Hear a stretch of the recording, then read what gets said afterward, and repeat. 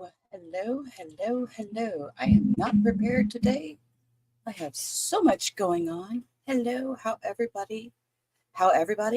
is everybody out there in the true crime world today?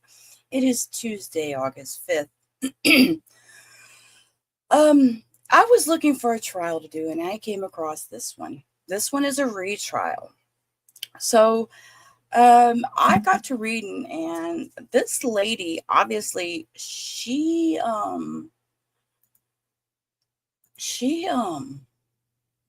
yeah. Hey, Denise. I'm sorry. Hi, Cindy. I'm like really squirreled today right now. So, hey, Zava. How are you, Miss Ava? But anyways, this is the trial. Her name is Sheila Agee. And during her first trial, which was last year, November 2024, the judge declared a mistrial. It was for an Escambia County Home Depot murder. Her trial had begun the previous Monday. Closing arguments wrapped up Wednesday before deliberations began. One of the jurors expressed to the judge she doesn't feel physically safe due to racial issues. Another cited health concerns, telling the court, arguing what's going on in the deliberation room, was rating his blood pressure and could affect his pacemaker. However, both jurors said their concerns would not affect the judge, and the judge moved the jurors into a larger room where deliberations were paused. Then another issue came up. There was a juror doing a crossword puzzle 2 days in a row during this trial. So this is the first part we want to watch, which I don't know how to make it big screen because I can't figure this Facebook's or Insta. This is on Instagram, but this is where the judge comes across and says, oops, we have a problem. So I'm going to play this before we actually start into the trial because this is a retrial. She is accused of, hold up, I want to get it right. I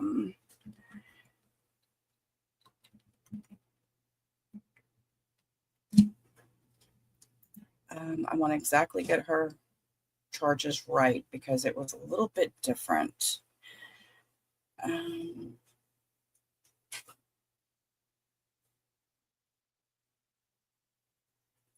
She's accused of encouraging her son, Keith Agee, to murder Sims, which is, let me see. Oh, I think I have a banner for this. I didn't get a banner for this, did I? Nope, because I did a different one. Y'all, I told y'all her name was Brooklyn Sims. And she's the beautiful lady on the front of my thumbnail. And anyways, there was a mistrial. So let's watch this. Hold up. This is the wrong thing. Insta. Here we go. Okay. Declared a mistrial because of problems with the jury in a Pensacola murder trial. Sheila Agee is charged with helping her son kill the mother of his child in a Pensacola Home Depot store last year. She will now have to be retried. The issue started when one juror was caught with a crossword puzzle during testimony. Other jurors later shared concerns for their safety during deliberations. Tanner Stewart joins us in the studio tonight. Tanner, you spoke to this juror at the center of all this. What was her explanation for all of it? Bob, the juror that I spoke to says that the puzzle helped her focus, and she denied any threatening behavior in the jury room. I'm asking you to find Sheila not guilty because she is not guilty. Her words were her weapon. It took prosecutors less than 2 days to rest their case against Sheila Agee. Nearly 20 witnesses took the stand, but it was the jury that set the stage for the judge's decision. On Tuesday, a juror was found doing a crossword puzzle during witness testimony. Today, that same juror was found using another crossword puzzle during deliberation. It is just a single piece of paper with a crossword puzzle printed on one side, and I'm not sure what on the other. I cannot ever recall being aware of a juror doing a crossword puzzle during a trial. The judge later called jurors in one by one, asking if they felt safe to continue after concerns were relayed to him from security. The issues hindered the trial beyond repair. Because of that juror, I find that the defendant cannot receive a fair and just verdict with this panel, and I have no choice but to grant the defense motion for a mistrial. One juror agreed to speak with me after the trial. Sally Sue Smith admits she was the one with the crossword puzzle. Well, I didn't know that was a bad thing. Y'all look, this woman, she didn't know it was a bad thing. Get out of here, lady. You're doing puzzles. Hello. Hey, Cindy. Hey, K-Swan. She's doing puzzles while she's supposed to be on jury duty. You do while you're on jury duty, though, K-Swan. Come on. Miss Sally Smith. Come on. Crazy lady.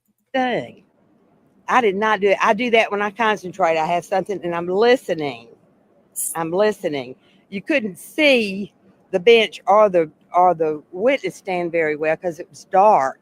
But I could hear it. I was listening, and that's just the way I do. I just do that. And I had no idea. And then when they told me that I wasn't supposed to do it, I stopped. And then today, when we went in the jury room, I had another crossword puzzle. Smith didn't say what her decision was on a verdict, but did tell me she felt like the lone voice. She denies any threatening behavior. It became obvious to me right away that I was in the minority, like a minority of one against 11 people. I do have a loud voice, but I was being shouted down by a lot of people, so that's what happened. Do you feel like anyone was threatened in the jury room? Oh, Lord, no. Nobody was threatened. We just were arguing over how this was going to come out, what everybody thought about it, that we were talking about a defendant who, if found guilty, would have first-degree murder is a big deal. You disagreed with the charge? I'm not saying that I disagree with it. I'm saying that it's something that has to be considered. You don't just lightly consider a first-degree murder charge. You think about it, you talk about it.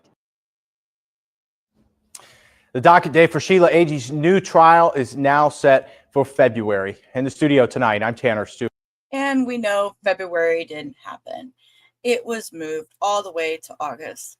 So here is one more little, let's share this tab instead. We'll go full screen.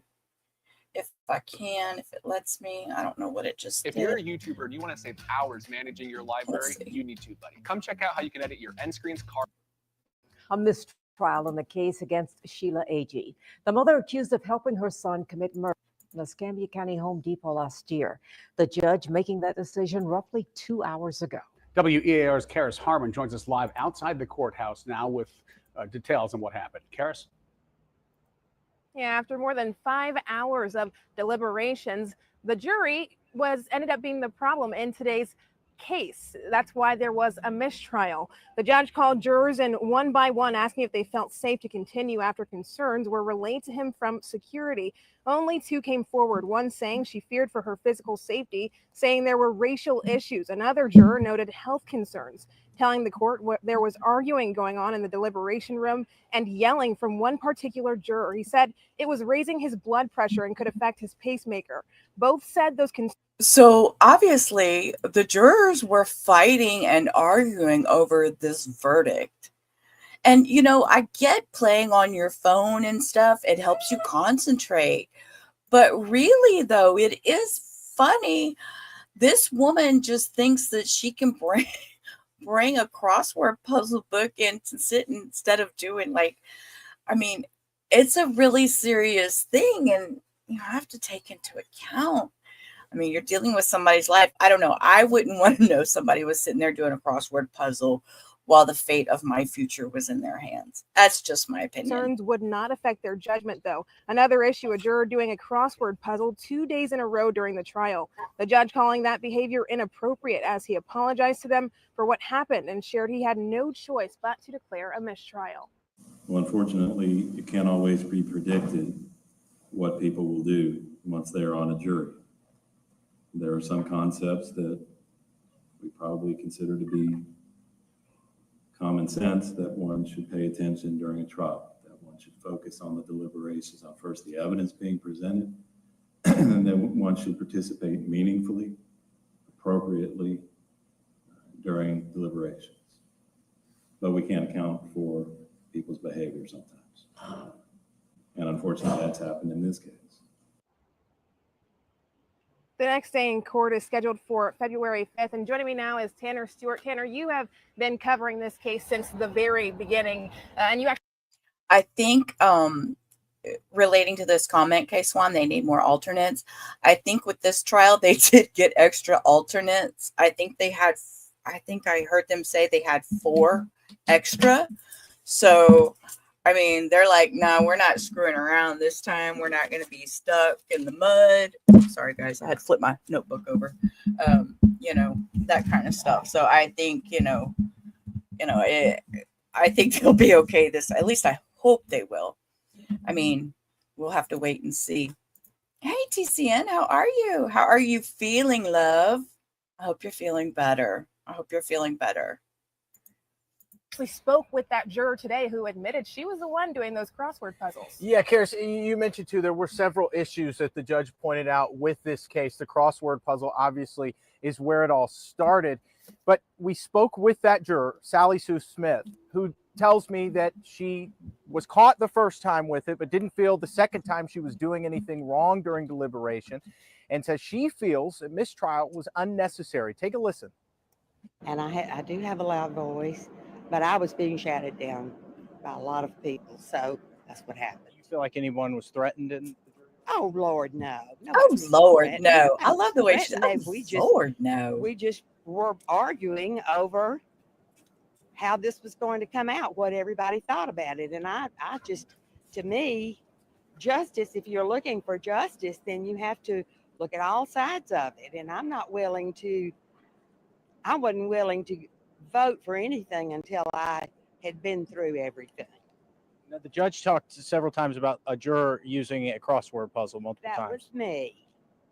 Talk to us about that. Well, I didn't know that was a bad thing. I did not do it. I do that when I concentrate. I have something and I'm listening. You couldn't see the bench or the witness stand very well because it was dark. But I could hear it. I was listening, and that's just the way I do. I just do that. You know, and I do have to stop and say, as a matter of fact, now that I sit here and think about it, I don't know if it's my mental health issues or what, but, you know, there are quirks that we all have. Like, from the moment my eyes open, I put my earbuds in. I carry them everywhere with me. I put my earbuds in, and I have to have something to be listening to while I'm cooking, while I'm doing laundry. It's just a thing that I need. So I do get it. And I like her, but, you know, I get the judge's point too. Now, we talked to the state as well as the defense, along with the families of Brooklyn Sims and Sheila Agee. All declined to comment after the trial. But coming up tonight at 10, we'll hear much more from Sally Sue. Okay, so with that, we are going to jump right into trial. So I haven't done a lot of background. Hey, Lois. Y'all just listen away. I'm just here to talk. I'm that voice of unreasonable insanity to help make all this these train wrecks that we watch. I'm the calmness in your chaos. See, that's how I look at myself. I'm the calmness and the crazy. Okay, I'm your crazy in your chaos. I like that. I'm the crazy in your chaos. Okay, I don't know what's talking. How in the hell, y'all listen? You may take your seat. My phone just started playing. It just started, and I don't have nothing open in this thing. I don't even know what is playing. It told me the jurors can take their seats. You need a fidget toy? Yes. See? Look, I could not just sit and do nothing. Look at that. Look what came out of the bushes. What the hell? She's alive. It's a true crime ghost. Y'all are funny. Okay. Oh, yeah. Yeah, I know. I didn't know what to think. We have surprise guests today on our show.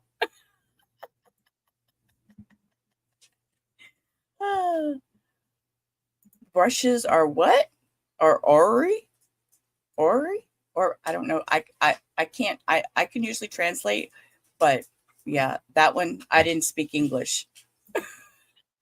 Okay, I'm gonna hit play on this trial, guys. Y'all can chat and chat.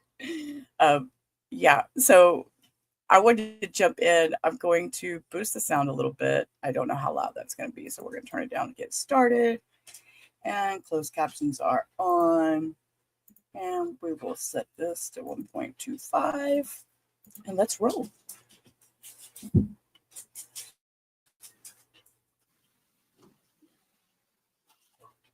Opinions on the merits of the case until you have heard all the evidence. Okay, we're going to zip past the instructions on the law instructions, though. Until that time. Because we all know what basic instructions look like. Okay. Hey, Journey. Okay. Mr. Myers, state may proceed with opening statement. Ladies and gentlemen of the jury. If you don't come kill her, you a MF bitch. Okay, this guy needs to move closer to the mic. I think they tell him. To her son, Keith Agee. And that's exactly what he did. It all started August the 11th.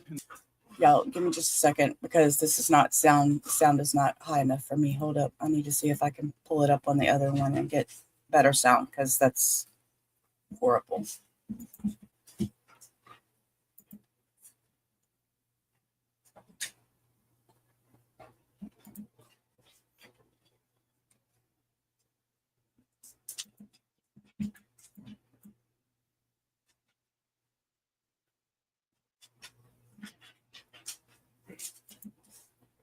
Okay.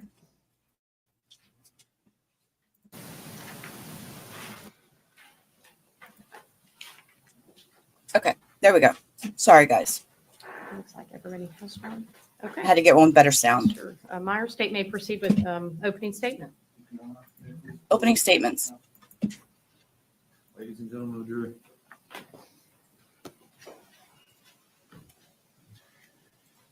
If you don't come kill her, you a MF bitch.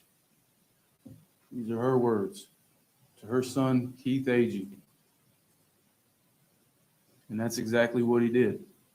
It all started August the 11th in the morning, 2023. Keith Agee, her son, received a phone call from a health clinic. That health clinic told him he had tested positive for an STD. He begins texting his mother, who's at work in Pensacola at the Home Depot.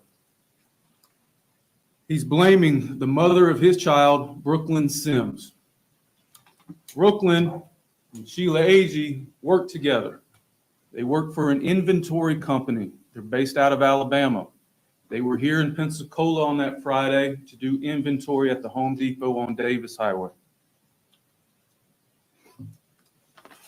Keith Agee gets himself worked up and gets mad about getting an STD. He decides he's going to kill her, kill Brooklyn. Originally, he was going to wait until they got home from Pensacola back to Alabama that night. She texts him. She says, "Don't shoot at my MF car. I don't want to die. Wait till I put her out." She then suggests, "If you're off work, why don't you come over here? You can do it here, where you're not in front of your child." She sends him the address to the Davis Highway Home Depot, and he is on his way. He has his pistol already, drives to Pensacola from Alabama. Just after 1 p.m., he arrives at the Home Depot.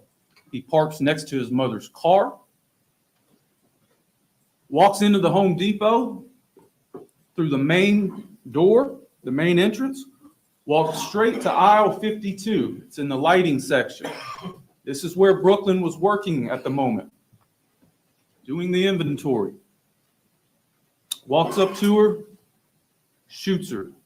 multiple times, kills her right there, aisle 52, just like he said he would.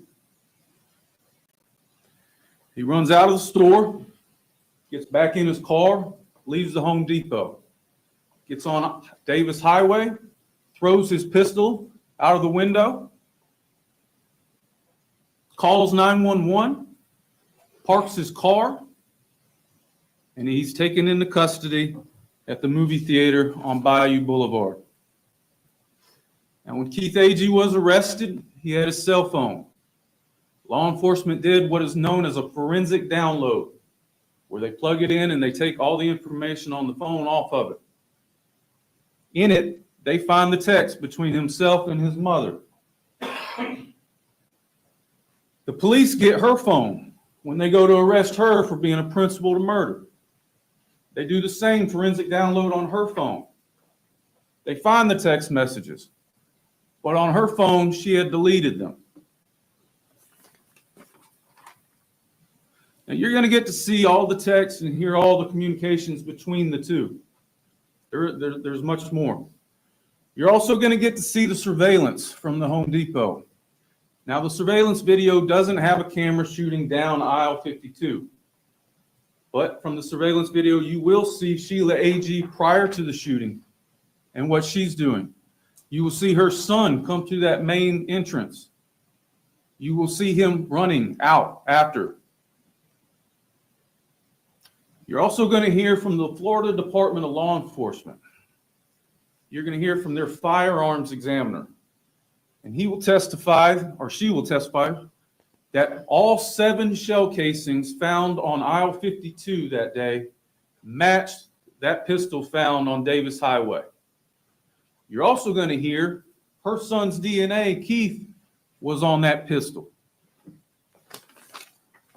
Now, this trial should move relatively quickly. I anticipate you're going to hear from just under 20 witnesses. A lot of the evidence you're going to hear is regarding Keith Agee. And that's because we have to prove first that Keith Agee committed first-degree premeditated murder. The evidence will show. Y'all, I haven't watched any of this, so I don't know what's going to happen. So this is all new. So I wonder if her son is going to testify against her. It really does, Lois. It seems like an open and shut, like this. It's just like, here it is. But then the jury totally screwed it up the last time with their fighting about race and old lady doing crossword puzzles. So yeah, I mean, it should be open and shut. Mom enticed it. Okay, let's roll. Sorry. That Keith Agee committed first-degree premeditated murder of Brooklyn Sims. He was the trigger man. Sheila Agee. And another thing, Keith Agee is already, I know I keep interrupting and I don't like doing that. He's already been sentenced and he was given life in prison. Why are you lost, TCN? You're lost. This is a retrial. This is Sheila Agee, which is his mother that ended in a mistrial last time. So, and she's on trial for principal to first degree premeditated murder in connection with Brooklyn Sims's death. Okay, because she is the one that told him to go do it. They have text messages. She told him not to be an MFing little bitch. I mean, she's one hell of a mom. So, yeah. Is charged trigger man. Sheila Agee is charged with being a principal to first-degree premeditated murder. We talked about it yesterday, if you remember, principles. And the judge is going to instruct you on this. If the defendant helped another person commit a crime, then the defendant is a principal and must be treated as if she had done all the things the other person did if the state proves beyond a reasonable doubt 2 things. 1, the defendant intended the crime to occur, and 2, the defendant did some act or said some word which was intended to and did incite, cause, encourage, assist, or advise the other to commit the crime. Let me repeat that. Incite, cause, encourage, or assist the other person to commit the crime. To be a principal, the defendant does not even have to be there when the crime is committed.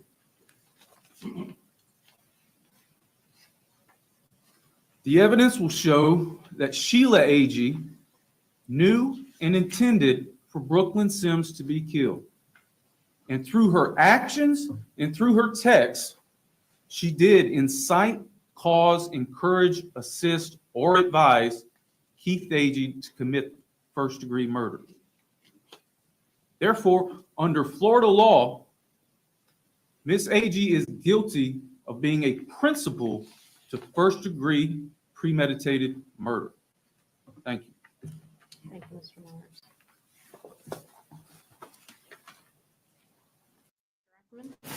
Your Honor, ladies and gentlemen of the jury,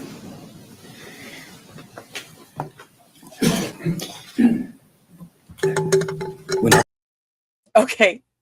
I'm sorry. That's not who I expected to walk up to the stand. I'm sorry. I have thoughts. Okay, shh. Keep them to yourself. I'm going to argue the case here now. This is our chance to give you. Mr. Ackerman, you're going to need. I'm sorry. You're going to need to speak up. Can you hear me? I was told in advance that I have a tendency to not make myself heard. So please, if I do that, just raise your hand if you can't hear me. Okay, this is our chance to give you our statement, our belief of what the evidence is going to show here today. You've heard from the state. It sounds well. The case will stay back for the end of the case. But what the evidence is going to show is on August 11th of 2023, a heinous, horrible act was committed by Keith Agee, an 18-year-old, full of himself, egotistical, bombastic, and I could go. What is he saying? Y'all stop this man. He is talking shit about his client's son. Get out. 18-year-old, full of himself, egotistical, bombastic, and I could go on and individual. Oh, you objected. Sustained. The evidence is going to show that nobody on this side, whether it be the defendant, her mother, her son, other son, Jack, had any concept that Keith was capable of doing this. Keith, you'll hear the testimony, was a braggart and no, braggart is the wrong word, just full of blustering. I'm going to kill him. I'm going to kill her. I'm going to break their windows out. I'm going to do this. I'm going to do that, to the point where it was almost, and no one took him seriously. This was him. This was Keith. That's going to be made very clear through the evidence. Now, state starts by saying that this case began on August 11th. Actually, the evidence is going to show that this case began several years before that, and maybe August the 4th, 5th, 6th, 7th, 8th, okay? There'll be texts that you will get, the state will introduce from August 11th, or just that day, the whole day, the numerous texts from that one day. Sheila's at work. She manages about 20 people. She's busy back and forth doing these things. And at the same time, her son is texting her about the gonorrhea. Okay. Now, the evidence is. I thought he was going to say texting her about the gun. He said that full word, gonorrhea. Okay, y'all. Y'all heard it out of my mouth. I said it. Okay. Going to show, first of all, this begins with a relationship between two teenagers, That goes back several years before that. They meet, they like each other, they have sex, they have a baby, they're living together, they're on together, off together. Keith complains about her constantly. You'll see that in the text and you'll see that in the evidence.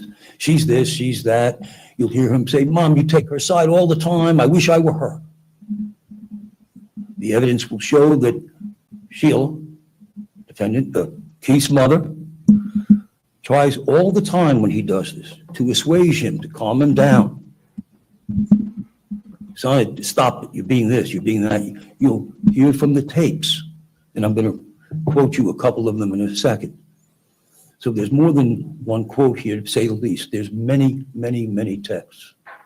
And when you listen to those texts, you will see the evolution of this circumstance, how a mother and a son communicate, and how she's been trying forever to calm him down, keep him from doing things that hurt others and hurt himself. Now, this teenage relationship evolves to the point where they have the child. Keith's happy as heck. I'm a father, this, that, and the other. Then he's not happy. Then it's this, then it's that. They move in together, they move out together.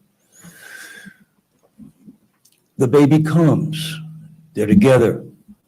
It reaches a point where he's thrilled that the baby's here, but then he's not happy because maybe it's not mine.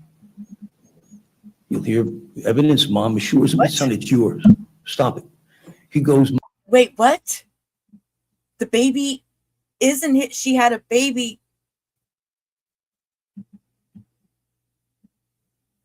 Where he's thrilled that the baby's here, but then he's not happy because maybe it's not mine. You'll hear evidence, Mom assures him, son, it's yours. Stop it. He goes months without seeing the baby or the mother, from what I think the evidence is going to show. We know he goes months without communicating with his mother because his mother's upset with his attitude and everything else. Tests come back. It is his son. He's back again. He's gone again. He's back again. He's gone again. Complaining. Sounds like he's This, got his that, own the other, problems. calling her names, telling Mom what a difficult time. Mom, will you interfere? She's not talking to me. Will you call her for me? Will you do this for me? You'll hear texts where, Mom, will you apologize to her for me? I'm outgrowing all this anger. I'm getting better. I'm good. How old is he? You have to take all of it. Well, the evidence will show all that. Okay. August 11th, the day that Mom, she gave me gonorrhea. That's the day we're going to focus on for a great deal of time. But before August 11th, there's text back and forth. Mom, I think she's given me a disease. This, that, and the other. I'm going to get tested. Text back from Mom. Get tested, son. Stop it. Oh, how could you do this to me? You know, you're nice to effing people, and then they screw you. All that silliness. You'll hear that. Mom has to deal with that. Son, calm down. You'll see it, the texts. It appears that the tests come back that Brooklyn had a vaginal infection, a UTI. Oh, we're all happy. Everybody's happy. Apologize to her, Mom, this, that, and the other. I'm bigger than this. I'll get over it. Without going into all the detail, the evidence is going to show that that was the last word Mom had, and it was August the 8th. So Mom goes about her business. Son's going about his business. Mom's intervened. You'll see, to the extent that she tried to help them get together. Stop texting me about this. You're the parents. You're the ones with the responsibility. Stop acting like children. Stop this, stop that. You're going to hear this. To be in the evidence. So August 11th comes along, and it starts up again. Mom's working, trying to manage 20 people. They take the inventory. You heard that from the state. And the texts start coming. Oh boy, when are you getting home? Well, we're finishing up here. Well, let me know when you get home, because I'm going to see her.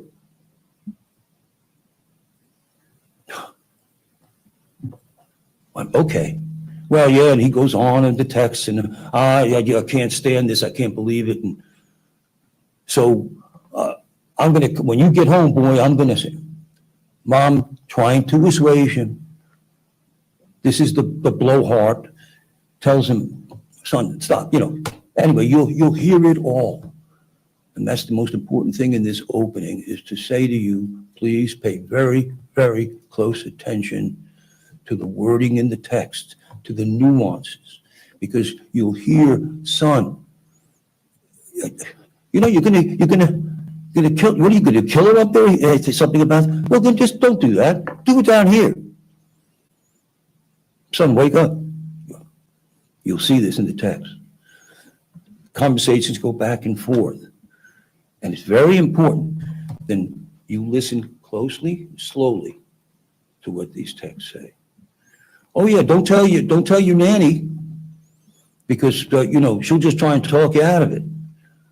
Again, you'll notice from the evidence, from the testimony, you have to make the decision. What does mom mean with this?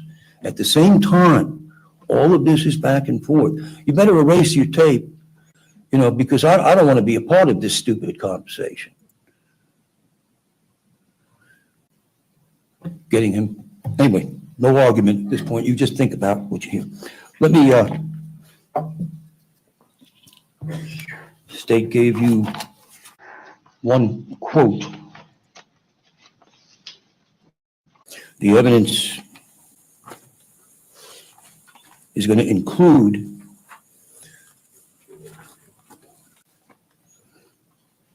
okay, that's fine. This is Sheila texting him. One of the many that you'll be hearing. Okay, that's fine. You the one have to leave your baby and go to prison and have her hate you. You ain't hurting Brooklyn. She'll be dead. No problems for her.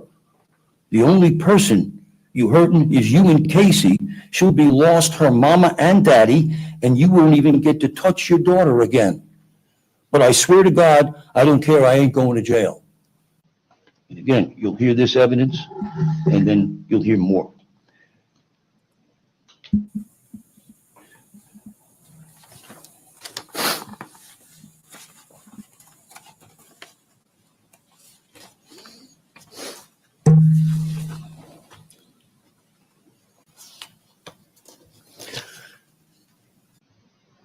Yes, you'll hear text. Yeah, well, when we get there, this is before she says, "Come do it here." Yeah, when make sure I don't get shot. Pull her out. You'll hear it back and forth. What? You don't want to shoot me. What does she say? That's up to you to decide. And don't act like you love Casey. And by the way, Brooklyn is the daughter.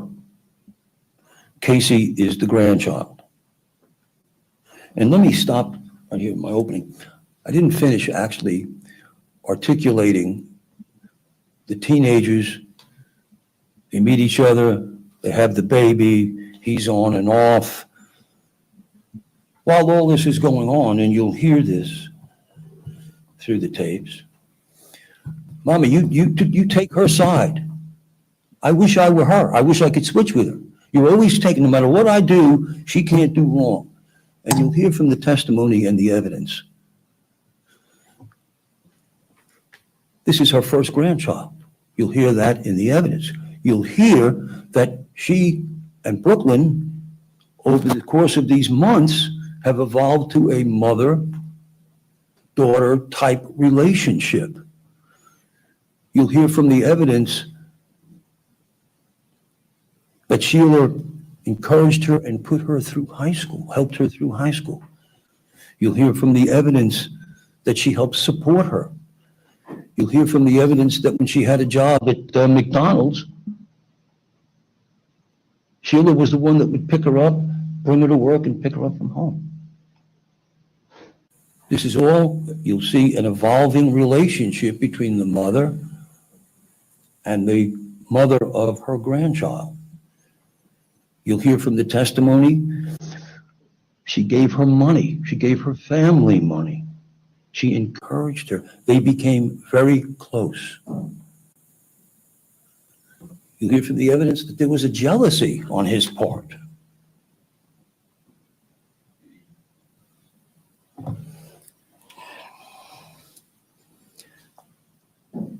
Sheila, like I said, you don't give an F about the baby. I'm getting you the address when I get back.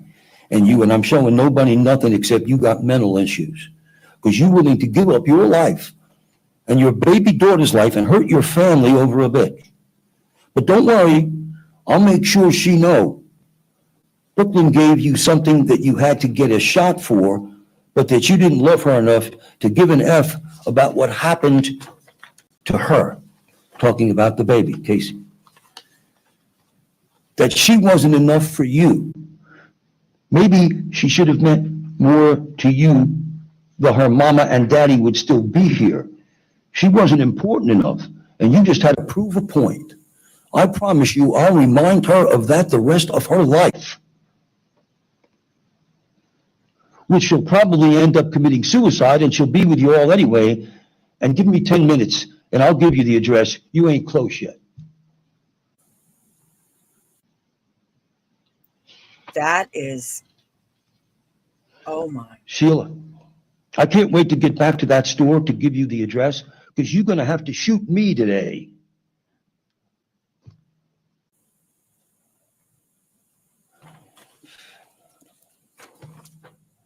That doesn't make any sense.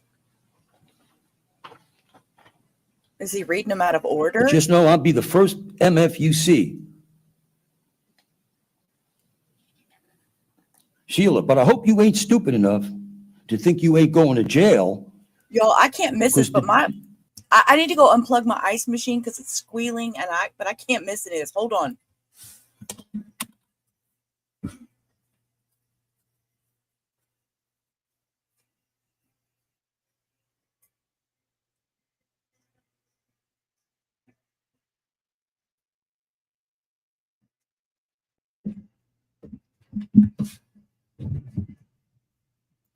Okay, sorry, my ice machine's squealing. It's going off. It's turning off right now, but I couldn't unpause because it squeals so loud.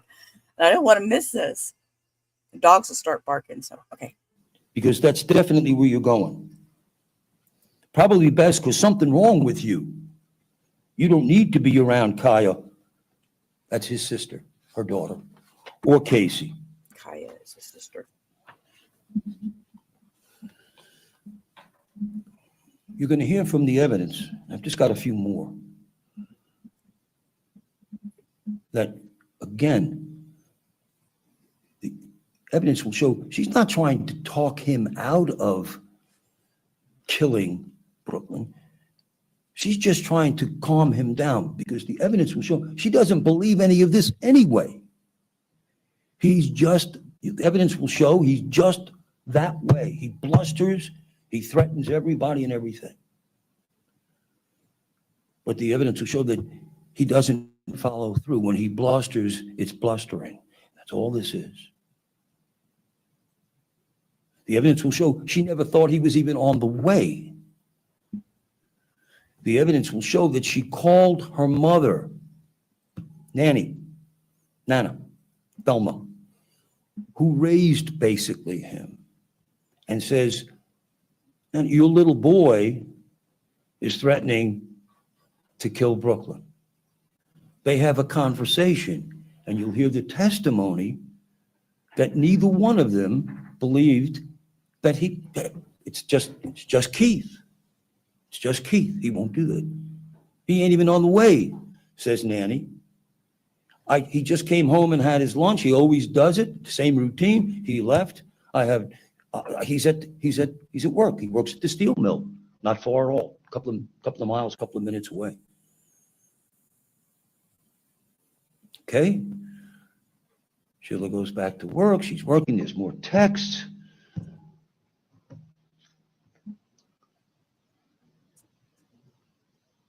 He's not coming. Anyway, back to just the evidence that you'll see. This goes on for a period of 2 hours, starts about 11:30 and ends about 1:15, and then at 1:41, the horrible event occurred.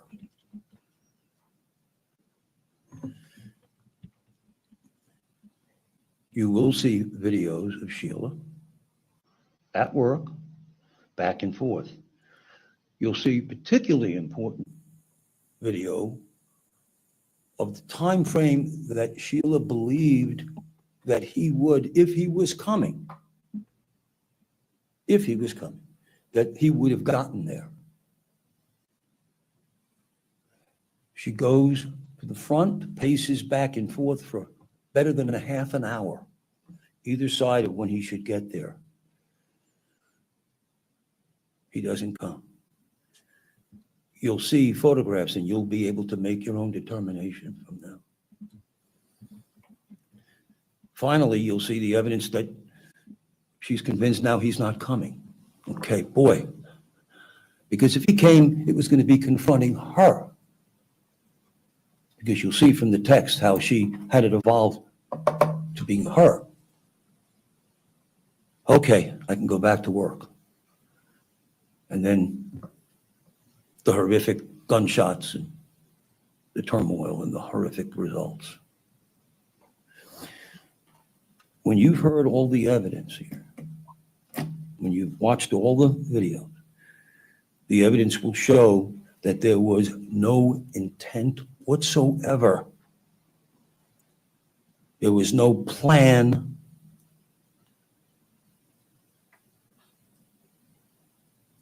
There was a young man who, as the state said, built himself up, worked himself up, that self-fulfilling prophecy, that me generation that can work themselves up and commit such a heinous act over such a ridiculous, petty thing.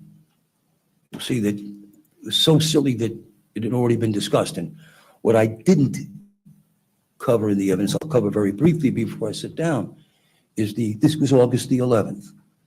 August the 8th, she and Keith go through conversations where I'm upset, this, that, and the other. I've never had something like this before. Well, wait until the tests come in, so before you do anything. And then the tests come back from her that it was a vaginal infection.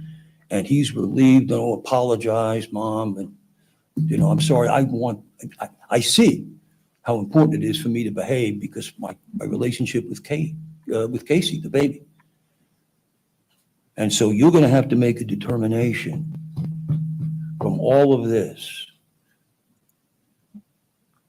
What was the intent of Sheila in this? We're sure that when you hear all of that evidence, be very clear to you. Very, very clear to you. Thank you. Thank you, Mr. Ackerman. Mr. Myers, I'm going to go ahead and read the stipulation instruction. Stipulation When lawyers or instruction. parties agree that certain facts are true, that is called a stipulation of fact. You must accept stipulated facts as having been proven. However, the significance of these facts, as with all facts, is for you to decide. In this case, the stipulated fact that you must accept as true is the state and the defendant, Sheila Annette Agee, stipulate and agree that the following facts are true and admissible at trial without the need of any further proof. The identity of the individual found shot and killed inside the Home Depot located at 5309 North Davis Highway in Escambia County, Florida, on August 11, 2023, and was examined by Dr. Deanna Oleski on August 14, 2023, was Brooklyn Sims, the same individual who is named in count 1 of the indictment. That's dated August 4th, 2025, signed by State Defense and the defendant. State calls Matt Pike.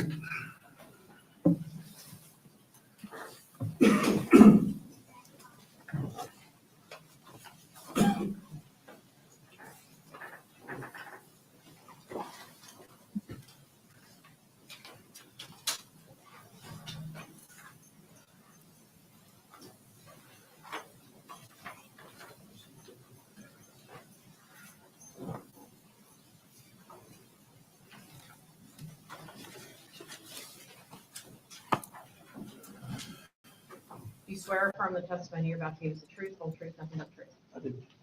You'll have a seat for me. Make sure you pull yourself up to the microphone and state your full name and spell your last name for the court reporter. Matthew Pike, P-I-K-E. Mr. Pike, where are you employed? Escambia County Sheriff's Office. What do you do for them? Communications manager and custodian of records. And how long have you been with them now? 24 years. And are part of your duties to be the custodian of records for the 911 calls? Yes, And are these calls recorded at or near the time they're made? they are. And are these calls maintained in the ordinary course of your business? They are. Do you have records of 911 calls being placed August the 11th, 2023 Yes, regarding the Home Depot shooting? correct. When did those calls start coming in? They started coming in about 1:21 p.m. Any idea how many calls were made? No, there were several calls. I don't remember exactly how many. Okay, guys, can I be silly for just a second?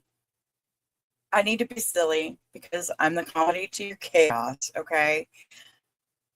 He looks like a young RA, recovery addict. He looks like a young recovery addict. I'm not kidding. That's what I thought of when he first came up. I just say, I love my other creators. They're on this platform. But that was the first person I thought of when I seen his face, his eyes, beautiful eyes. Anyways, sorry. I just had to make that comment. I'm going to show you State's Exhibit 1.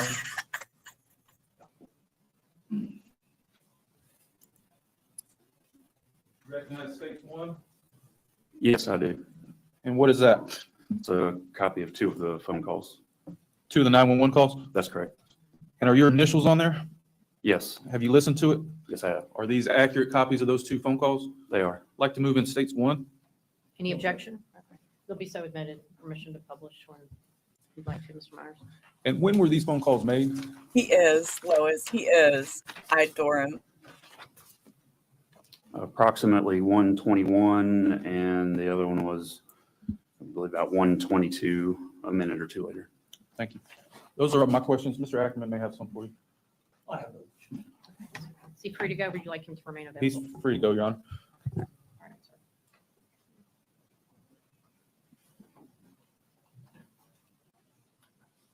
So if I may call her State's 1. You may. And if you need me to do anything here.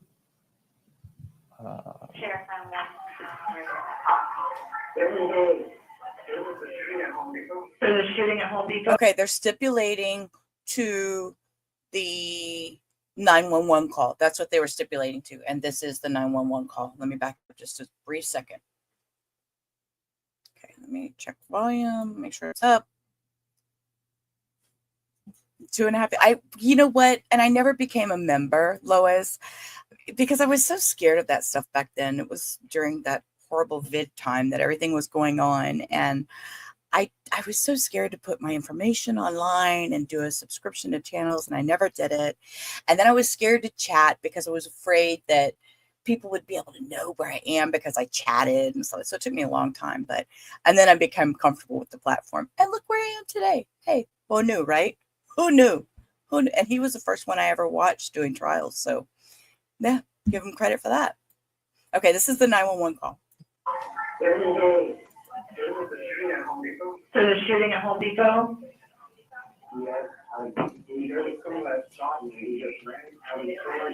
Okay, what's the person look like that's been shot? He's a black male? What's he wearing? He what color clothes?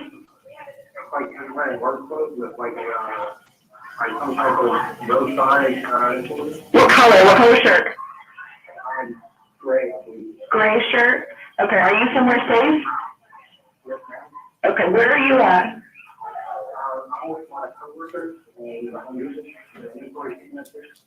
Okay, what's your name for me? You said Micah? Michael? Okay. And where are you in the store right now? I'm in the employee for Home Depot. You said a trailer? A training room. A training room? That was like the office store. Okay, how many people did you see were hurt? Just one, I don't understand what happened, but he just walked up and started firing for no reason. Okay. I only heard one of the people, and all of a sudden he pulled out a gun. Okay. All right, we're on the way there, okay? And do you still hear any shots? You know, man, I watched him run out the door, but I don't know what had happened to make that happen. What door did he run out of? The entrance door. Was there two entrances or? There's 3 entrances, one in the garden, one in the front by the out or inside garden stuff. And there's one at the very end of the door. Which one did he leave out of, did you see? I think I just saw the cops running the same exit he just ran out. Okay. Okay. All right, we're getting there now, okay, so just stay where you are, okay? We heard this, man, I'll watch the cop run in. Okay. All right, just stay where you are for now, okay? All right, bye-bye. Okay. That was a 911 call. Camden County Sheriff's Office, this is Michelle, how may I help you? Oh, another one. Are you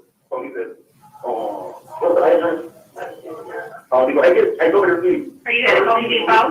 Are you at Home Depot? Yes, sir. Okay, are you on Mobile or Davis? You're on Davis?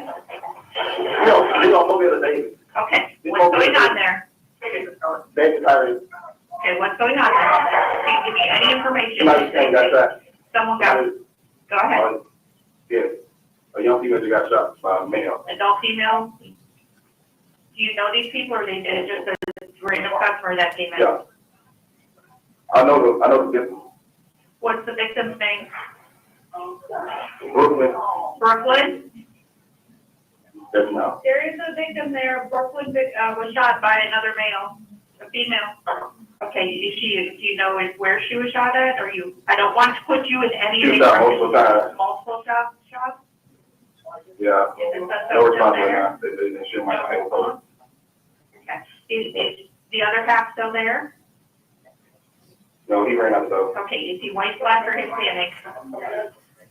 He seemed like a It's light. 311. He's African. He's a light African skinned American. male, black male? Yes. What was he brown skin, wearing? African American. It seemed like he had a work uniform on, a light blue button down. Light blue, do we know which kind of uniform? No, ma'am. Okay, I'm just getting information. She's the only victim, I'm sorry. Yes, That you ma'am. know of? Okay. What is your name? Jeremiah. All right, I've got deputies there, Jeremiah. You just stay calm until they get there, or go Yeah, inside. yeah, and they'll do. Okay, you go talk to him, all right? Thank you. Wow. State calls Samuel Shelley.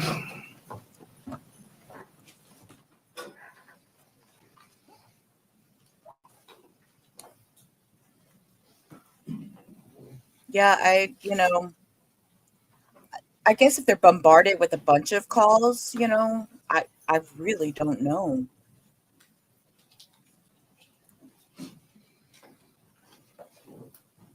I know as a call taker, I wouldn't want to hang up until, they have somebody in uniform there with them. You swear or affirm the testimony you're about to give is the truth, whole truth, nothing but the truth? Yes, ma'am.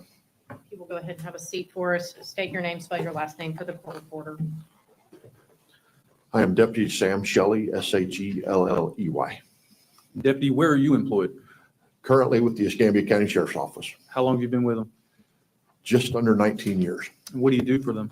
Currently in the traffic division, And back in August of 23, what were your duties? still working in the traffic division. And were you working August the 11th, 2023? Yes, sir, I was. And did you respond to the Home Depot on Davis Highway? I did. What time? About 1:20 in the afternoon. Did you know what you were responding to? When dispatch first put it out, I believe it came out as an active shooter. And then it got moved to a shots fired disturbance. But at that point, I was already in the parking lot. What was the scene like when you got there? It was pretty chaotic. People were still running out of the building. I was only about a half a block away, so people were hiding behind things, people still trying to get to their cars and get out. Any idea how many law enforcement agencies or personnel showed up? I believe there was probably about 30 just from my agency, but then Pensacola Police Department sent a bunch. The Florida Highway Patrol arrived. There was a bunch of us. Did you ever enter the Home Depot? I did. And where'd you go? I actually parked my vehicle and went in through the main entrance on the south side of the building. And then from there, went to talk to some folks at the door, and I ended up making my way to aisle 52. What'd you find on aisle 52? Aisle 52 was where a young female was found deceased. She was unresponsive when I arrived. There were several bullet casings in the aisle, and I believe one projectile was in that aisle as well. Once you observed these items, what'd you do? At that time, I had everybody exiting the road just to secure it so I could maintain the safety of everything. Was the Home Depot also secured? Yes, that was done by deputies and officers, maybe even troopers after I arrived in aisle 52, because I stayed in that aisle the whole time. And were investigators and crime scene technicians notified? Yes, sir. And this Home Depot location on Davis Highway, is that in Escambia County, Florida? Yes, sir, it is. Thank you, sir. Those are my questions. Mr. Ackerman may have some. You're free to go. Thank you. Take off Dana. Corbin pen. Talk about speed trialing, guys. I mean, we're moving fast. Shit.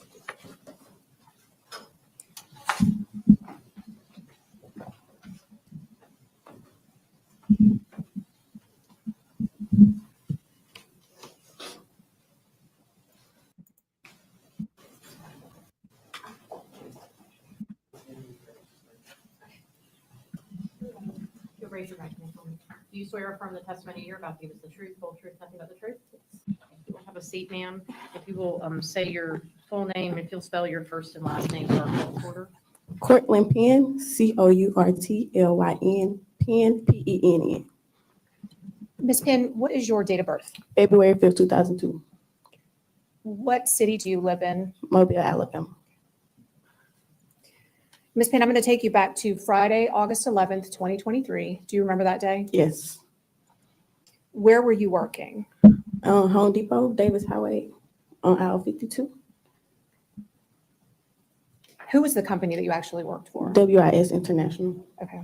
And what did you do for WIS International? It was inventory where we just count everything in the store.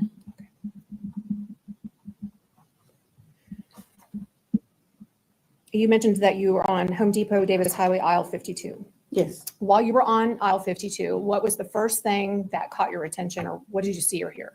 Well, I seen the guy walk past me, and then that's when the shots went. Okay, let me stop you real quick. So you said a guy walked past you. So where were you physically on aisle 52? And the first bay, as soon as you turn the corner, like on the aisle. Okay. And were you standing or were you sitting? What were you doing? I was sitting. Okay. And when you first see the male, where does he come from? Well, we was really, I couldn't really see the entrance of the store, so he just came like walking, and then he walked past and then came back. Okay. And who else was on the aisle? It was me, Brooklyn, and the rest of our car workers on the other end. Okay. But, to be all honest, she has to be going through some severe trauma and emotions right now. I'd be doing all that twisting too, unless she gave me a fidget spinner in my hand or something to keep my hands busy while I was sitting there. And when you first see describe the male for the jury. He was like brown skin, kind of short, kind of like not tall, but average size. Okay. And when you first see this male, what's he doing? Walking. And where was he walking toward? I guess he was just looking for Brooklyn. He came straight in the store and walked to my aisle. Okay. And where were you in relation to where Brooklyn was on the aisle? I was next to her.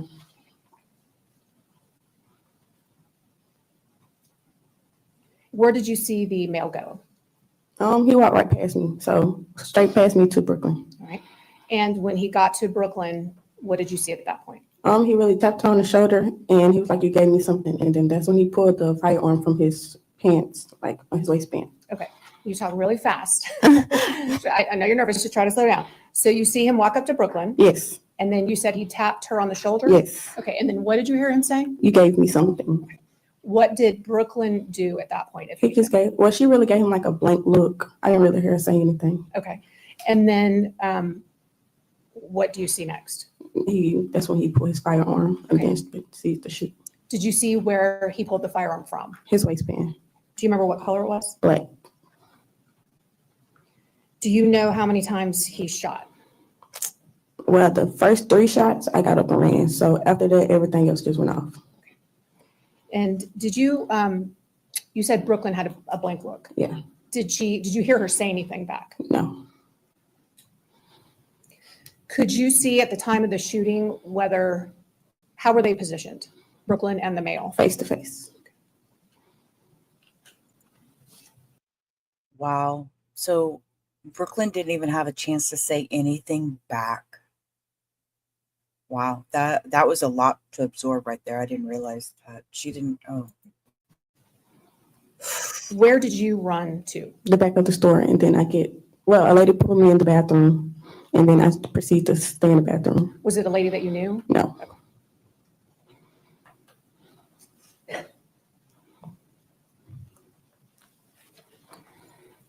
Did you see which direction the male went? No. Well, he ran towards the other end of the aisle.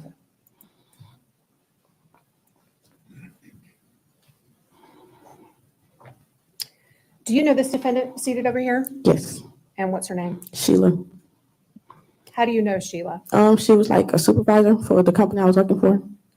Was she working on the day of the shooting? Yes. And what was her job? I guess to just really make sure that we was just doing everything and getting all the counts in. Was she? Okay, so Sheila works for the same company that Brooklyn and Miss Cortland worked for.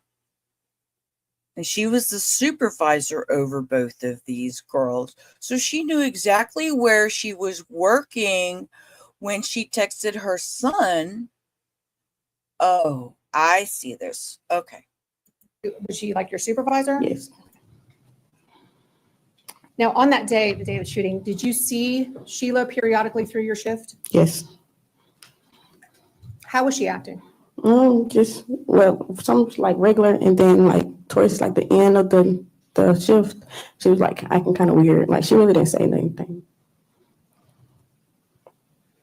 Back at that time, what was your shift? In other words, what time did you start and what time did you end? Like 5 to like maybe 2 or 3.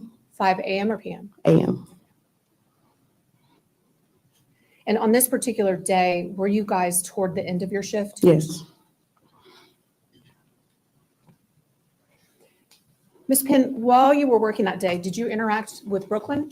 Yeah, we was talking as we was going like down the aisles, other aisles. Okay. Did you see her on a pretty regular basis during the day? Yes. How was she acting? Like a regular self. Did she ever seem scared or concerned? No. Nervous? No.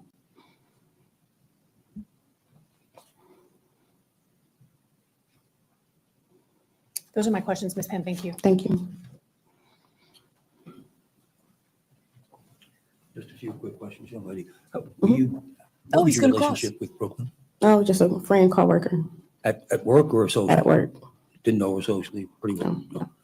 And anybody else at work you were close to, or just basically work relationship? Yeah. And you knew Sheila from work? Yes. Anything social? No. You have any knowledge of Sheila's relationship No. to Brooklyn? No. Okay.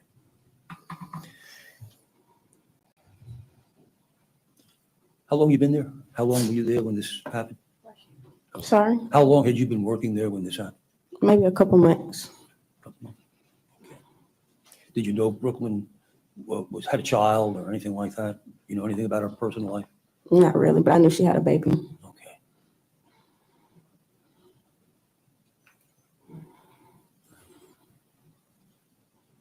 Okay, she witnessed it. No further questions. Thank you. Yeah, I mean, that's, she worked So with she them, free to she go? witnessed it. Okay. Thank you, ma'am. You can step down.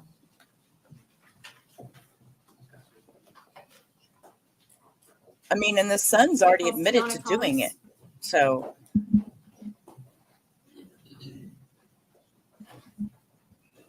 Everybody still doing okay on the jury? Ms. Jensen, I think we have one juror at least that needs to use the restroom, so I think we might just take a short comfort break. I'm sorry. At this point. The judge actually asked, "Is everybody Thomas, okay I on just the wanna give you jury?" One quick instruction. I'm So we're about to take our first recess. Remember that all the rules I've given you apply I'm even dead. when you're That was outside the great, courtroom, Judge. I'm sorry. such as at a recess. Is everybody okay on the jury? Let's make sure nobody's falling asleep, nobody's fighting, nobody's doing puzzle books. Good Lord. Oh my God. Right, even if she was a total stranger, she was still a witness. That was all they were getting at, was that she witnessed the incident, that he walked in, took a weapon, and went after her that many times. Oh my Lord. Sometimes people do that when they're concentrating and listening. What is she talking about? Sometimes people do that when they're concentrating and listening, and it may not be any, concern, but I will certainly watch that juror for any other. Oh, stop. Oh my God. Are they serious? There's a juror they're already concerned about. Get the fuck out of here. Get out. Oh my God, y'all. This trial. We're not even 45 minutes in and it's going to go off the rails.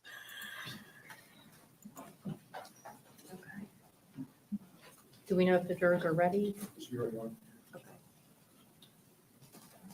Mr. Ackerman, nothing from the defense where you're ready to bring the jury back? Yes. Okay.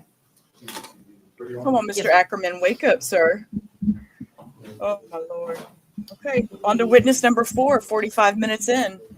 Well, an hour and 10 minutes if you want me to be exact, since we started to stream, but I think they said this should be a 3 or 4 day trial, so.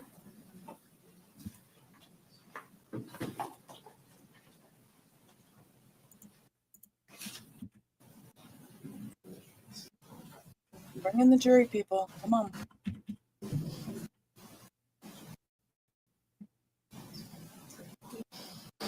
All right. All right. Jurors coming in. Be seated. Go ahead and be seated. Thank you. Uh-oh. Let's hear what she's going to Thank you say. for letting us know. She's going to say something. She's going to say something. Y'all, I can't imagine what she's going to say. Go for it, Judge. We don't want anybody to be uncomfortable, and if you need a break, just alert us so you can give your full attention to the trial. I just wanted to confirm that everybody has followed the court's instructions and you have not discussed the case, correct? And so I'm going to probably ask you that every time we have a recess just to confirm it, okay? All right, everybody ready to continue? All right, Ms. Jensen. State House Tiana Thomas.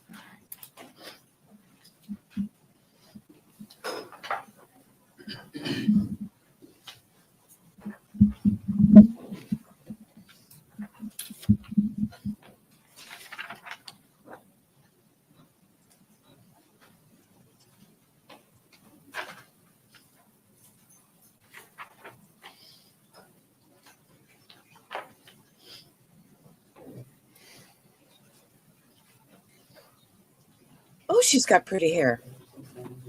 Oh, she had pretty hair. I just seen her zip by. Do you swear or affirm the testimony you're about to give is the truth, whole truth, nothing but the truth? All right, Ms. Thomas, if you'll just have a seat, make sure you pull yourself up to the microphone, and if you would state your full name and spell your first and last name for the court reporter. My name is Tiana Thomas, Tiyanna, last name Thomas. Ms. Thomas, what is your date of birth? 09/11/02. And where do you live, city and state? Chickasaw, Alabama. I'm going to direct your attention to Friday, August 11th, 2023. Do you remember that day? Yes, ma'am. Were you at work on August 11th, 2023? Yes, ma'am. What company did you work for at that time? WIS. What was the name of the store that you were at on August 11th? Home Depot. In what city? Pensacola, Florida.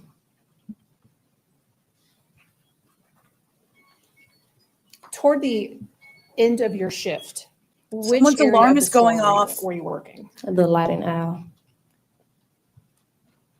Were there any other of your coworkers on the lighting aisle with you? Yes, ma'am. Do you remember who? Not exactly everybody, but I remember a few people. Okay, who do you remember? Cortland, Ashanti, me, Brooklyn. While you were on the lighting aisle, Did you see something or hear something that caught your attention? When I looked up, I did see him standing by her. He tapped her and was talking to her. I didn't hear anything though. So let's talk about him and her. So Right. who's he? Keith. Okay. And what do you see Keith do? Tap her on the shoulder. Who's her? Brooklyn. Sorry. That's okay. At the time you saw who you've said is Keith tap Brooklyn on the shoulder, where were you physically located? The same aisle as her, maybe like 4 or 5 bays down.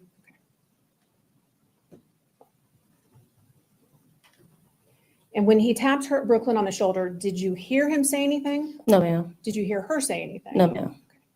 After you saw him tap her on her shoulder, what did you see or hear next? I actually looked back down because I just thought he was a customer, so I just looked down. Okay. And then what's the next thing you saw or heard? Then I heard gunshots. How many gunshots did you hear? I'm not exactly sure how many.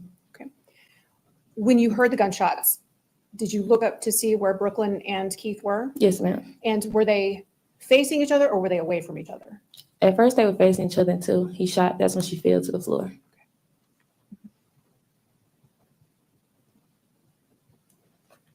And what did you do at that point? Start running the opposite direction.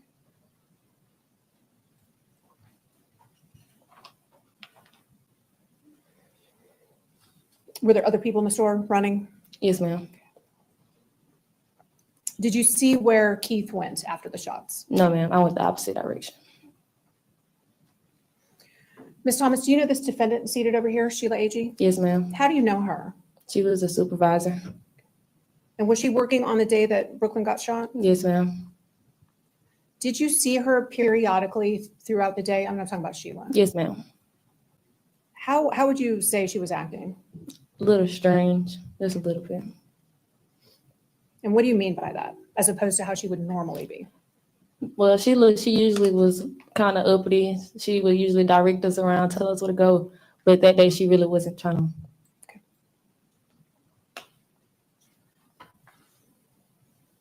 Do you remember if you guys were almost done with your shift that day? Yes, ma'am, we were. I'm sorry. If they were almost done with their shift that day? Yes. How often did you see Brooklyn on August 11th prior to the shooting? A good amount of times, actually. Okay. And how was she acting on that day? Like Brooklyn. She was always happy, always smiling. Did she ever seem scared to you? No, ma'am. Did she seem concerned? No, ma'am. Did she seem nervous? No, ma'am. Do you know what kind of car Sheila Agee drove back then? It was a big black truck, not exactly sure of the make and model. Okay. And do you know if Ms. Agee would transport some of the employees to work? Yes, ma'am. Do you know how many? Her truck usually fits about 3 in the back, 2 in the middle row, and then her and another person in the front.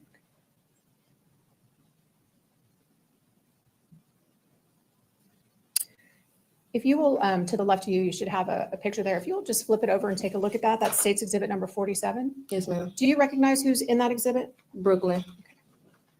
Thank you, ma'am. Those are all my questions. Good morning. And how long had you been working with that firm? Can you repeat yourself, please? How long had you been working? Maybe about 2 to 3 months. Okay. Like that.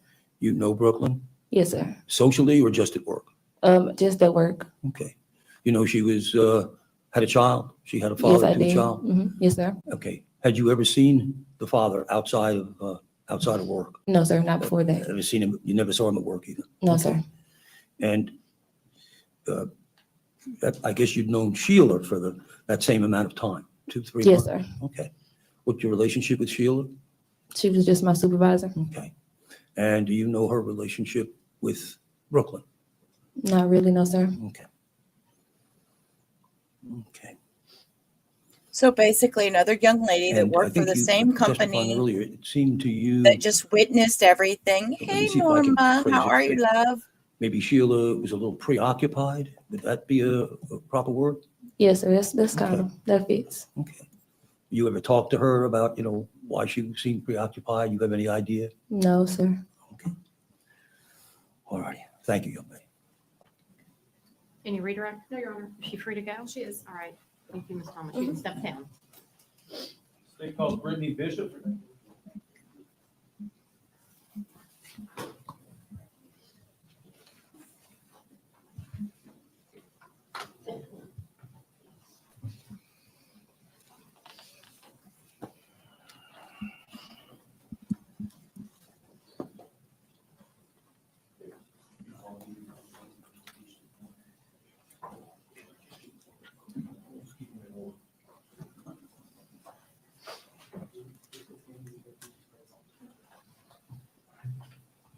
Do you swear or affirm the testimony you're about to give us the truth, whole truth, nothing but the truth? Yes. If you will have a seat, Ms. Bishop.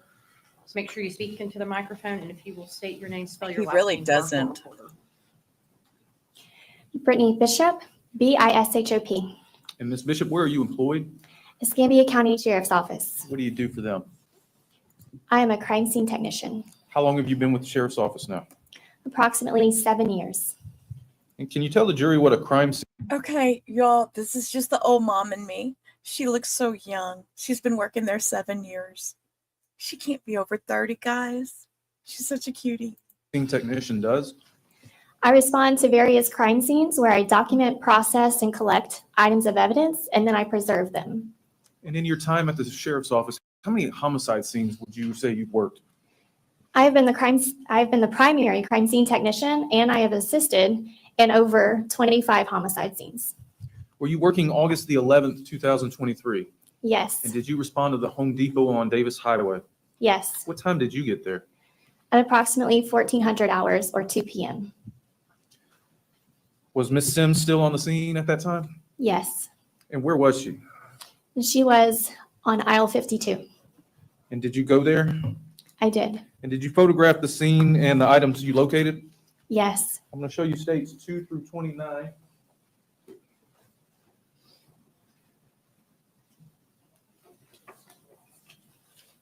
Just take a minute, look through those.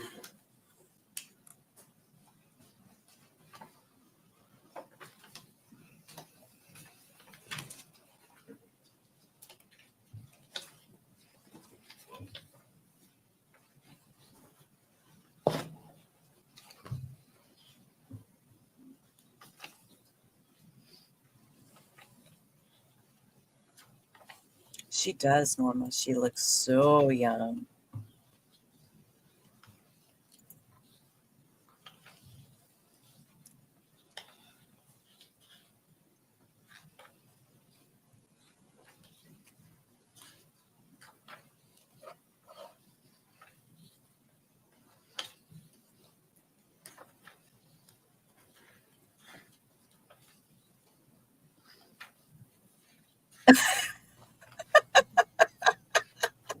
Cindy.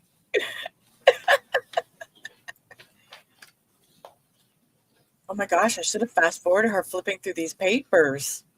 Your Honor, may we approach? You may. And now he approached? What are we doing? He could have approached while she was looking through all those. What is going on? Hey, GSD, how are you? Y'all, what in the heck is happening here?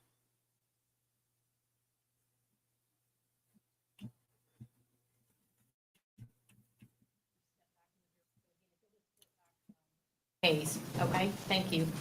What? What is happening? The jury's leaving now. What in the world is going on here? Ms. Agee was obvious to the court, and I think the state, and certainly a number of the jurors, that you were overcome with emotion. It became a focal point of a number of the jurors. And I know Mr. Ackerman, your assistant, stepped out, got her a number of tissues, paper towels.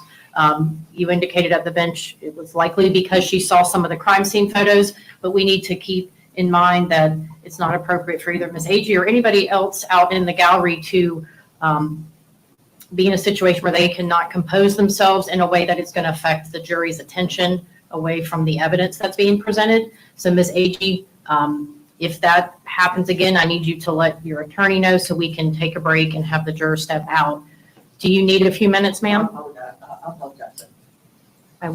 We just want you to have a few minutes to take some deep breaths, okay? And we'll just take a couple minutes, and then if you're ready, we'll bring the jurors back in. Okay? Thank you. Man, they don't The other want thing I will mention, nothing since we're here, I've watched the derail juror this. that was referenced earlier. He's taking notes. He appears to be attentive. I think when he looks down to make his notes, it kind of, has the appearance that his eyes are closed. So that may have been, what was observed earlier, but he doesn't appear to me to be of any concern. Anything from state or defense on that juror? No, Your Honor. Okay. Yeah, I agree with Okay. you, Lois. Yes, sir. I mean, the defendant getting emotional under the circumstances, seeing, these triggering pictures.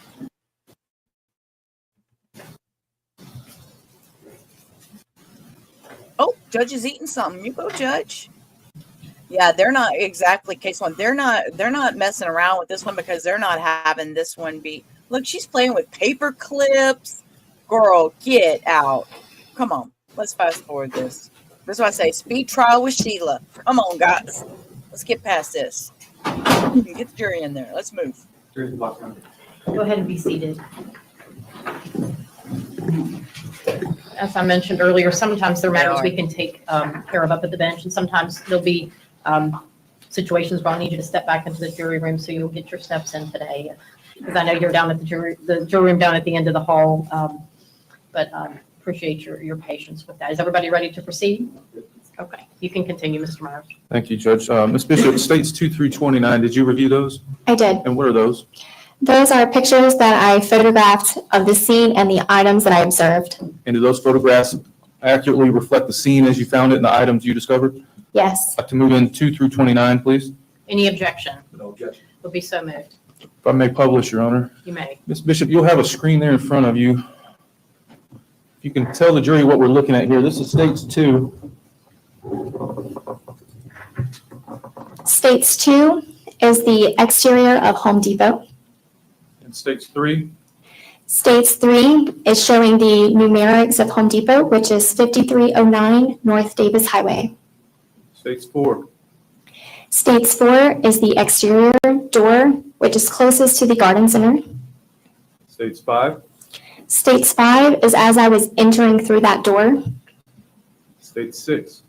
State 6 is as I entered through that door, showing my directionality to the aisle. If we continue straight, is that where the lighting section would be? Yes. State 7. State 7 is showing the aisle numerics, which is aisle 52 and 53, and also showing the surveillance cameras located in the ceiling. States 8. States 8 is showing aisle 52. States 9. States 9 is as we are looking down aisle 52. States 10. States 10 is showing Miss Brooklyn Sims lying face down. And is this how you would have found her? I did. States 11. States 11 is a black Apple iPhone with a black butterfly case on the shelf. And where was that in relation to Miss Sims?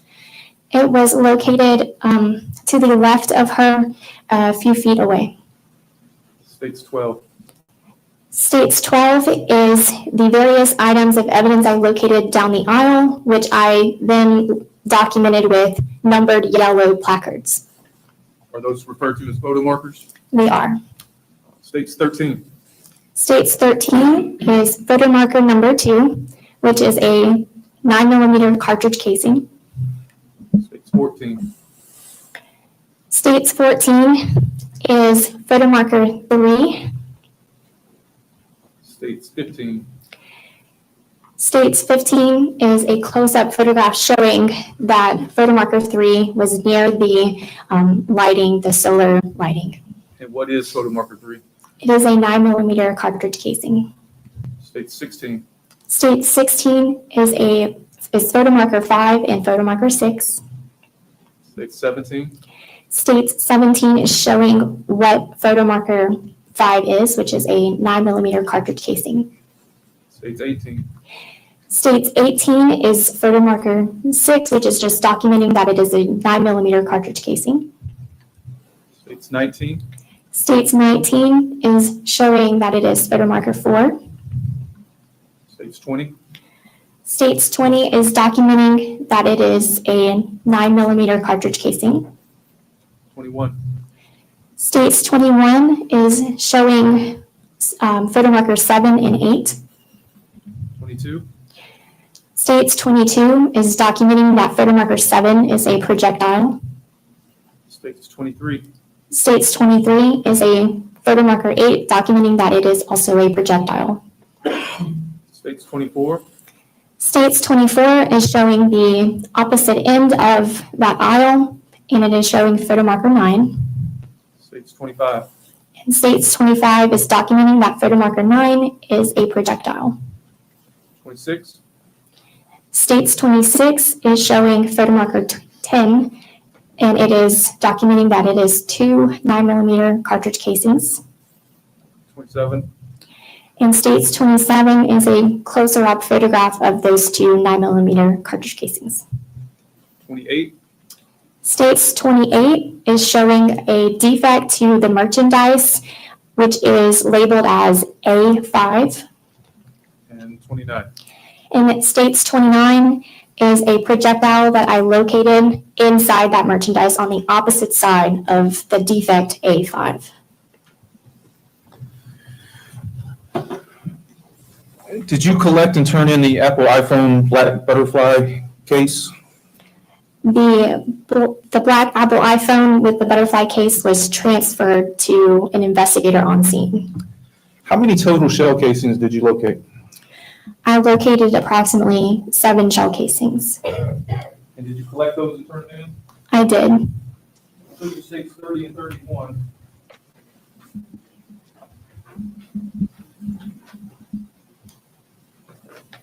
Let's start with States 30. What is States 30? States 30 is exhibit number, or ECSO exhibit number 35.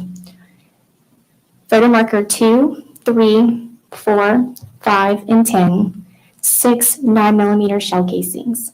And is that packaging in substantially the same condition as when you turned them in?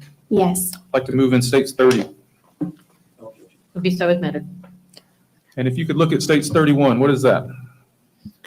States exhibit 31 is ECSO exhibit number 70, which is labeled photo marker 6, 1 CCI 9mm shell casing. And is that shell casing in substantially the same condition, or that packaging, I'm sorry? Yes. I'd like to move in States 31, please. Will be so admitted. How many projectiles did you collect? I collected approximately 5 projectiles in 4 fragments. And did you photograph these fragments at the lab? I did. I'll show you States 37 to 42.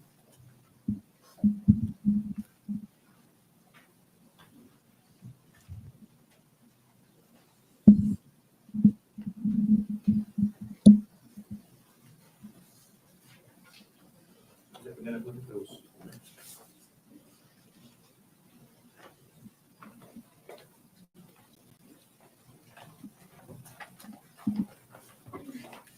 These are the projectiles and fragments that I located on aisle 52. And are these photos you took back at the lab? Yes. And are they accurate photos of the fragments you collected? Yes. I'd like to move in States 37 through 42. Will be so admitted. And I don't know if I asked you or if I made it clear, all the shell casings you collected were all 9mm, is that right? Yes. If I may publish, Your Honor. You may. This is States 37. What are we looking at here? States exhibit 37 is the projectile I located near Miss Sims' hair. States 38. States exhibit 38 is the opposite side of that projectile. 39. States exhibit 39 is the projectile I located near Miss Sims' head on the floor. 40. States exhibit 40 is the projectile I located on the floor near her leg. 41. States exhibit 41 is the projectile or fragment that I located on Miss Sims' shirt near her abdomen. And 42. And States exhibit 42 is the projectile I located near Miss Sims' left shoulder on her shirt. And did you turn these fragments in under this case number? Yes. Did you, let me ask you this, were you there when Miss Sims was rolled over? Yes. What was located under her body? It appeared to be a scanning device from Home Depot. Did you later attend the autopsy for Miss Sims? Yes, When was that conducted, August the 14th and where was it conducted? at 5151 North 9th Avenue, which is Sacred Heart Hospital morgue. And what physician conducted that autopsy? It was Dr. Oleski. Were photographs taken during the autopsy? Yes, by forensic photographer Kelly Root. Did you collect buccal swabs from Miss Sims? Yes. Can you tell the jury what those are? A buccal swab is a swab conducted from the inner lining of the cheek. And how do you go about collecting those? They are they are sterile swabs taken from the inner lining of the cheek. They are then packaged into the sleeve they are taken from and then placed into a manila envelope and turned into evidence. These kind of like long Q-tips? Yes, Did you also collect her fingerprints there? I did. Were there any projectiles located during her autopsy? Yes, Did you collect those and turn them in? I did. Can you tell us where and what item number they were assigned? May I refer to my supplement? Please.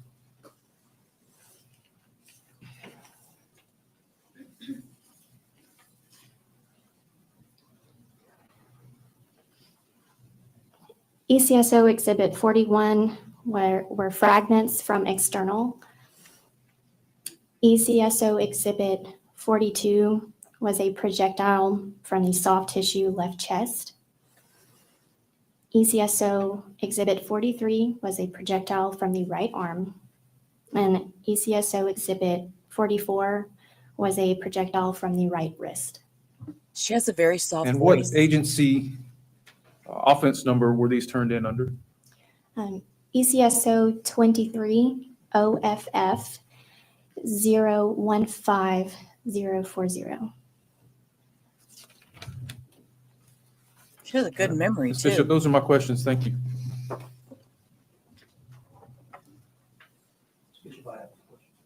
Okay. Is she free to go, Mr. Myers? You want her to look? Okay, you can step down. Free to go. No questions.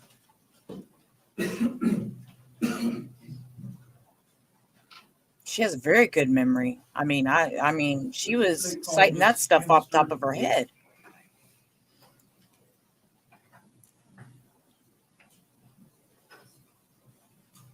You like Sudoku? I love Sudoku puzzles. I love it. Those are my favorite. I tried to do one of those things to time them, and I do them so fast. I can do them like under a minute. Yeah. I do the ones on my phone to keep me busy, like when I'm bored in the doctor's office or whatever. I bet she was top of her class. Okay, we're going to hit Zoom on this because this person's taking forever. Here we go. You're about to give us the truth, whole truth, nothing but the truth. You will have a seat for me, and if you will make sure you speak into the microphone, if you'll state your name. Look, and she's spell your another last young name one, for our guys. recorder. Hannah Sturgeon, STURGEON. Ms. Sturgeon, where are you employed? Pensacola Police Department, What do you do for them? dispatch. How long have you been with the police department now? She About is. 5 years. Were you Y'all, I working don't- August the 11th? Is it? Am I just feeling old, or do all these look like babies? They all look so young. Bless their heart. They're so smart. Who's 16? Stop, Lois. This girl's not 16. Oh my God. 2023. Yes. And did you receive a call from a guy regarding the Home Depot? Yes. What time was that? I have the call printout if I can refer to that. Yes, ma'am. Around 1:45. Does your printout show what time you guys started receiving calls on that? Around 1:25. Maybe she is high school on dispatch or something, while she's still in school doing some training, or I don't know. Call at 1:45. What phone number was used for that? Area code 251-404-3421. Thank you, Ms. Sturgeon. Those are my questions. You can step down, ma'am. Thank you. All right, Miss Hannah, that was quick.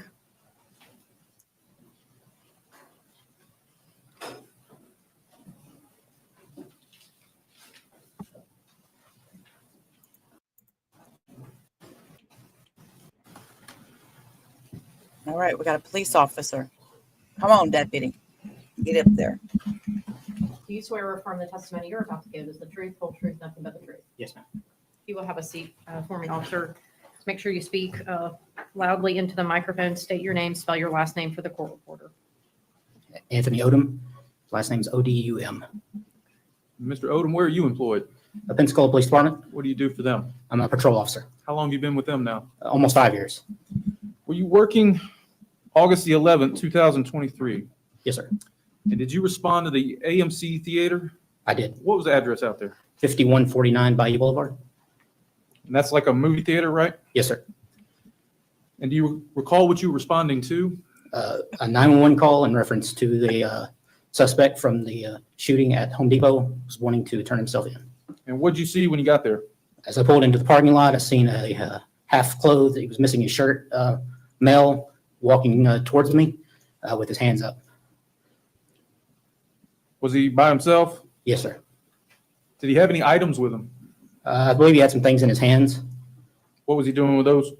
He was putting them down upon our request, laying them on the ground. Did you have other officers responding with you as well? Yes, sir. Other officers were coming in as I was dealing with the subject. Any idea how many? Well over a dozen, probably.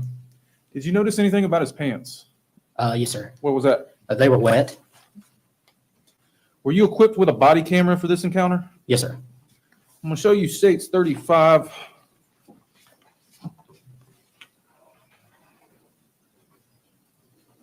Recognize states 35? Yes, sir. That's from my body cam. Is that a screenshot from your body cam? Yes, sir. Is that the individual you guys took into custody? That is. Is that an accurate screenshot? Yes, sir, it is. I'd like to move in states 35. There's no objection. It'll be so admitted.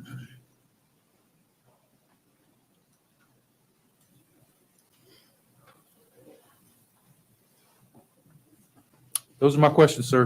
Mr. Ackerman may have some for you. Morning. Morning. I have no question. Thank you.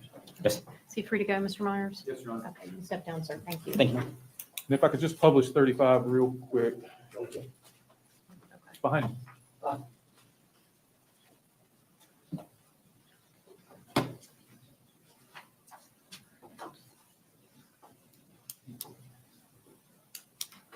Judge, at this time, I'd like to move in states 32, which is a certified copy of Mr. Keith Agee's Florida, Alabama driver's license.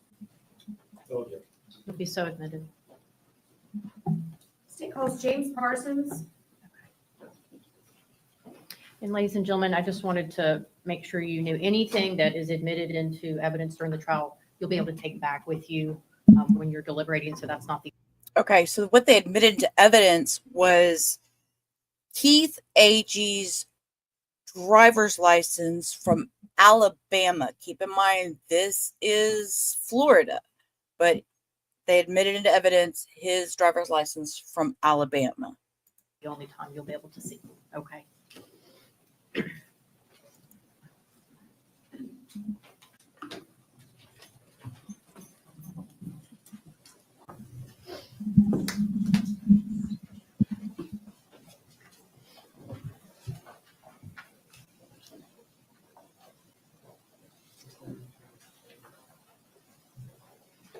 Do you swear or affirm the testimony you're about to give is the truth, whole truth, nothing but the truth? Yes. Sergeant Parsons, if you will just state your name, spell your last name for the record. James Parsons, Parsons. Where are you employed? The Pensacola Police Department. What do you do for the Pensacola Police Department? I'm the supervisor of the K-9 unit. How long have you been in, excuse me, how long have you been in law enforcement? A little over 19 years. Did you respond to a shooting at Home Depot on August 11th, 2023? Yes, I did. When you got there, just give the jurors an idea of what's going on when you get there. The parking lot was being flooded with civilians as well as employees from the store. There were multiple law enforcement vehicles and personnel arriving and entering the store. And did, excuse me, did a number of law enforcement agencies respond? I believe all of them. Okay. Yes. All right. Was this kind of a all hands on deck type situation? Yes, it was. When you first got to the Home Depot, had a suspect been located? No, ma'am. And once you got there, what was your duty? Once I got there, I realized there was already a team inside the building, clearing the building, as well as the sheriff's office beginning their investigations, interviewing people and witnesses. So I left that area and began to circulate for a suspect as we were starting to get information from the surveillance video as far as possible vehicles, descriptions, stuff like that. So I began to circulate the area. While you were circulating the area, did you find a firearm? Yes, we had received information from our dispatch that a caller had called in and said there was a gun on the side of the road of Davis Highway. So I responded to that area. And where was that in location to the Home Depot? Approximately half a mile north on Davis Highway. And once you got to that particular area, did you see the firearm? I did. There was a black handgun laying along the curb line of Davis Highway on the western side of the road. Were there other law enforcement officers there as well? Yes, there was. Once you arrived at that location, where did you go from there? About that time, they started to relay over the radio a vehicle description of the suspect that he had left in. So I began to start checking parking lots and the surrounding area for that vehicle. Were you able to locate a vehicle that matched the description? Yes. Where? On Airport Boulevard in the Select Specialty Care Medical Facility, there was a silver Nissan Sentra that matched the description. Where was that location in respect to the Home Depot? A little over a mile north and to the east. Did you stay with that vehicle until someone responded to take it into custody? Correct. I stayed until the sheriff's office arrived.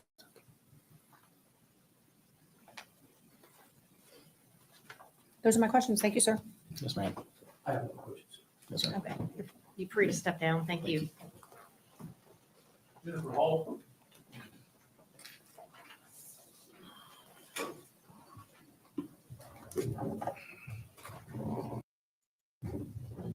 Okay, From where you were sitting yesterday, so.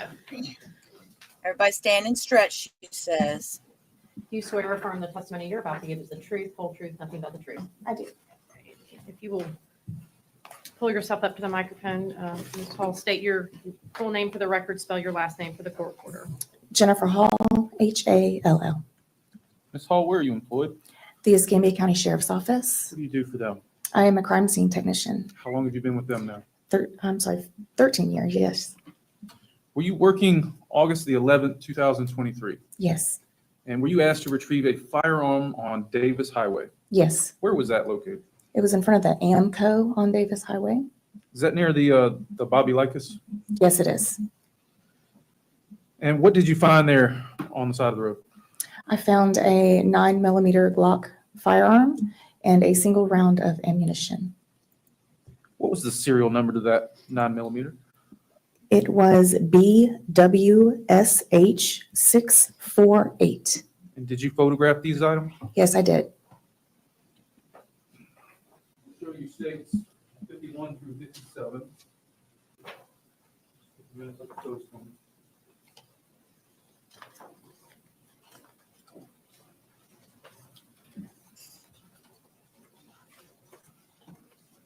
Yes. You recognize those? Yes, these are the photographs of in front of Davis Highway. And do they accurately reflect the location and the firearm found? Yes. I'd like to move in states 51 through 57. It'll be so admitted. And did you collect and turn in the firearm? Yes. What item number was that assigned? Item number 1. I'll show you states 58.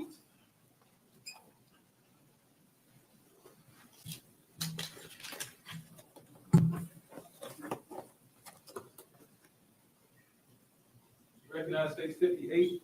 Yes, this is the firearm that I collected from Davis Highway. And is it in substantially the same condition, I guess minus the lock on there, than as when you turned it in? Yes. I'd like to move in states 58. Will be so admitted.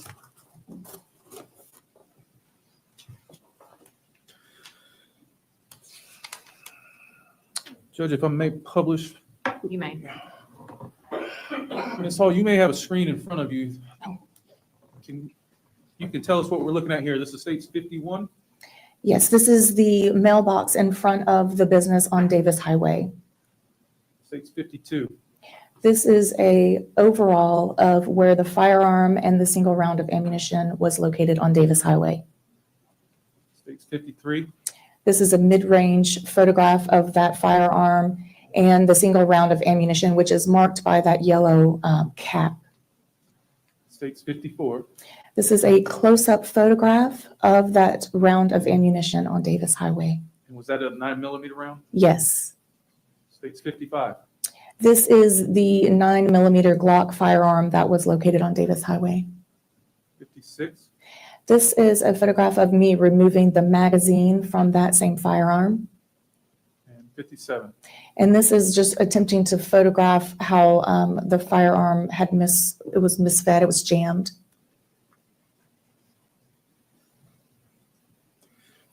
From Davis Highway there, where did you go next? I went to the IMAX Theater on Bayou Boulevard. And what was the address there? The address is 5149 Bayou Boulevard. And what did you find when you were there? A gray t-shirt and a cell phone. Did you photograph those items? Yes. I'm going to show you states 59 through 63.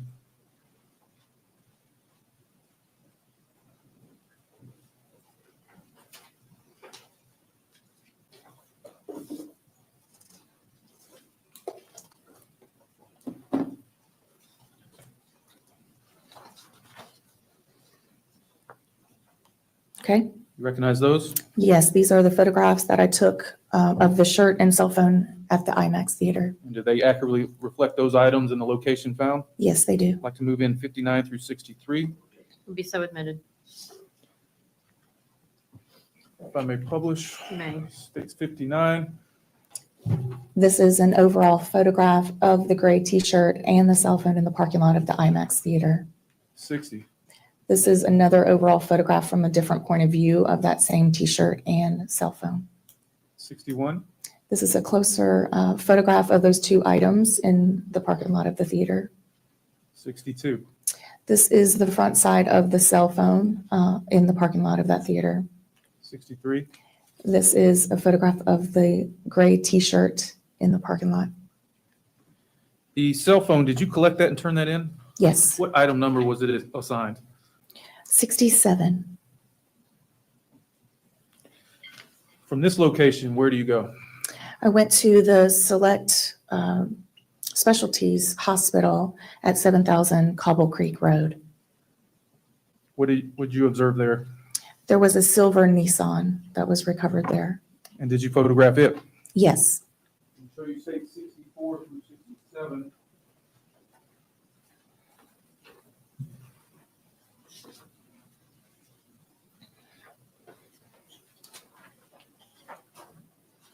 You recognize those? Yes, these are the photographs of the silver Nissan. Do they accurately reflect that Nissan and the location found? Yes. I'd like to move in 64 through 66.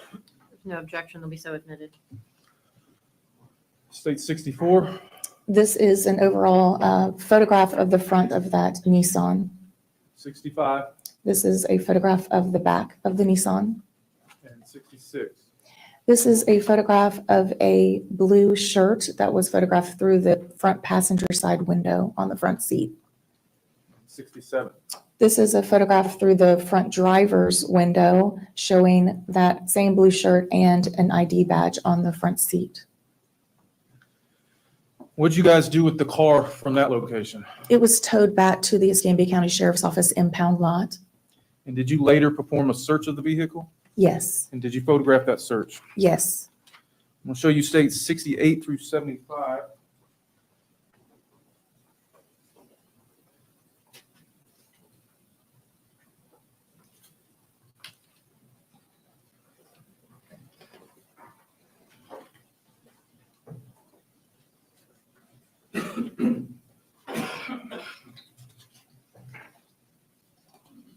You recognize those? Yes, these are the photographs I took at the impound lot of the Nissan during the search warrant. And do those photographs accurately reflect the search you did on that Nissan? Yes. I'd like to move in 68 through 75.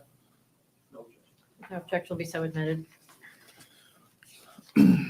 State 68, Ms. Hall, what are we looking at here? This is the front photograph of the vehicle in our impound lot. 69. This is a photograph of the back of the vehicle and the tag in the impound lot. 70. This is a photograph from the front driver's side of the blue shirt and badge. 71. This is the badge with the name Keith Agee. 72. This is on the back driver's side seat. It's a yellow hard hat and a yellow safety vest. 73. This is a photograph of the blue shirt from the front seat after it was laid out. And what does the name badge say? Keith. And the company badge? AMNS Calvert. State 74. This is the back side of that same shirt. 75. This is the safety vest after it was laid out. Did you later swab the pistol that was turned in for potential DNA? Yes, I did. How is that done? That is done by taking a set of sterile swabs, which are like large Q-tips, applying a couple of drops of sterile water to those swabs, and then swabbing the trigger, the grip, the slide of the firearm. And did you do that in this case? Yes, I did. Did you turn those in? Yes. What item number were they assigned? Number 5. Did you also swab that cell phone you collected and turned in? Yes. What item number was that swab given? Number 8. Did you also photograph some of the items you collected back at the lab? Yes. I'm going to show you states 76 through 85.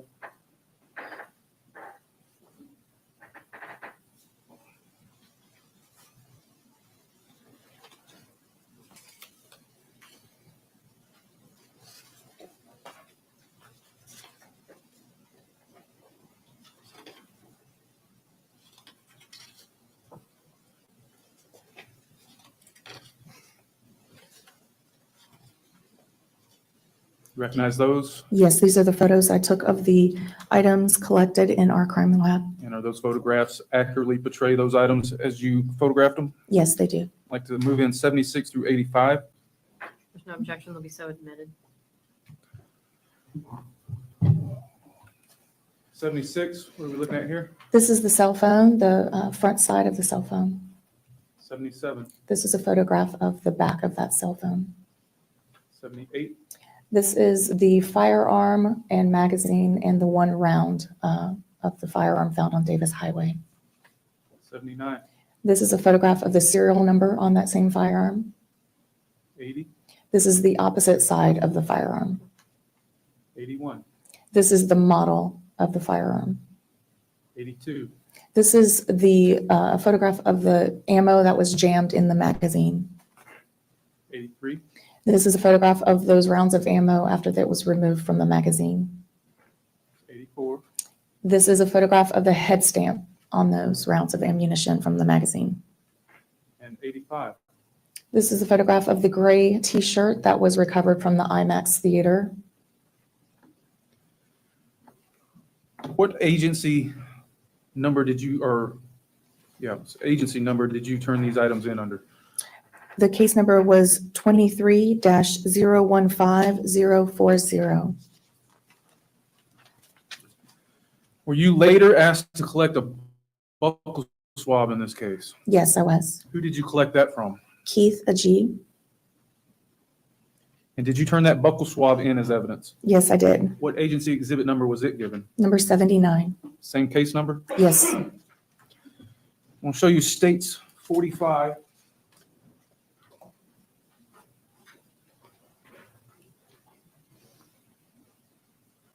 Recognize states 45. Yes, this is Mr. Agee on the day that I took his buccal swab. Is that an accurate photograph of him that day? Yes, it is. I'd like to move in states 45. Objection. They'll be so admitted.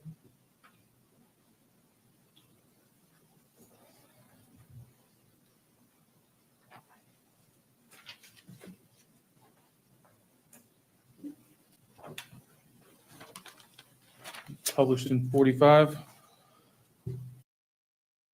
Everybody, let's take a zoom look. Y'all know me. I like to be nosy. Let's get an up close and personal. This is Mr. Keith Agee. He is the perpetrator of this crime. and it's his mommy that is on trial. So with that, we will resume. Thank you, Ms. Hall. Those are my questions. Mr. Ackerman may have some. Oh, glad we caught it. They pulled that right off. Okay. She free to go? Yes, Your Honor. Okay. Mr. Hall ain't got no questions. Mr. Hall is like, nah. Can I see No. counsel to the bench briefly? Oh, judge.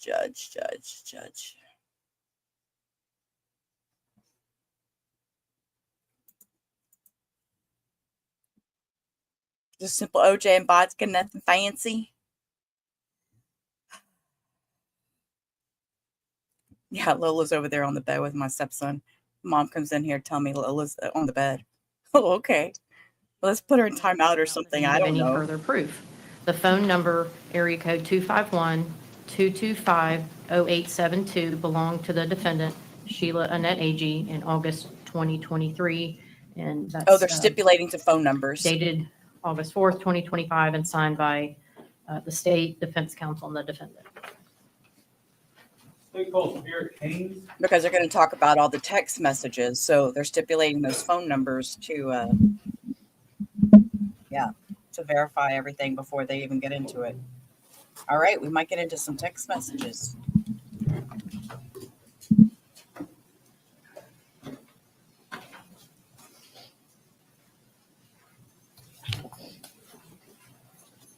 Lola, come here. Get on your bed. Get off my bed. Lola.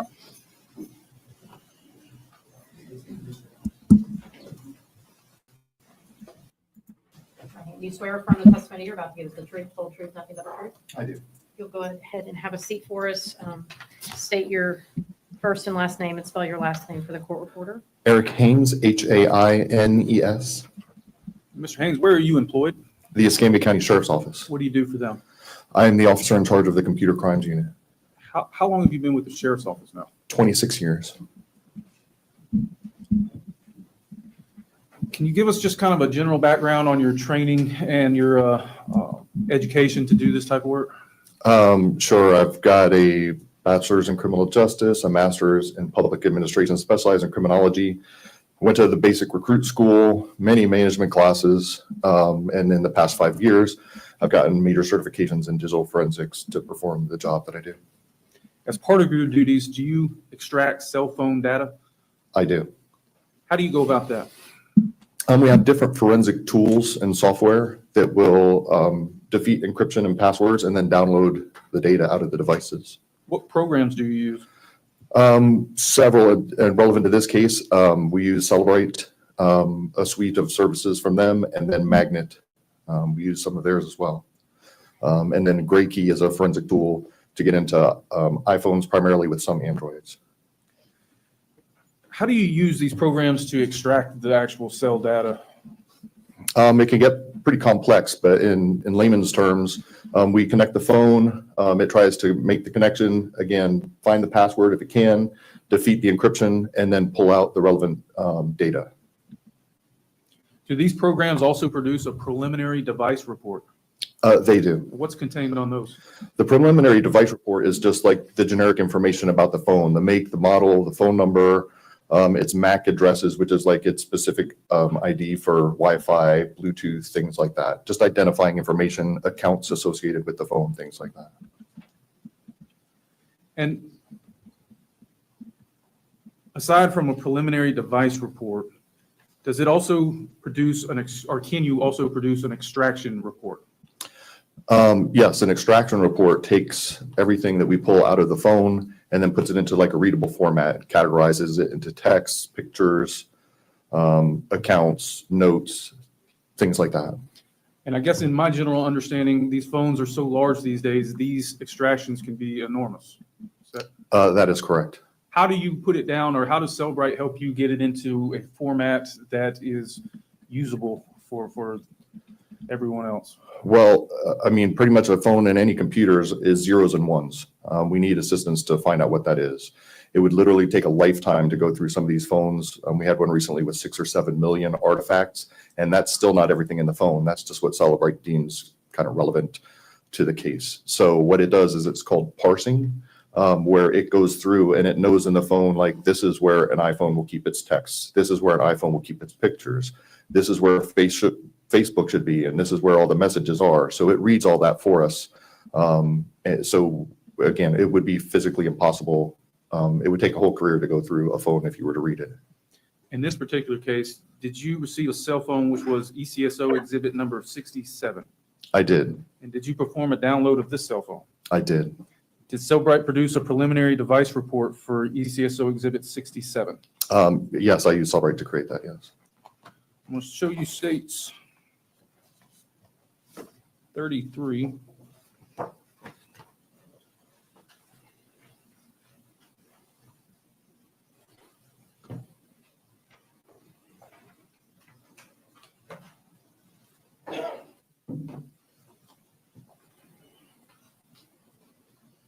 Tell us what states 33 is. This is the preliminary device report for item 67. And is that an accurate copy of that preliminary device report? It is. I'd like to move in 33, please. It'll be so admitted. Can you tell us what the phone number for ECSO exhibit 67 was? The phone number was area code 251-404-3421. What was the device's name? The device's name for this was Keith's iPhone. From your extraction of this cell phone, did you compile a report of text messages to and from that cell phone August the 11th, 2023? Yes. I'm going to show you states 34.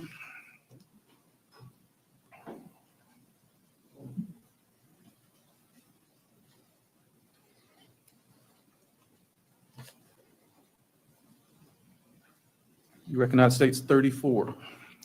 I do. What is states 34? These are, this is a subset report of the text from the extraction report that we were just speaking to. And what phone numbers are communicating here? The local user, which would be that phone number, is not specifically listed on this, but it would be the one that I just said, the 251 area code. And it is to, you want me to read the phone number? Yes, sir. 251-225-0872. And it states 34, an accurate copy of the report of the text messages between those two phone numbers for August the 11th, 2023. That is correct. I'd like to move in states 34. It'll be so admitted. When you asked the program to do this download, are you manipulating any of the evidence or any of the report? No, it doesn't change the evidence. We just set the parameters. So like I needed the text for 811. So we just set the parameters and it gives us that data. Did you also receive ECSO exhibit 65? I did. And did you perform a preliminary device report for it? I did. So you say it's 46.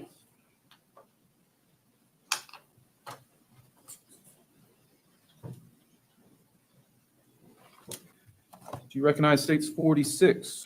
I do. What is that? This is the preliminary device report. And is that an accurate copy of that report?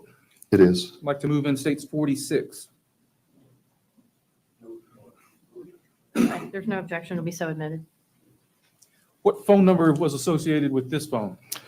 Area code 251-225-0872.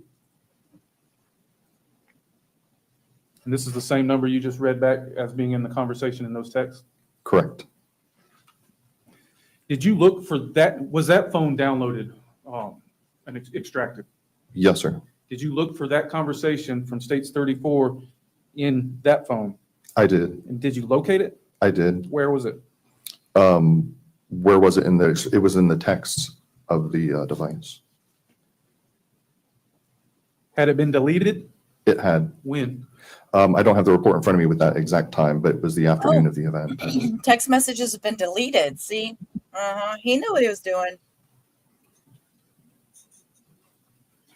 Did you also locate some text messages between Brooklyn and that phone? I did. Okay. I'm going to show you states 43A through 43D.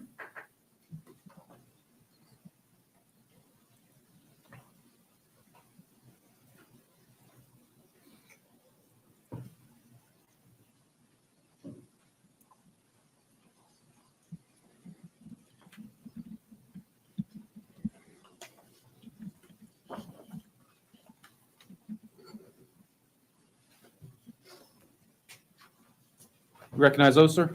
I do. What are those? These are selected text from a report that I created of the text between the two. And does that report accurately reflect the conversation between the two? The portions, yes. Yes. Judge, at this time, I'd like to move in 43A through 43D. Will be so admitted. Mr. Haynes, those are my questions at this point. Mr. Ackerman may have some for you. Good morning. I am very unversed in computers and this kind of talk, so if I speak, please. Yo, I just want to bang my head on this mic. This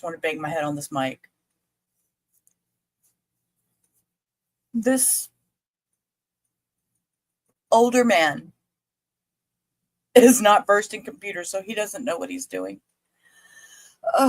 Okay, deep breath, everybody. Let's roll back through this. Okay, Mr. I don't know what I'm doing. Good morning. I am very unversed in computers and this kind of talk, so if I speak, please try to understand what I'm saying. Of course. My understanding is you've Exhibit 34. These were texts that you downloaded between Keith and the number that was 251-225-0872. Correct. That would be Sheila. I don't know if we've gone. Okay. I believe so, yes, sir. Now, I'm going to be interested later on in texts that were between Keith and Sheila from, most importantly, August 3rd to August 11th. Okay. Did you have occasion to download those two? Yes, they were all downloaded together. Okay. So what do you do with those texts once you've downloaded them in relation to your relationship to the state? Do you send them to the state? Yes, the state has the. Okay. So the state has 811, and they also have 83 to 811. They should have the whole report with everything that I got out of the phone. Okay. Yes. But you did download that. It is available. It's been done. Correct. Okay. Yes. Okay. Dude, you're a lawyer. You should are. Oh my God. Oh, dude, he should already. Oh, Again, I don't want to. yes, he needs a sidekick, a young sidekick. So I think for now, I'm satisfied that the state was furnished by you as part of your investigation and your role in all this. Basically, the totality, well, you answer this. How much, from when to when, if you recall, did you download? The entirety of the phone, sir. Okay, and do you have dates, times as when that would be? I mean, is it from day one of the phone? Whatever the, You not will. necessarily, and it's semantics, so forgive my forensic speak, but anything that was. Let me just give you a quick rundown, Maria. Okay, so mom here, her name is Sheila Agee. She has decided that she was going to provoke, entice, whatever, her son to supposedly take out his wife, who he thought gave him an STD, gonorrhea. I will repeat the word. Yes, gonorrhea. And it only turned out to be a UTI, but he decided to go into the Home Depot in Escambia County or whatever. Escambia, I don't even know how to say it. Escambia. Yeah. Anyways. Yeah. They're in Florida. And took out a weapon and unloaded into her to the tune of, I don't remember how many times, Maria. There were 7 shell casings found in the Home Depot. And supposedly mom has sent him text saying, go do it. Take her out. And mom says, I'll tell you where she's at. Just give me a minute. She works for mom for a company that stocks shelves and counts inventory for Home Depot. That's all. They've had a couple girls that have worked for the same company come in. They've stipulated to the 911 call, and we listened to a 911 call, and a couple officers that were on scene and that picked him up out of scene. He has an Alabama driver's license in which they stipulated to the driver's license being from Alabama. And he has already pled guilty and is currently serving a life sentence. And this is his mother's part in the transaction. There you go. Quick rundown.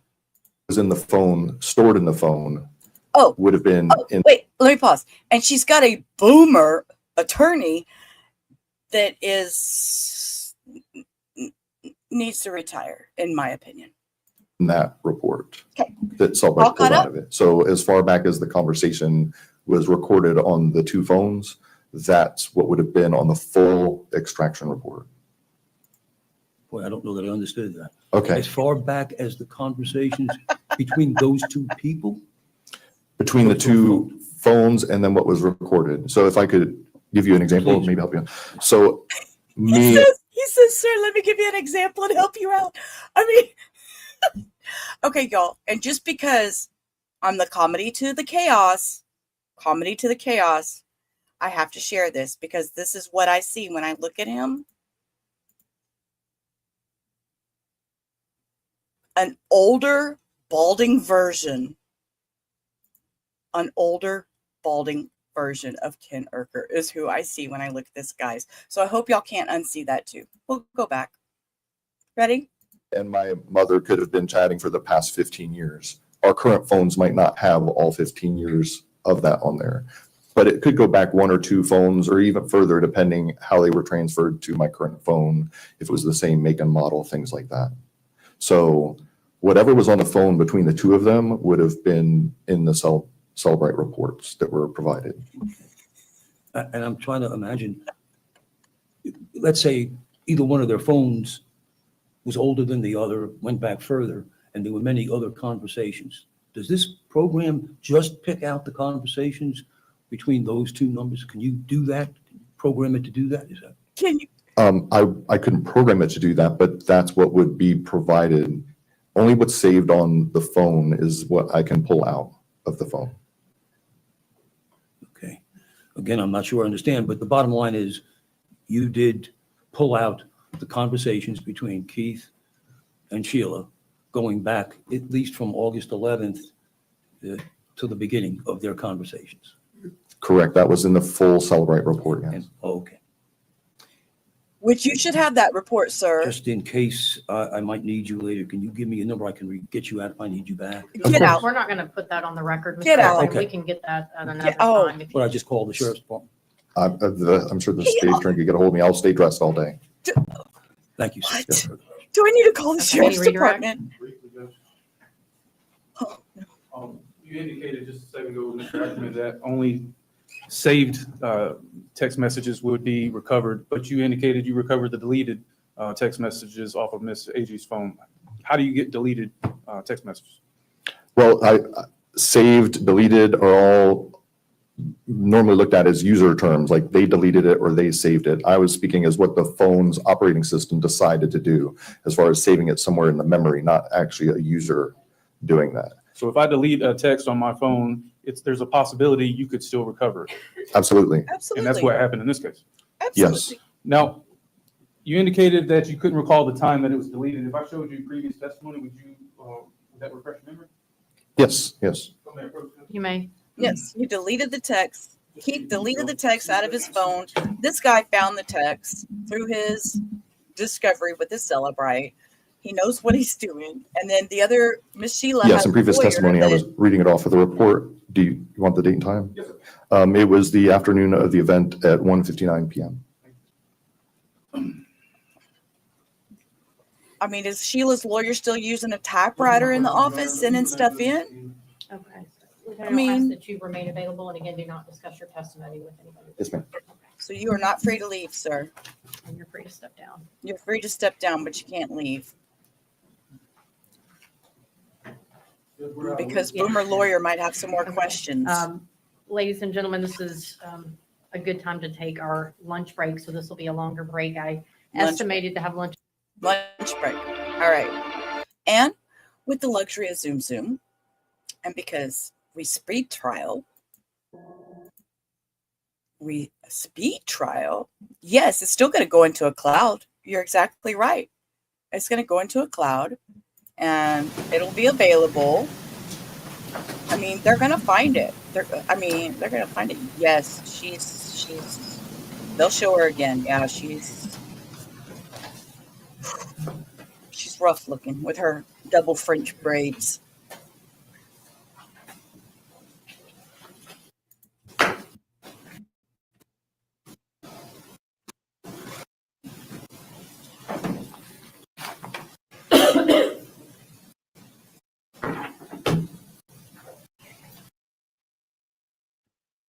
Okay, and they got her muted again. All right, stand up. We got the jury coming in, finally.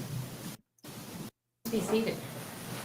Today, New York Fidelity, that's always a favorite. Good. Okay, excellent. I'm glad y'all enjoyed that. Did you get a chance to step outside for a little bit? Is it still raining?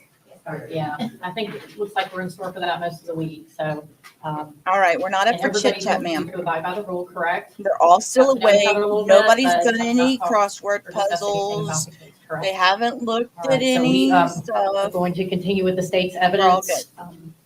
If you had a Coke or a tea or water or whatever during lunch and you feel like you need to use the restroom before we take the break when we've kind of planned to, again, let us know. We don't want you to be waiting. Boy, we are really accommodating these jurors. We don't want any problems. Okay, so just let myself or get Deputy Bear's attention and we'll take a break. All right, everybody's ready to proceed? Okay, Mr. Myers, if you want to call your next witness. Yeah. But when we end today, I'm gonna show his testimony from when he went to trial.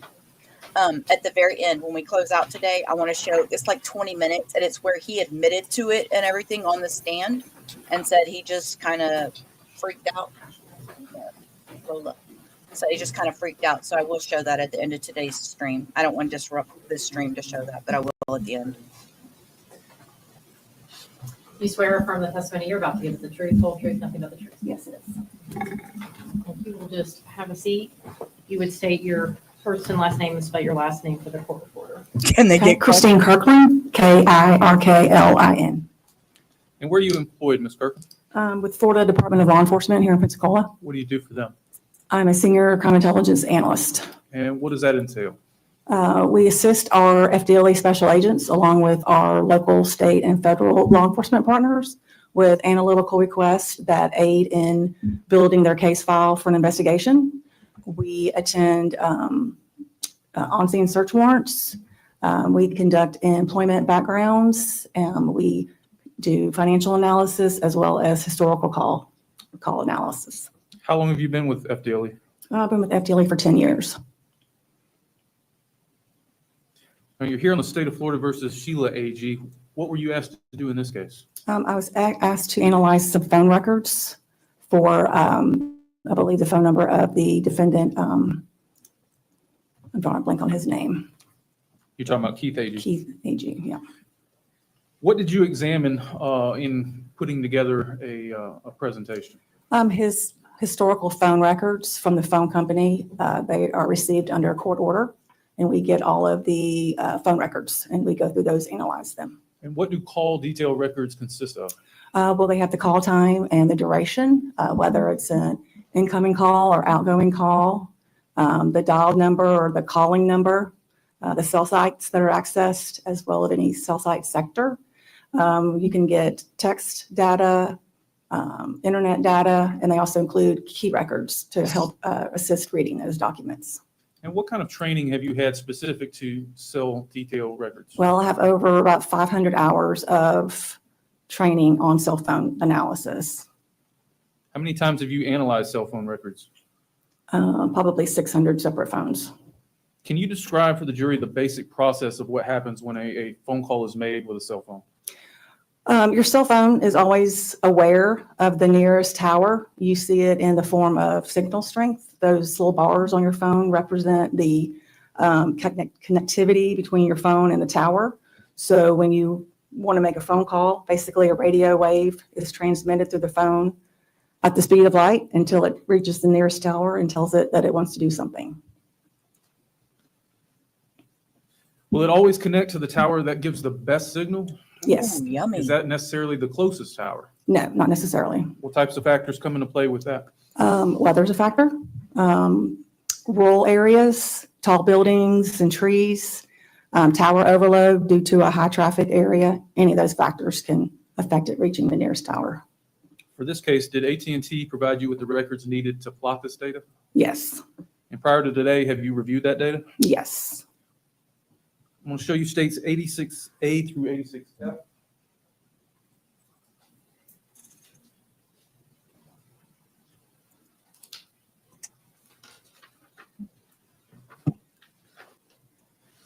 What are you chewing? Lola? Do you recognize that? Yes, I do. What is that? This is a demonstrative aid that I created for the trial. And is that an accurate copy of the demonstrative aid you created? It is. I'd like to move in states 86A through 86F. No objection will be so admitted. For these records, what time frame did you concentrate on? I believe it was from 8 a.m. till 3 o'clock in the afternoon. What date? August 11th of 2023. And what was the phone number of the records you examined? 251-404-3421.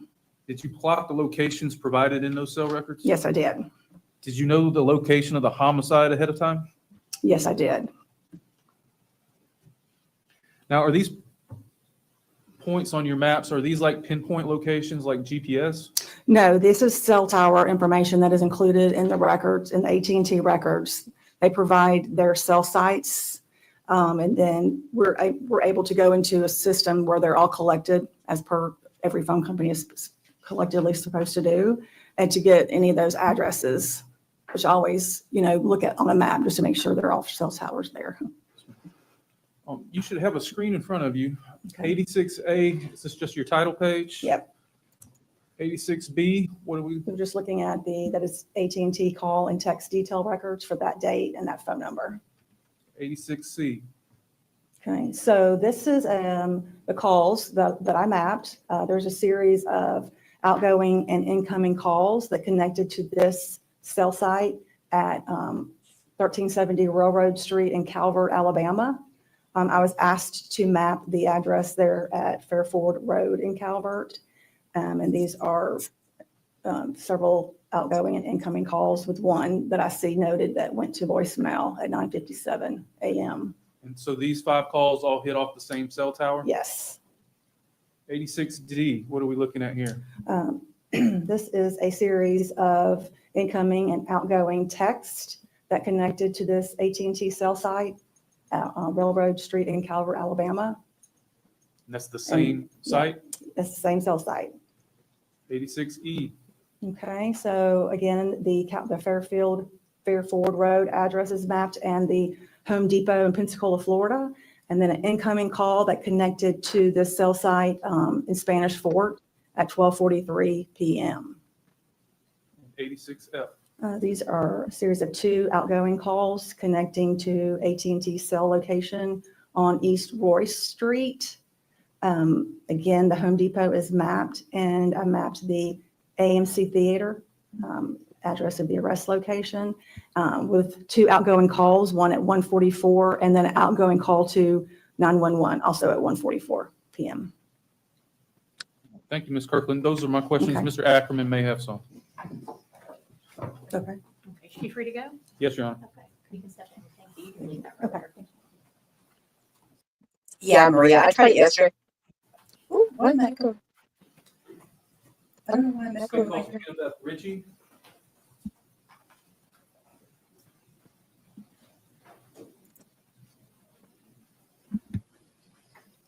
That's a little bit. I don't know why I'm good.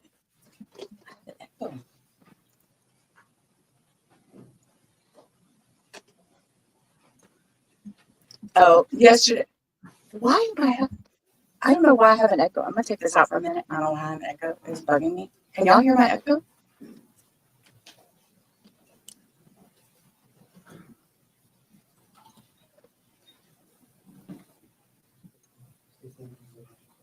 Ah, that's what it was.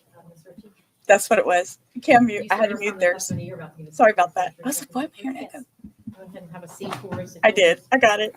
Say your full name and if you will spell your first and last name for our full report. My name is Elizabeth Ritchie, Elizabeth Richey. Ms. Ritchie, where are you employed? I work for the Florida Department of Law Enforcement out of the Tallahassee region, and I'm a senior crime laboratory analyst in the firearms section. How long have you been with them? I've been with FDLE since 2007. What does a senior crime laboratory analyst in the firearms section That do? was scary, wasn't it? My primary responsibilities as an analyst is to function test firearms, make sure they're functioning properly, and if they aren't, try to figure out why not. And then I'm asked to compare fired components, so things like cartridge cases, bullets, and shot shells, to suspect firearms to try to answer the question of, did these items come from this particular gun? If no gun is available, then I'm asked to try to determine how many guns may have been used in that particular situation, and if possible, give investigators a list of guns to look for. Your lab, you indicated, is in Tallahassee? Yes. Is that lab accredited? Yes, it is. What kind of education, training, or experience do you have to do this type of work? Well, first, I have a Bachelor's of Science in Marine Science from Jacksonville University. That's what allowed me to get my job. And then when I promoted to the analyst position, I went through FDLE's 18-month analyst training program. The first year of my training is spent basically in bookwork and practical exercises. It covers the history and development of firearms, firearms identification, ammunition. It included tours of firearms manufacturing plants, as well as a couple courses outside of FDLE at that time. Once the first year was completed, I spent the next 6 months working supervised casework. And that's where I worked actual cases under the direct supervision of a qualified analyst. Once all of that was completed, I was free to begin working my own cases as a qualified analyst. Can you explain to the jury the different components of a cartridge or a round of ammunition? So an unfired round of ammunition is a cartridge, which many people often refer to as a bullet. But it's a cartridge is made up of 4 components. You have the cartridge case, which holds the whole unit of ammunition together. You have the primer, which provides the spark. You have the gunpowder inside the cartridge case, and then you have the bullet or the projectile that's designed to hit a target. So if I'm speaking of bullets, I'm actually speaking of the item that's designed to hit a target. How do you go about comparing one cartridge case to another? If I receive just 2 cartridge cases, then I will start with an inventory of those cartridge cases. I will start by taking a look at their class characteristics. Class characteristics are characteristics that are predetermined by the manufacturer. So for cartridge cases, that could be something like the shape of the firing pin. There's multiple shape firing pins out there. And then it might also include the shape of the firing pin aperture or the hole that the firing pin comes out of in that gun. These are characteristics that can show up during the firing process on that cartridge case. So if I'm looking at these 2 cartridge cases and taking a look at the class characteristics, and the class characteristics don't agree with each other, then that's an automatic exclusion and I can eliminate them and I don't go any further. But if the cartridge cases agree with each other, then I will then move on to looking at their individual characteristics. Now, the individual characteristics comes from the cartridge cases or the bullets interacting with the interior surfaces of the firearm. There are random imperfections on the interior surfaces of the firearm that can transfer over to the cartridge case during the firing process. So when that firing pin strikes the primer, it leaves an impression in the primer. Any defects that may be on that firing pin can transfer over to the primer and leave marks. Similar as if you take a ball of Play-Doh and stab your finger, you can potentially see your fingerprints or any scars you may have on your fingers. What's also happening as that bullet is pushing down the barrel, the cartridge case is also slamming backwards against the breech face of that firearm or the part of the firearm that supports that cartridge case. So again, any defects that are on that cartridge case can transfer, or on that breech face can transfer to the cartridge case. Now, these random imperfections are unique to the gun. So if I have 2 cartridge cases, I will put them on my comparison microscope. A comparison microscope is a set of compound microscopes. They're side by side. They're linked by an optical bridge with one set of eyepieces. And that allows me to look at these two items side by side under the same magnification. So what I'm looking for is the set of repeating defects that may be showing up on these cartridge cases from the firing process. Depending on the amount of information that may be on those cartridge cases will determine what kind of conclusion I may come to during my examination. Now, is this a similar process for fired bullets or Yeah. projectiles? Yes. Now, if you have the firearm in question, how do you go about that analysis? I will start with a visual and a mechanical inspection of the firearm. I want to make sure that it is safe to fire and that it should be functioning properly. So I'm taking a look at all the safeties, seeing if there's any potential dangers that may potentially cause me a hazard to fire. If the gun appears to be functioning properly and should be safe to fire, then I will test fire it in our laboratory range. I test fire into a water tank. That allows me to collect as pristine an example of test-fired bullets from that firearm as possible. And then I also collect the test-fired cartridge cases. So I will start with that. I will collect the cartridge cases, and then I will examine my test fires to one another.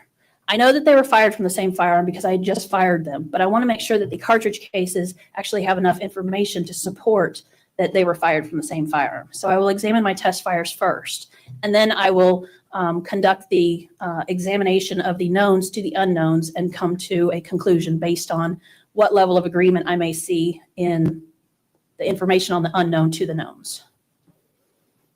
How many firearms would you say you've examined? Thousands. How many cartridge casings? Thousands. Same with the projectiles. Yes. Have you testified to your findings before? Yes. Approximately how many times? Approximately 135. And does that include Escambia County, Florida? Yes. We're here on the state of Florida versus Sheila Agee. I want to start agency number ECSO 230FF015040. Did you receive agency exhibit number 1? Yes. What was that? That was a 9mm Luger Glock Model 19 Generation 5. It's a semi-automatic pistol. What was the serial number on that? The serial number is BWSH648. I'm going to show you states 58.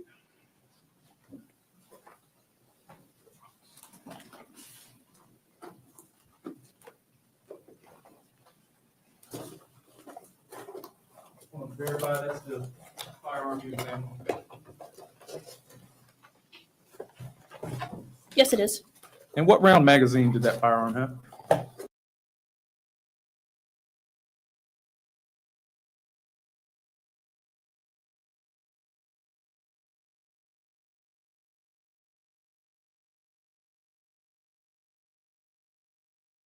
Firearm you examined.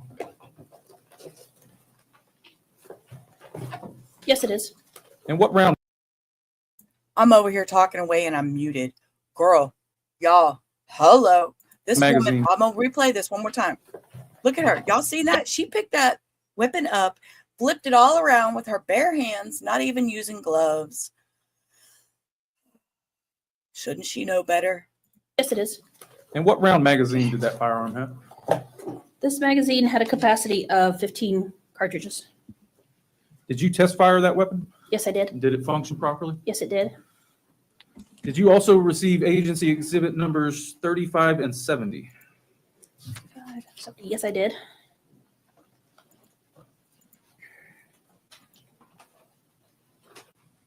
Take a look at those for me. Stop. Stop. Are those the casings you examined? Yes. Did you compare your test fires to those exhibits, agency 35 and 70? Yes, I did. And what were your results there? That it was my opinion they were identified to the pistol. Did you also receive agency exhibit numbers 41, 43, and 44? Yes. What were they? 41 was a fired bullet jacket fragment and an apparent lead fragment. 43 and 44 were both fired bullets. Were you able to determine if they were fired in that same Glock 19? Yes. What was your opinion there? The bullet jacket and the 2 bullets were fired from that particular firearm. Did you also receive agency exhibit 42? Yes. What was that? Those were 2 apparent lead fragments. And were you able to determine if they were fired in that same weapon? No. Why not? They are of no value for microscopic comparison. They're just lead fragments. Most bullets are made of a lead core and then an outside with a jacket of some kind. So the actual core never comes in contact with the surface of the barrel on the inside of the firearm. Did you make a report of your findings? Yes. I'm going to show you States 91.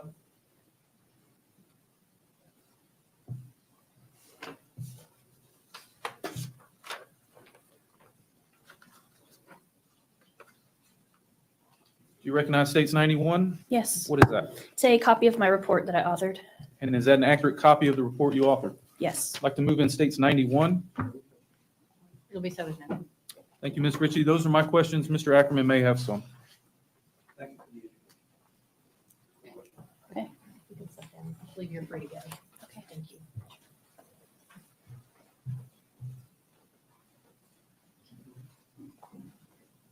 State called Jennifer Wilkerson.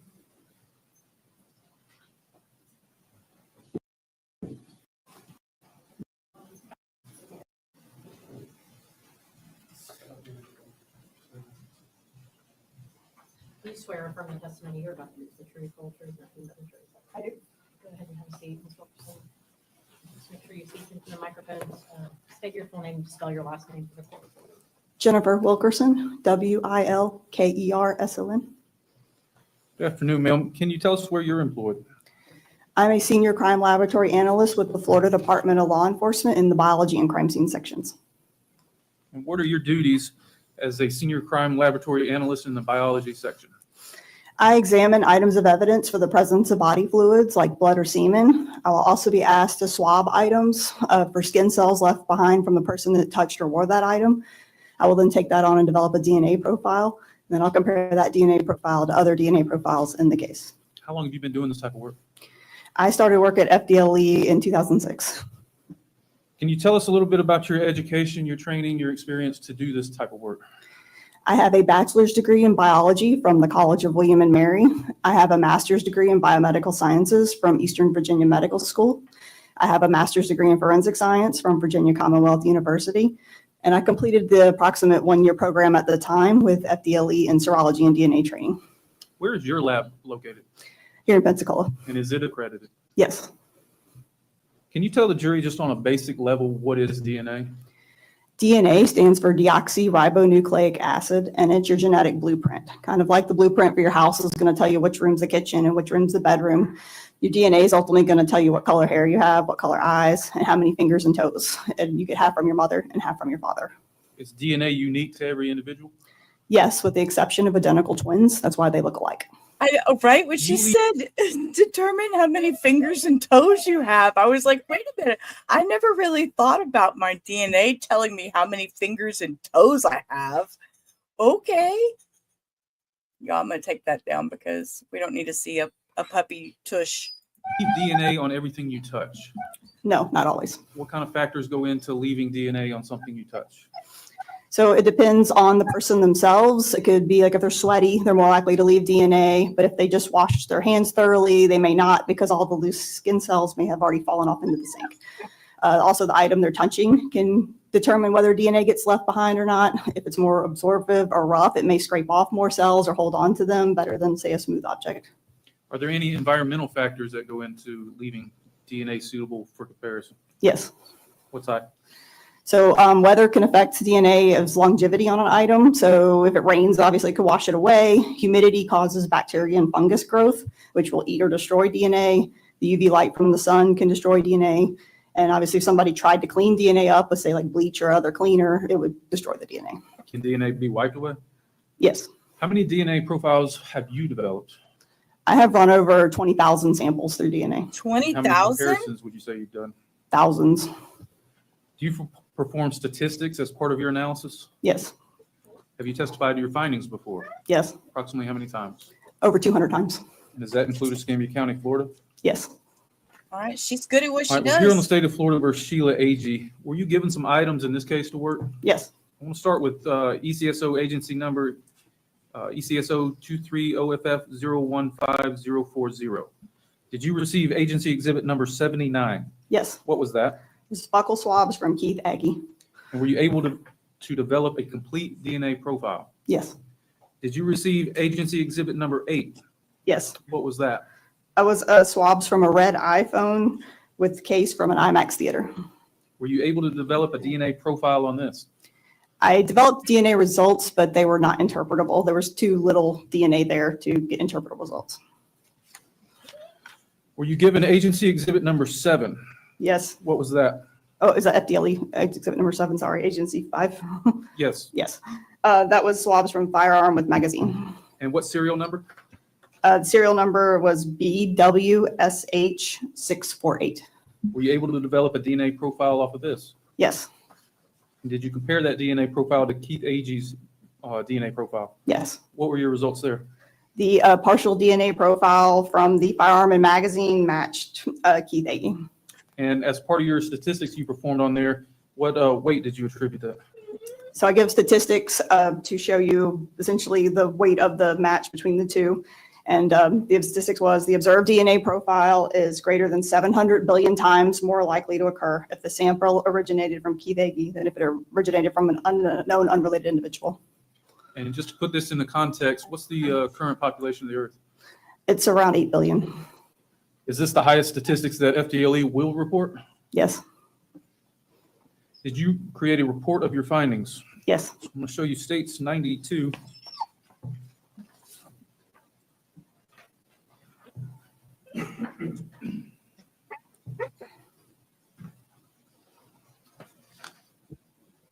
You recognize states 92? Yes. What is that? It's the report that I generated dated December 4th, 2023. And is that an accurate copy of that report? Yes. I'd like to move in states 92, please. Will be so admitted. Thank you, ma'am. Those are my questions. Mr. Ackerman may have some. So she's free to go. You can step down there. Thank you. No questions. He has no questions for her. No questions. I don't get it. Call Carl Jordan, whose testimony was perpetuated. Carl Jordan.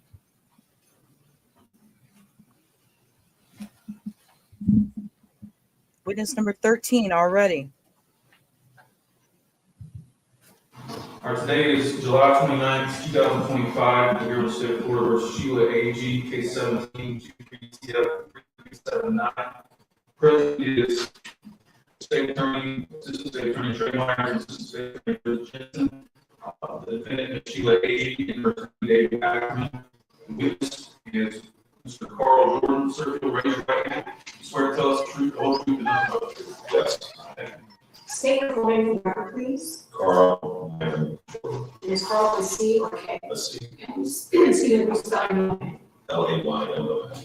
And what is your date of birth? 11/13/78. Where are you employed? Home Depot. How long have you been with Home Depot? Just over 20 years at this point, probably 20.5 years. What are your duties with Home Depot? So I'm the district asset protection manager. I deal with everything from environmental stuff to theft, fraud, the inventory, such like things. What about video surveillance? Video surveillance, yes. Are you assigned to a specific location or region? I'm assigned to a district. I'm district number 133. I handle everything from Panama City to Mobile, Alabama. Are you familiar with the Home Depot on Davis Highway in Brent Lane? Yes. How often do you actually work in that store? I visit that store between 1 to 2 times a month. And was that the same back in August of 2023? Yes. Back in 2023, did you have a company that did your inventory? Yes. What was the name of that company? WIS.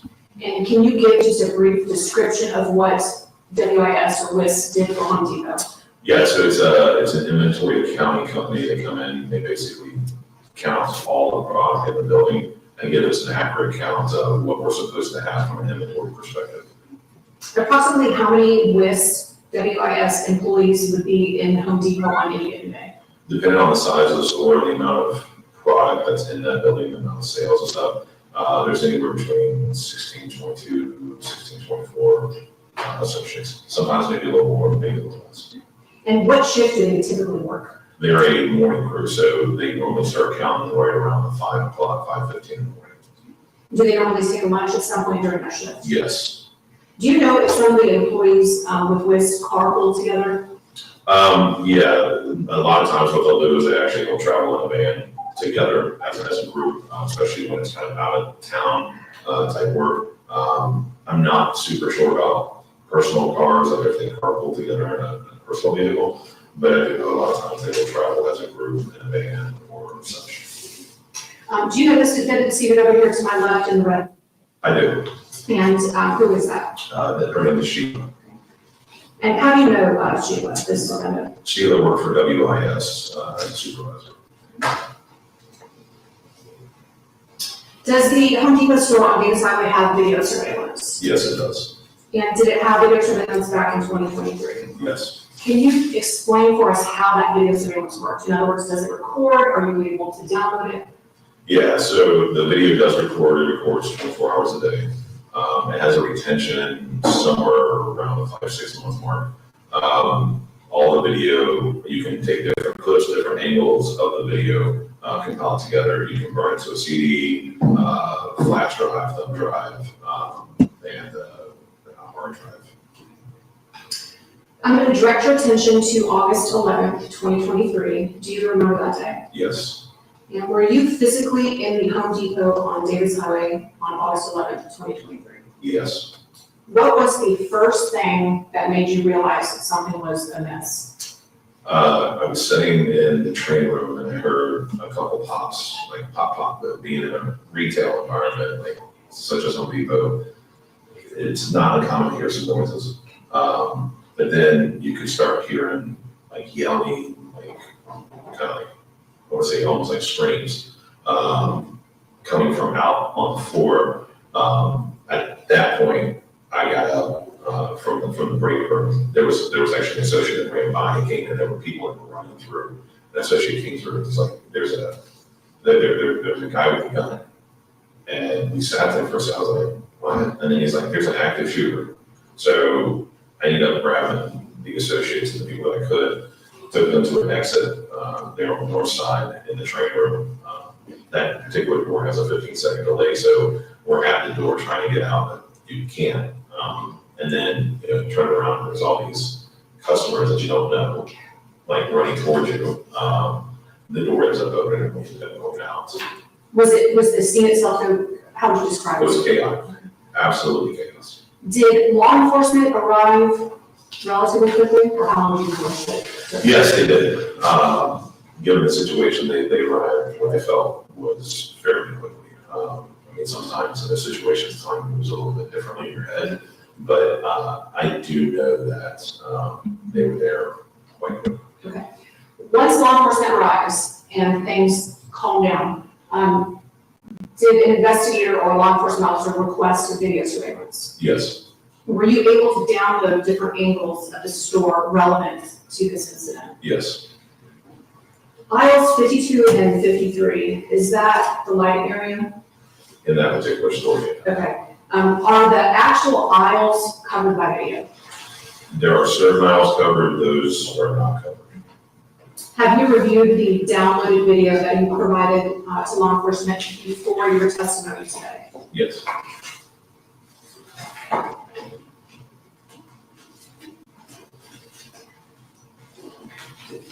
If you'll take a look at State's Exhibit 87 and just see if you recognize it. I do.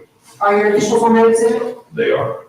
And is that a fair and accurate compilation of the different angles of video surveillance from Home Depot on Davis Highway, August 11th, 2023? It is.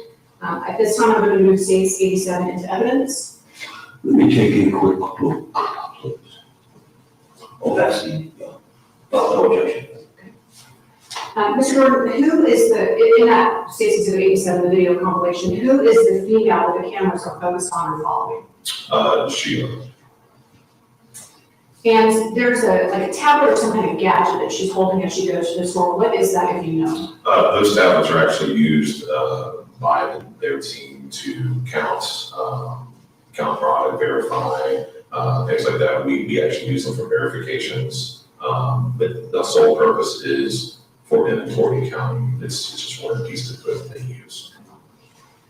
You also should have in front of you State's Exhibit 36. Do you recognize that? 36. 36? And is that just a still shot from the video of a black male entering the store? Yes, ma'am. And then you should also have 6747. Yes, ma'am. Okay. And is that a still shot from the video of a black female police employee? Yes, ma'am. All right. And now you also should have states 48 in front of you. Yes, ma'am. Is that also a still shot from the video? Yes, ma'am. And do you recognize the individual in states 48? I do. Who is it? That is she. Okay. So at this time, I would move states 36, 47, and 48 into evidence. Thank you, sir. Yes, sir.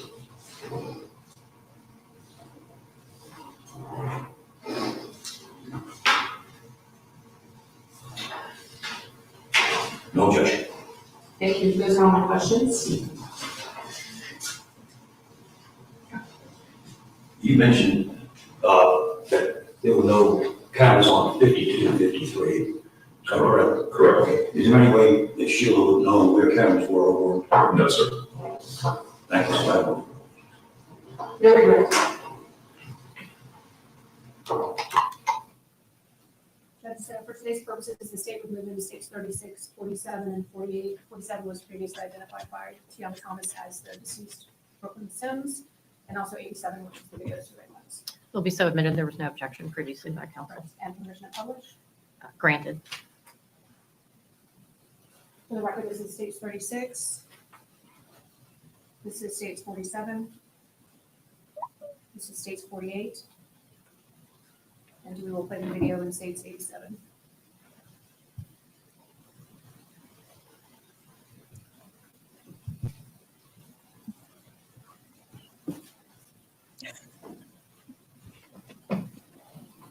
Okay, so we're gonna watch some Home Depot video, which I don't know how much we're gonna see. So trigger warning, guys, I have no clue.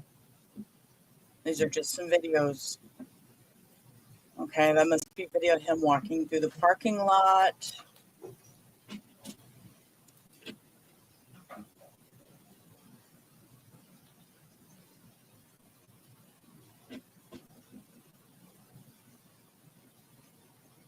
There he is. Is that him walking in?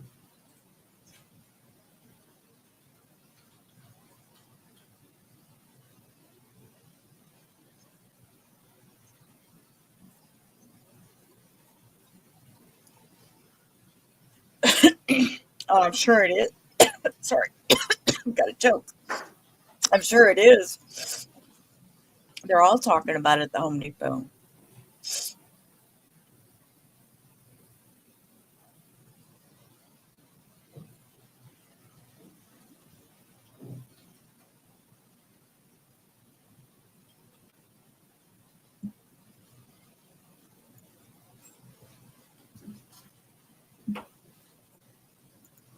Wow.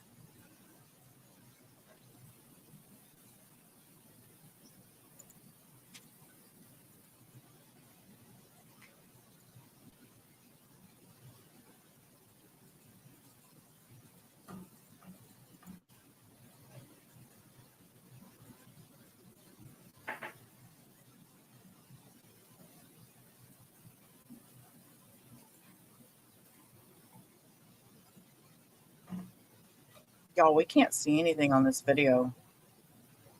I mean, I can even fast forward it a little bit and we're not really seeing anything. I see ZZ Top when I see long beards too, so it's okay. I think it's our age group.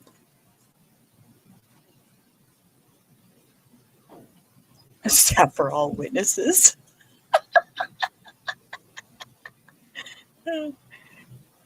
I know, right? It's all on camera. Every bit of it's on camera. I mean, you walk into Home Depot, I'm not even gonna lie, I've been at Home Depot lately, and it's like you walk down an aisle and then this square thing starts flashing at you and says you are being recorded. You know, I mean, he went straight and admitted he did this.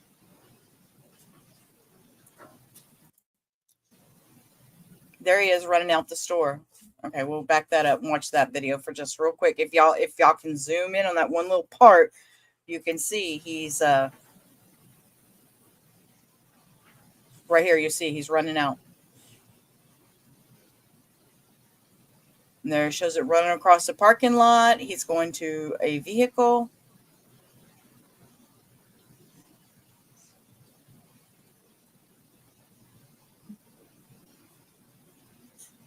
And people are scrambling. Look at everybody like ants in the parking lot scrambling. They have no clue they're actually running towards the person that did this. Wow.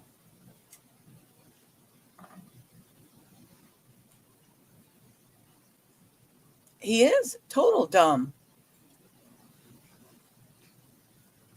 Look, people are scrambling. They're like, oh my gosh.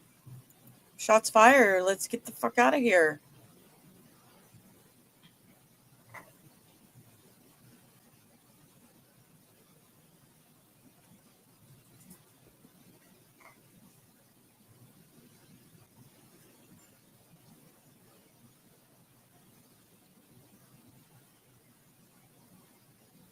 Wow. As well. 2.2. Yes, ma'am.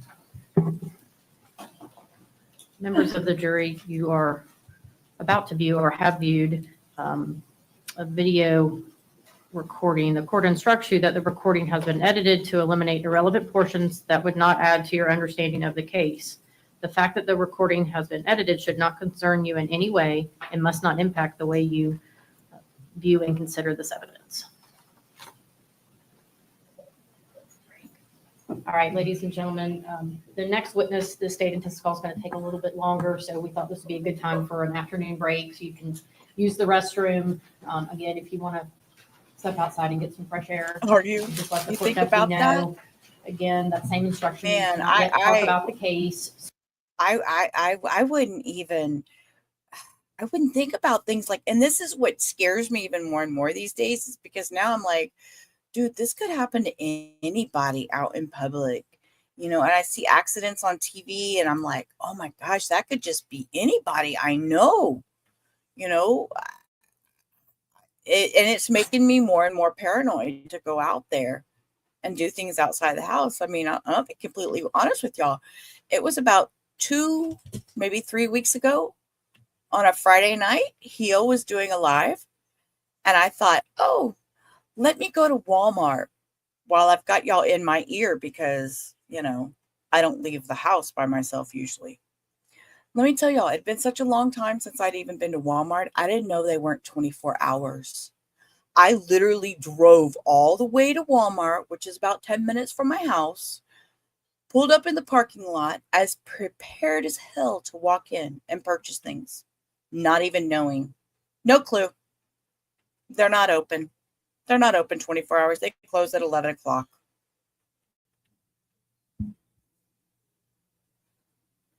I thought we were getting back to trial. They are walking around talking about things. Okay. But, you know, if you want to call him and ask him specifically about the scope, they're going to object, I assume. You can call. Hold up. Let me back up. See what she's talking to him about.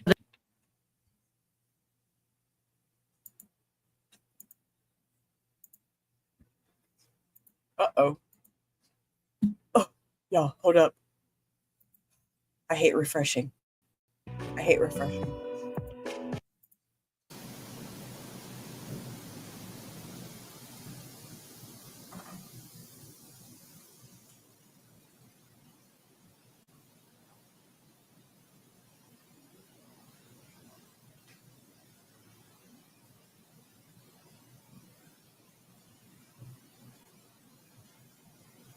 Come in the form with each little box, and then they come in the form where they print it right out for you.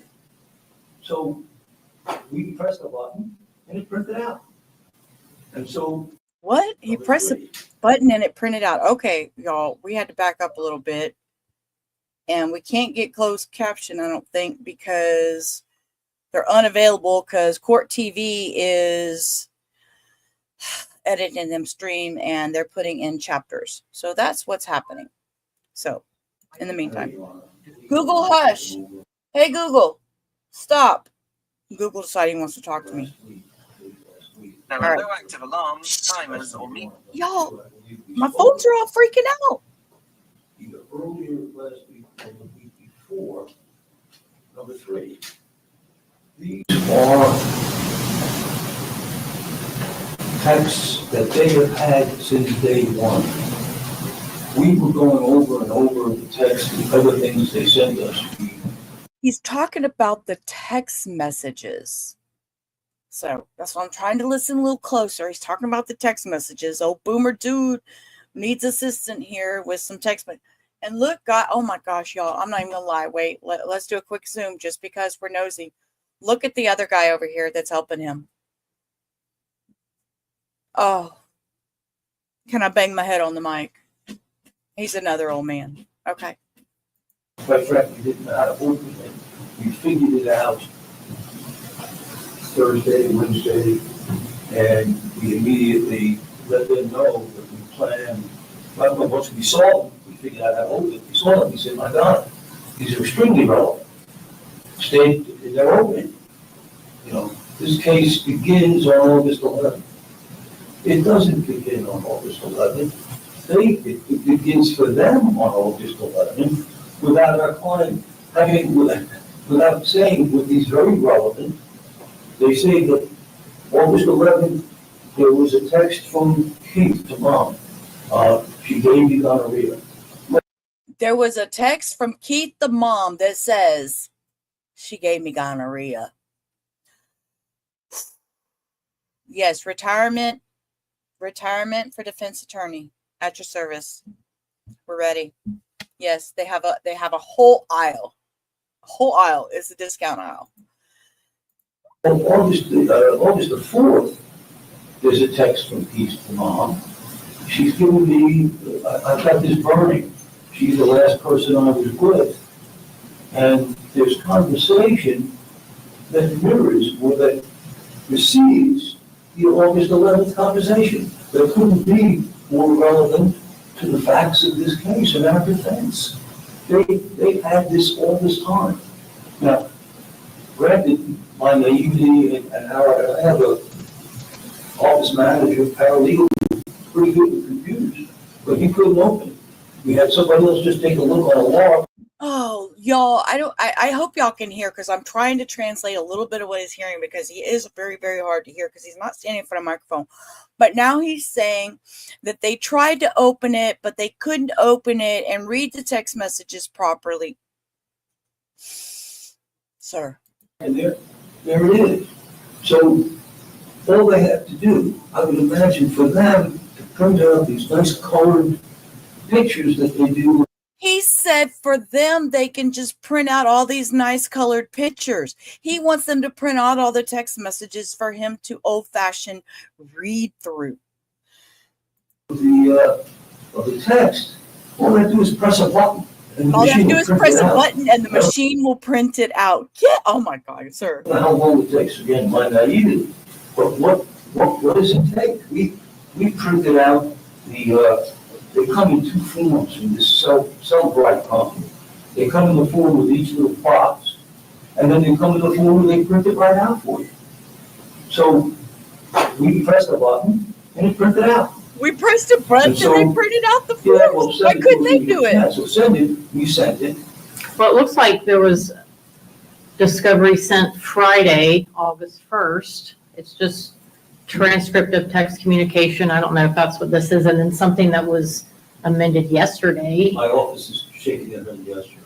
His office. August 4th was another amended reciprocal discovery of amended transcript of text communication. So that may be what they're talking about that you sent less than 24 hours ago to the state.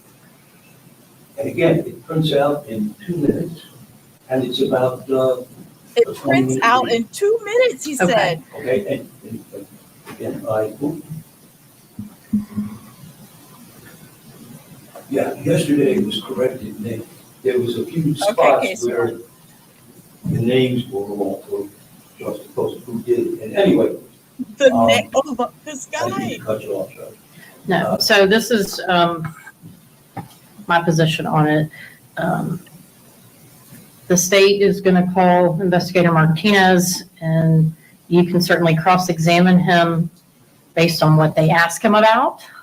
And then if you want to call Investigator Martinez, in your case, he's still under subpoena, then we can make sure we have contact information for him. And when you present your case in chief, you can certainly do that. And my question to the court is, and it's good that we have this discussion, because I am going to cross-examine him. And I'm going to ask him what role he played in creating all this. As long as it's not outside the. What role did you create? What role did you play in creating all this? The scope of the direct examination, Mr. Ackerman. And then I'm going to ask him, did you read the August 11? Did you read August 10th, 9th, 8th, 7th? And if he says no, then that's what it ends. Okay. If he says no, I'm going to ask him why not. He's an investigator in this case. A person's charged with murder, and he's giving us a piece of it. Why didn't you? Let him answer yes. Well, I don't care. I didn't know it, but I want the right to ask that question. And then if I Okay, my ruling remains the same. Is you can cross-examine him as long as it's within the scope of the state's direct examination. Otherwise, you can call him as your witness later today or tomorrow. last thing I want to do is disobey the court's rule. But I want to make sure I understand. In conjunction with what he is going to be testifying to, he's testifying to August 11th. I'm going to ask him. Okay, Mr. Ackerman, I can't make a ruling on something that has not occurred yet. I don't know what his testimony specifically is going to be because I haven't heard the state's questioning of him. And if I have to make a ruling at the time and they object, then I will address it. But again, it's the basic rule of procedure. You can cross-examine him about what he testifies to on direct.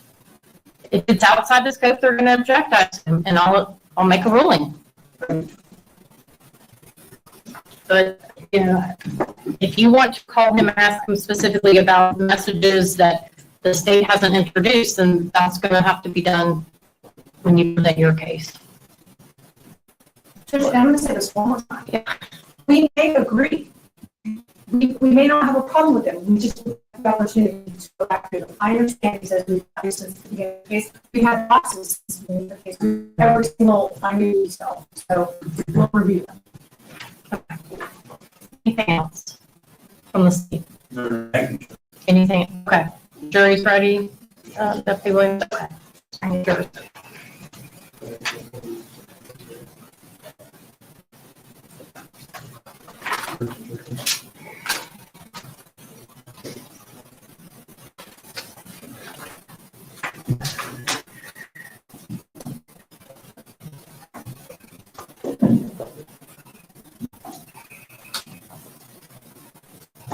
Judge says, I'm not changing my ruling for you, sir.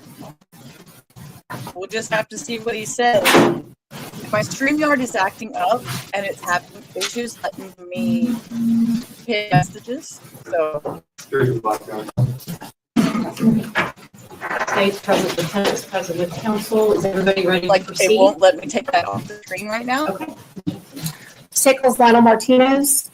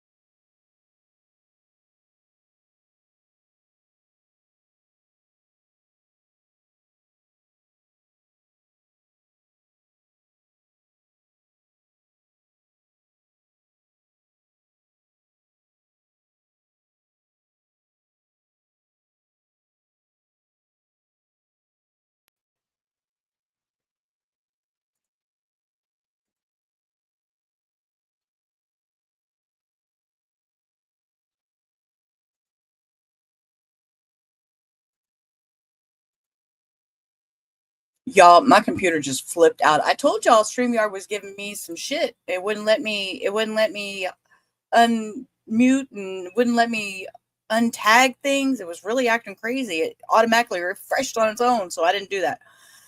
All right, back to court. Testimony you're about to give us the truth, whole truth, nothing but the truth. I do, ma'am. Mr. Martinez, go ahead and have a seat if you would. Make sure you speak into the microphone for us and state your full name, spell your last name for the court reporter. Sorry. If you'll just state your name. Lionel Martinez, Martinez. And will you spell your first name for us too? Lionil. And where are you employed? I'm employed with the Escambia County Sheriff's Office. How long have you been with the Escambia County Sheriff's Office? I've been there 11 years. And what about prior to that? I was employed in the state of Georgia as a law enforcement officer for 17 years. What do you do for the Sheriff's Office? I am an investigator in major crimes. Were you assigned to investigate a shooting at Home Depot on Davis Highway? Yes. And did you actually respond to the store on August 11th, 2023? Yes, ma'am. When you first got there, where did you go? I went into the store through the entrance and I went to aisle 52. And when you went to aisle 52, what did you see? Laying face down in the aisle was a black female. She had dark black pants and a dark colored shirt, which is navy. And I saw some gunshot wounds or defects in her arm, her side. And then, like I said, she was laying face down and the blood was pooling around her. While you were at the Home Depot store, did you request video surveillance from Carl Jordan? Yes. And was he actually able to provide you with the video surveillance on that day? Yes, ma'am. Within a short amount of time that afternoon, was a suspect taken into custody? Yes. And who was that? Keith Agee. Were you advised that a firearm was located as well? Yes. And what about a vehicle? Yes, ma'am. Okay, where was the vehicle located? The vehicle was located at specialty or select specialty care. So the Home Depot, the location where the firearm was found, the location where the car was found, and then where Mr. Agee was taken into custody. Are you familiar with all of those areas? Yes, ma'am. And are they all within close proximity to the Home Depot on Davis Highway? Yes, ma'am, they are. You should have in front of you State's Exhibit 88. If you will just take a look at that and see if you recognize it. Yes, ma'am. Okay, and are there different areas that are highlighted on that exhibit? Yes, ma'am, they are. Is it a fair and accurate map of the various areas of interest pertaining to this case? Yes, ma'am. Your Honor, at this time I would move States 88 into evidence. Will be so admitted. And permission to publish? Granted. You should have, if that screen's easier to see for you. So can you just give the jurors an idea of what the different pinpoints are, starting with the Home Depot? So the Home Depot is located right next to I-110. And if I'm highlighting the screen area right here? Yes, ma'am. Okay. And then just north of that Home Depot is the Bobby Likas Auto Care, where the firearm was recovered in the roadway. Okay. So the intersection, if you make a right-hand turn, that is going to take you down to the Select Specialty Care, where the vehicle was located in the parking lot. Okay. And then south of that location is the AMC IMAX Theater, where the suspect was taken into custody.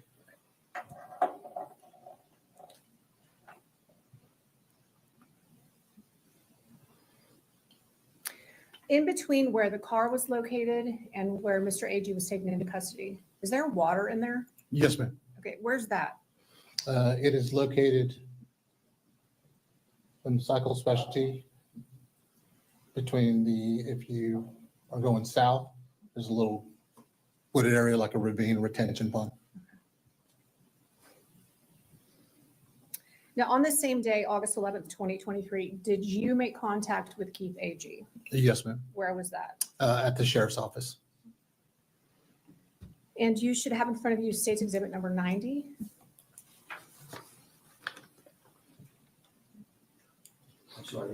State's Exhibit 90 is in front of him.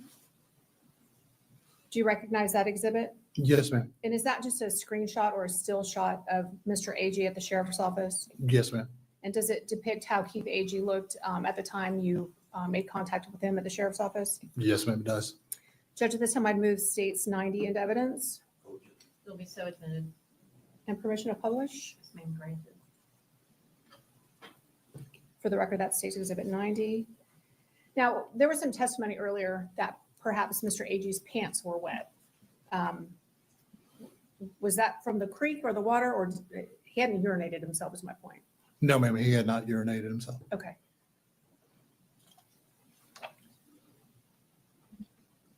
Now, while you spoke with Mr. Agee, was he cooperative with you? Yes, ma'am, he was. Did he give you his cell phone number? Yes, ma'am. Did he also give you the password to it?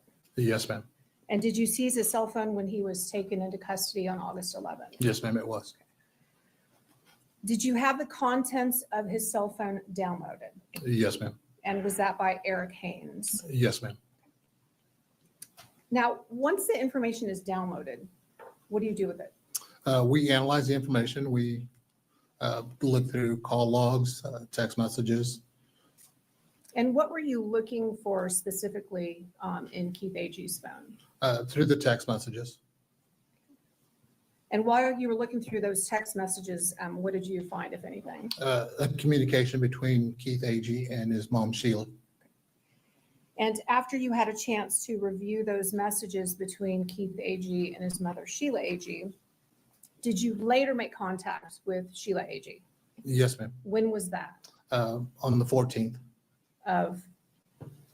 Was it August? So this was a few days after the shooting? Yes, ma'am. All right. And where did you actually make contact with Miss Agee? In McIntosh, Alabama. All right. And where did you specifically meet her?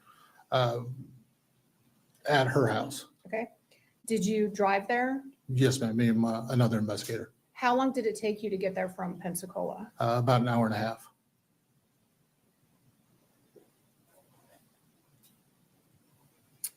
At that time, did you know where Keith Agee was working? Yes, ma'am. Where was that? It was at a steel plant. Okay. And do you know how close or how far that was from where he lived? Within minutes. Okay. And where was he living at the time? With his grandmother, Thelma.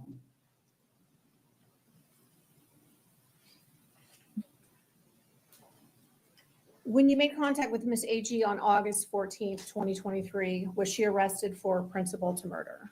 Yes, ma'am. Did Miss Agee have a cell phone on her at the time she was arrested? Yes, ma'am. Did you seize that cell phone? Yes, ma'am. And did you have her cell phone downloaded like you did Keith's? Yes, ma'am. Was there anything significant about the download on her phone, that conversation between her and Keith? The text messages were deleted. Were they able to be recovered though through that Cellbrite process? Yes, ma'am. You should have in front of you State's Exhibit 34. That's already been admitted into evidence. Do you recognize that exhibit? Yes, ma'am. Are those the text messages downloaded from Keith Agee's cell phone? Yes, ma'am. And are those to and from Keith Agee and his mother, Sheila Agee, on August 11th, 2023? Yes, ma'am, they are.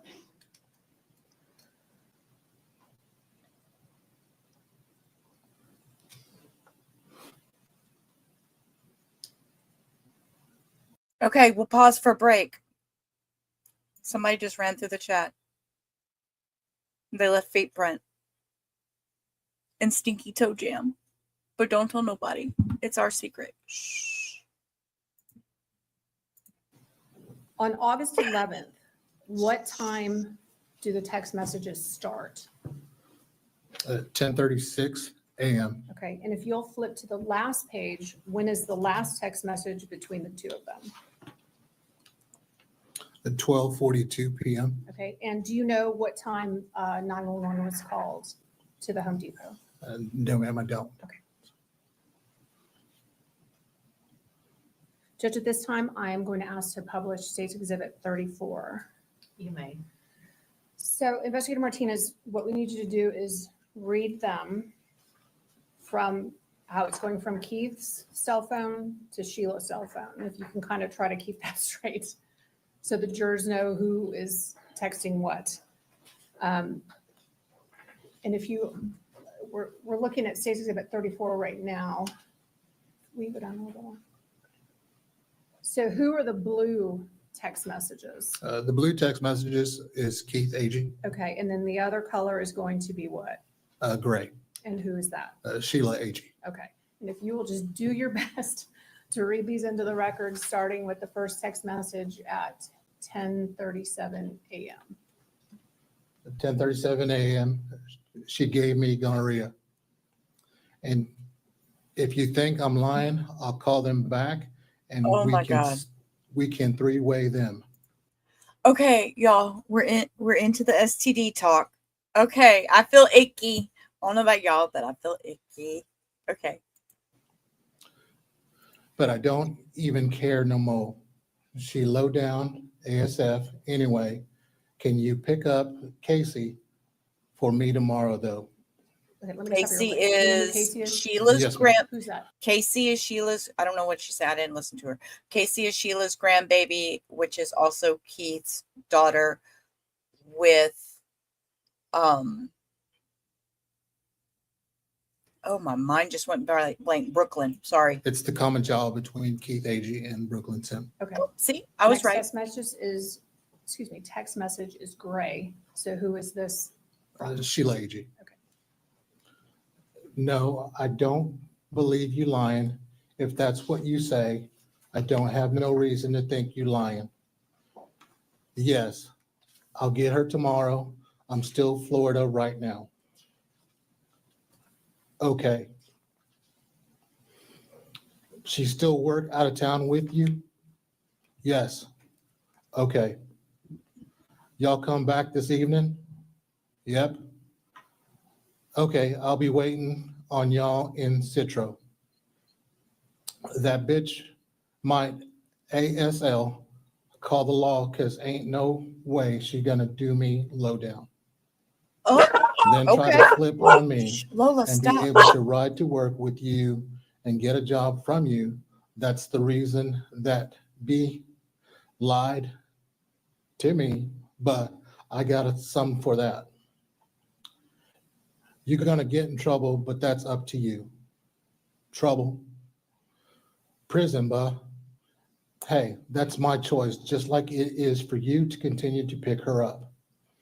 I ain't saying fire her or some, but let that dirty bitch find her ride to that MF. When you transition from Keith's text to Sheila's, will you just say that? Yes, That Yeah, is we're reading it horrible. to The court reporter's giving me. So a- basically, he's saying, I'm going to do this. And she's like, yeah, okay, whatever. I mean, Okay. Thank you. I was gonna ask about that. Thank you. All right. Sheila, if she called the law, but I ain't saying nothing, I gave her job for Casey. Keith. Fuck that. I got Casey. That bitch don't need shit from us, from sus. Keith. Fuck that. I got Casey. That bitch don't need shit from us. Sheila. I have to give her a ride. She's not the only person that rides with me. Another girl from Citronelle rides with me too. Keith, have to, question mark. Sheila, I don't own this car. I have to transport them to work. Have to. Keith, but where's the rest of your crew meet you? Sheila, I pick them up in Citronelle. Anybody that live up there, I have to pick them up there. Sheila, her and baby doll, I pick up in Citronelle. Precious, I pick up at empty house. Sheila, but I am not telling you not to be in citronelle. That's up to you. Keith. Lady, move your I'm head. tired of being treated like a bitch. When I do right, fuck that job, fuck my job, and I don't even care about jail no more. I can't take this daily. Just tell me before y'all come. Sheila, no, I'm not going to help you get in trouble. Keith, ain't do nothing but cost me money and give me a disease. I'm fitting to just shoot her. I hate that for Casey, but like I said, I can't take it. ADGAF, no more. Sheila, okay. Keith, so protect her? Question mark. Keith, cool. Sheila, okay, I'll call you and tell you, MF, if you want to go to jail, I'll tell you when we get close, but if you don't come, kill her, you a MF bitch. Stop. Stop. Get the fuck out of here. Y'all. I cussed.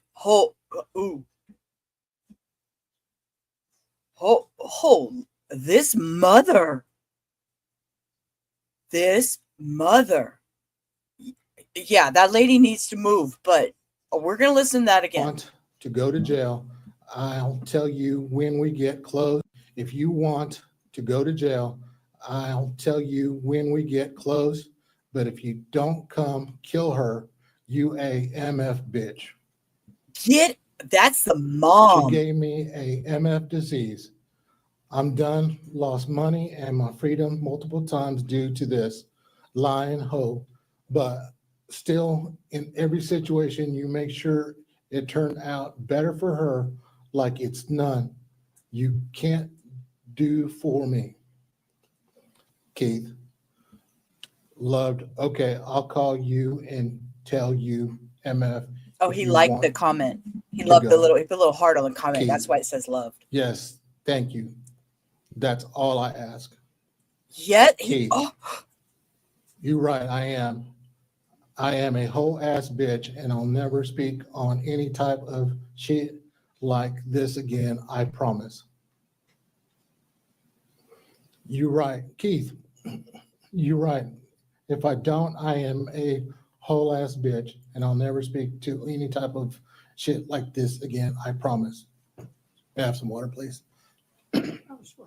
Sorry.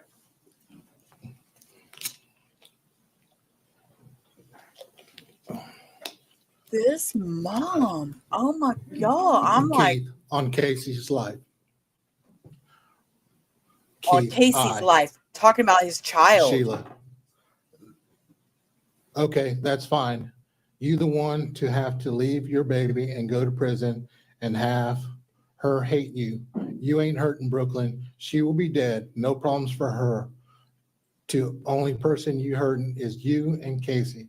She will be lost her mama and daddy, and you won't ever get to touch your daughter again. But I swear to God, I don't care. I ain't going to jail. Mom. Keith, I'm okay with that. No. Keith, I can't take no more. Don't nobody help me. I'm tired. I ain't got shite to live for. No way. I'm going to jail. Keith, Citro, gonna shoot me because I'm so blown at them. Keith, it's been a long time coming. So he's going to say, Citro going to shoot me because I'm sure blow at them. He's talking about, yes, Cindy, yes, Ava, yes. His mom was just like, yeah, go ahead and do it. I'll tell you when I get home with her. But don't, don't blame nothing on me. You're going to go to jail, but I'm not going to cover for you. And he's saying they're going to shoot him because he's going to blow them, the cops. This has been a long time coming. I'm tired. I ain't got shit to live for. I ain't going to go to jail. Oh, and the mom is just like, okay, go ahead, but whatever. Sheila, okay, well, you ain't hurt. This is mom. Okay, well, you ain't hurting nobody but Casey, but I'm sure you're okay. And the mom's just like, not begging his son, let's not do this. Nobody but Casey, but I'm sure you're okay with that. Sheila, but I'm good with it. Keith, okay. She's Sheila, good with it. Somebody will take care of Casey. Keith, I'm about to just leave work. Nice, so I'll be off. Sheila, that's up to you. This is 11:24 in the morning that this is coming between this mom and son. It is true crime. That I as a mother. Okay, she good. Sheila, don't call Nanny and tell her. She will try to talk you out of it. Joel. Keith, okay. Keith, I ain't even gonna tell her why I left. Keith, I'm just saying I gotta go to the dentist. Sheila, don't even go there. She won't know you left. Sheila, don't shoot my MF car. I don't want to die. What? Keith, I'm not. Sheila, wait till I put her out. Oh no, mother. Keith, Yeah. I was gonna wait till she got out. Sheila, okay. Keith, but that's another thing. If she don't get out of that car, Mama, and I have to drag her out or can't, I'm gonna ask you to step out. Keith, because I'm gonna open the door, just shoot her. Sheila, as long as you don't shoot me. Keith, but okay, you know work, just don't forget me this evening. Go Sheila, work. Just don't hell, forget me this If you're evening. getting off work now, I'll give you the address here and you can ride over here and do it so you don't have to do it in front of Casey. We're gonna pause because I think we all need a deep breath. I need a deep breath. Hell, if you're getting off work now, I'll give you the address here and you can ride over here and do it. So you don't have to do it in front of Casey. Don't do it in front of the kid. Just come here. Come here. Let me give you the address. Come on over. Bring your weapon with you and just go crazy in Home Depot. Y'all, this is exactly, Maria. Text evidence. You can't fight this. You cannot. Yeah. Don't ever put anything in text that you don't want the world to know about if anything happens. It is thundering here, y'all. So hopefully I'll be okay with internet. Keith, send it to me. Sheila, we just in Pensacola. Just down the road. Keith, OTW, send it. I'm on the way. Send it. Sheila, hold up. Let me get it erased, the text, because I don't want nobody to know I was texting you, stupid ass. Oh, now the mom's Keith. encouraging, let's delete our texts because, I'm not smart with technology. And if we delete texts, then nobody will ever find our texts because they're deleted. They're deleted. Hold up. Let me get it. Erase these texts because I don't want nobody. I was texting you, stupid ass. I already deleted mine. Trust me, I ain't gonna say shit. ABT, even us, even talking TD. Sheila, I don't act like you love Casey because you don't give a fuck about that little girl. You love you and you alone. I think that's the first statement I have heard. Ava, if I could send rain your way, baby, I would, because we all need it. And this thunder is awful. So, Mom even made good sense for a brief moment. She said, and don't act like you love Casey because you don't give a fuck about that little girl. You love you and you alone. So don't tell me this mother, Miss Sheila Agee, did not know better. She knows her son has problems and she's in her. Keith, I love all my heart is that bitch that I don't care for her. Sheila, You don't love her. You willing to leave her alone because you mad at a bitch that's not love, son. Keith, if she did, she wouldn't act that way about me trying to get her, knowing she acting because she fucked me over and wants everybody to be on her side like she ain't do none. Keith, I'm not mad at a bitch. I hate every MF body. Okay. Keith, don't nobody help me. The only people ever seemed like they will do for me or ride or take up for me is Jaden and Emmanuel and Casey. Keith, I'm coming through Movico. What's the address? Let me stop you real quick. Do you know what Lubico means? Believe it's a small town between McIntosh and Mobile. Thank you. You think so, Maria?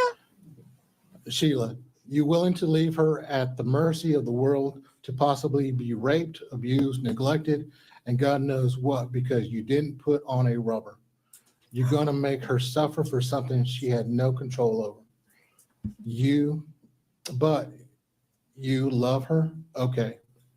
That was Sheila, off the wall I'm comment. getting it. Give me a minute. I on lunch. And this is only 11:33, so this is less Keith, than 10 minutes Brooklyn later. He's knew still what texting. was coming behind them. To me, she knew I was gonna kill her. So if she okay with it, shit, I am too. Sheila, regardless of who knew, Casey didn't know. Keith, I put faith in Jay. At least he will do some to a MF that FW, Casey, him, Emmanuel, the only ones I believe will. Sheila, okay, you put faith in somebody about your fucking baby. Keith, hell, you wasn't preaching to Brooklyn, ABT, her choices, shit, this, her fault. Keith, every action get a reaction. Keith, so if SB is okay with what she doing, then they should be with what I am. Keith, so if SB is okay with what she doing, then they should be with what I am. Sheila, it's not Casey's fault. It is all I know. Don't really give a fuck what you and Brooklyn know. It was both y'all's fault. Her for giving it to you and you for not wearing a condom. Keith, her mama should have raised her better or told her better some. I don't feel guilt behind that. Keith, I feel way worse. Okay, pause. Let's not talk about this girl's mama when your mama is over here encouraging you to go do this. This is her mama should have raised her better and told her better. Get out of here. That's this BS continued. Keith, I don't blame Casey for none. Sheila, you don't blame her, but you're one to put her at risk over it. Keith, that bitch could have told the truth though. It wouldn't been so bad if she would have owned up to it. Keith, just been real, bro. I'm tired of her trying fuck me over and then play like I'm overreacting or crazy. Keith, I can show a MF what crazy is. And you did. Keith, address, question mark. Sheila, like I said, you don't give a fuck about that baby. I'm get you the address when I get back and showing nobody nothing except you got mental issues because you're willing to give up your life for your baby's daughter's life and hurt your family over a bitch. But don't worry, I'll make sure she know Brooklyn gave you something that you had to get a shot for, but that you didn't love her enough to give a fuck about what happened to her, that she wasn't enough for you. Maybe she would have meant more to you. Her mama and daddy would still be here. She wasn't important enough and you just had to prove a point. I promise you I'll remind her of that the rest of her life. Sheila, which she will probably end up committing suicide, and she'll be with y'all anyway. And give me 10 minutes, I'm gonna give you the address. You ain't close yet. Jesus. Keith, if she meant more to her mama, maybe this wouldn't have happened. Sheila, I Disgusting. ain't talking about her mama. I was talking about her daddy, and you just confirmed you don't care about her. Keith, Brooklyn knows what I do, and I done shot at MFS in front of the police and got away. If she a still lie, she must not give a fuck about Casey or her life. I do, but you ain't gonna listen no way. Keith, you ain't in my position, so it's easy to say BS. Sheila, I know I ain't gonna do nothing to take Casey away from me because I love her. I know that.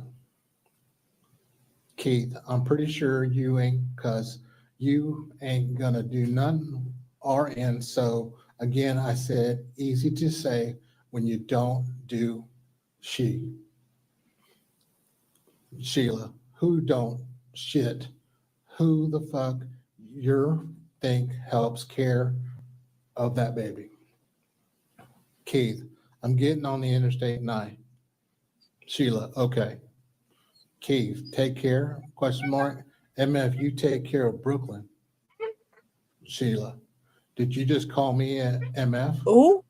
Keith, you don't even like to go pick Casey. Sometimes worried about a damn nigga. Sell that dream somewhere else. Sheila, I can't wait to get back to the store to give you the address because you're gonna have to shoot me today.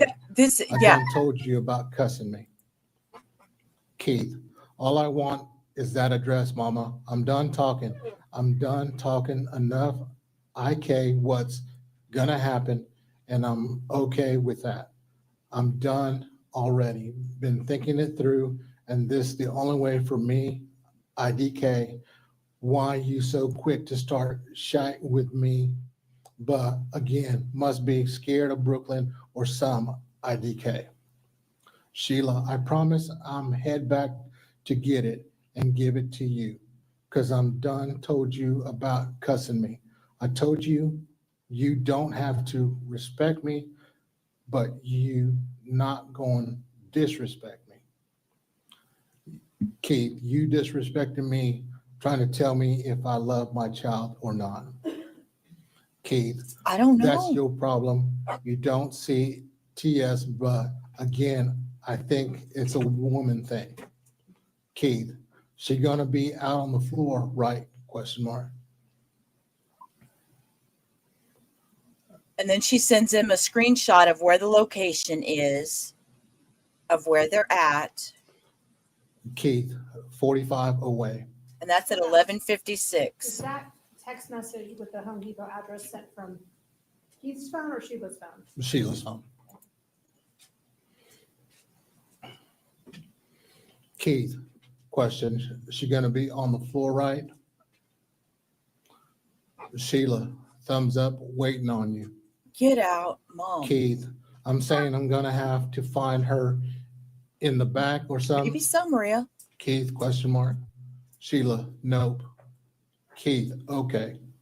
Sheila, but just know I'm be the first MF you see, but I ain't even told her you were coming. So you good, but you're gonna see me for cussing me. Keith. Oh, so let what? it- So what? Mama's gonna just step up while he comes raging in Home Depot with a weapon, and Mom's gonna be like, "Oh, you're gonna see me first before you see her." Be after then. Let it be after then. Sheila, no, I'm gonna come out. She will be in. She won't know nothing. Oh, so Mama's saying she gonna go out there and confront her son. They're gonna have a conversation about the disrespect, and then he can go in and pew her away. Keith, I'm not studying you right now, so sure, I am. Sheila, okay. Lola, Sheila, hush. I'm gonna show you today what it means to love your child. You will understand when you're chilling with your daughter one day. Keith, stay out of my way. Sheila, I am. Keith, only warning I'm give you, I'm not studying you. You never help anyways. Hindering me is what you doing. Stay TF out my way for once. Don't help Brooklyn. If you want to show me some, you can after. I'm done with her. I have no problem with that. Sheila, only warning you giving me, LOL, bitch. Brooklyn might be scared of you, but I ain't. Oh, now we're at Mama's Keith, son drama. I don't expect you to be. Sheila, come on. Keith, light, come on. Keith, you probably done called the police for that girl. Sheila, I swear to God, I ain't told her nothing about you. Oh, Sheila, but I hope you ain't stupid enough to think you ain't going to jail, because that's definitely where you're going.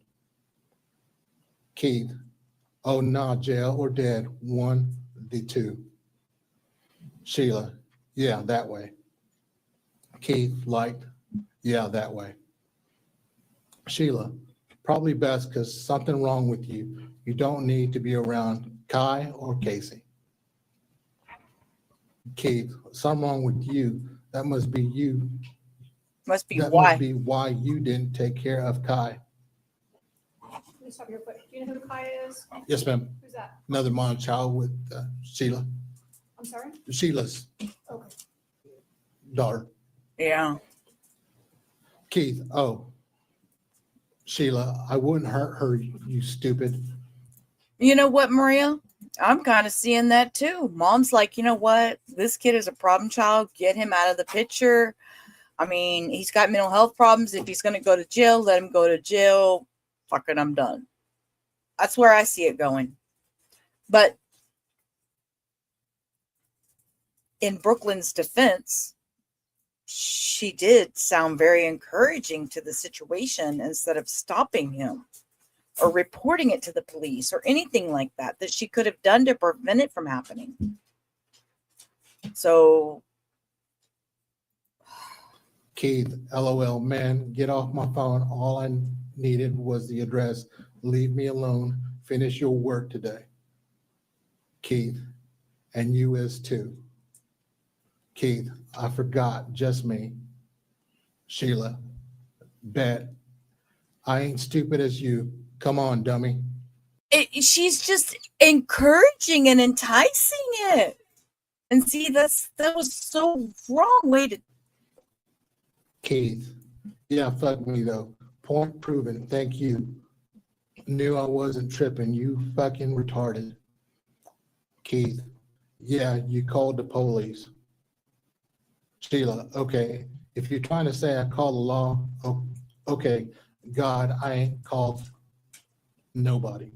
Sheila, I swear to his on Casey, I ain't called no law or told her nothing. Keith, you wouldn't be texting me still if you didn't. LMAO. Any other time, you will leave me TF alone. Sheila, if I called the law or told her anything, I hope Kaya never takes another breath. Sheila, I laughing at you because you stupid enough to give up your whole life for a bitch that you don't want. I laughing at you because you stupid enough to give your whole life for a bitch that don't want you.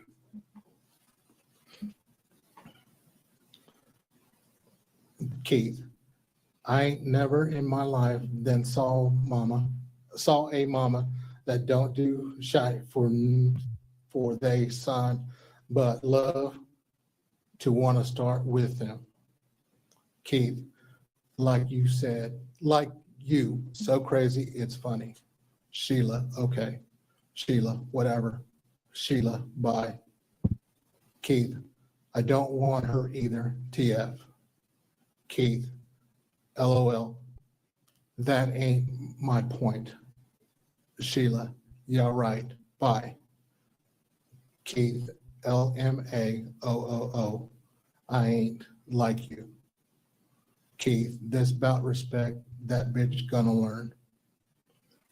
Keith, you so fucking sorry. You think I want her? No, you wrong. I want to see Casey. That dirty hoe don't mean nothing to me. I don't care about hoes like you care about niggas. You put them before your own child. That ain't me. Keith, I'm killing them over mine. You just dick out. You think that. Sheila, no, you gonna learn she will be dead, but she ain't gonna learn shit. You done MF'd. I thought I taught you if you want to hurt a person, you don't hurt them because they dead. They have no worries. You take what they love. Keith, that hoe don't love shit but herself. Sheila, you ain't killing over yours because she don't keep that baby from you. Keith, so that last thought of her knowing. So this is 12:38. The conversation started, I think it was 11:24. So he's texting and driving. And I guess driving like a bat out of hell. She fucked, and the regret in her face will be enough to satisfy IDGAF what she see when she dead. Keith, yes, TF, she do. Keith, how TF, pick her up when you sorry ass trying to go gamble or hang in Jackson and she don't pick up the phone. Keith, That didn't even nah, make sense. That ain't even gonna fly. She just died before I let that continue. Sheila, okay, whatever, IDC, do what you do, IDGAF, because I'm gonna go home today, not to hell or to jail. Surprise, Mom. Keith, good for you. Sheila, okay then, stop texting me, I'm working. Do whatever you want to do. It don't affect me either fucking way. Keith, loved, okay, then stop texting me, I'm working. Do whatever. Ooh. I was gonna say, I was gonna ask if you need some water. Okay. Investigator Martinez, do you see Sheila Agee in the courtroom today? Yes, ma'am. Can you please point to her and identify what she's wearing? She's wearing a black blazer and she's to my left. Let the record reflect this witness has identified the defendant. Record will so reflect. You should also have in front of you a shorter text message packet, States Exhibit 43A through D. Those have already been moved into evidence. Do you recognize those exhibits? Yes, ma'am. Can you pull the other one up? And again, if you will read these into the record, these have been identified as text messages between Brooklyn and Sheila Agee. All right, so if you will start on 43A and just read that into the record and who it's from. Okay. Hey, this Brooklyn, is it any way I can see what my badge number is? Question mark. This is my new number, Brooklyn.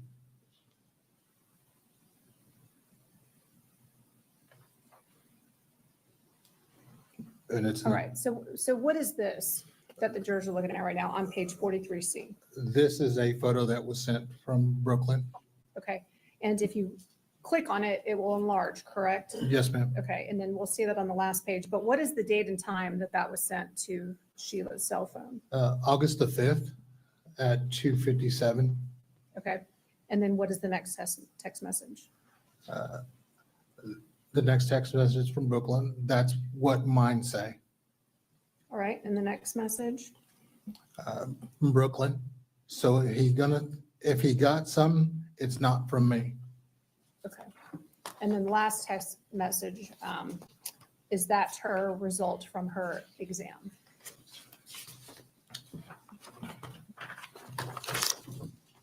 Yes, ma'am.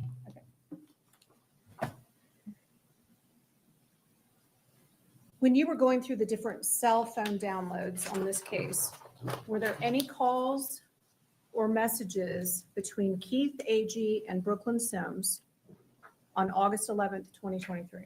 No, ma'am. Were there any calls between Sheila Agee and Brooklyn Sims on August 11th, 2023? Just two, and they're very early in the morning.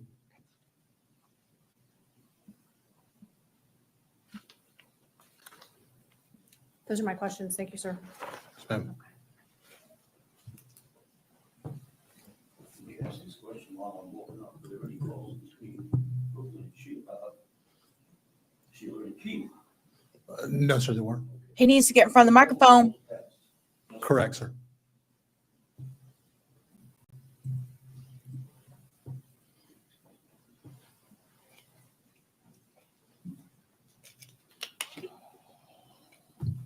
Oh, Lord, he brought a yellow pad.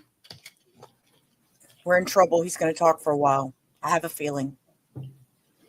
All those texts we just saw were between Sheila and Keith on August the 11th. Yes, sir. 2023. Yes, sir. And they took place over about a 2-hour period, correct? Yes, sir. You said that you looked those over, and I think you said something about you had them downloaded?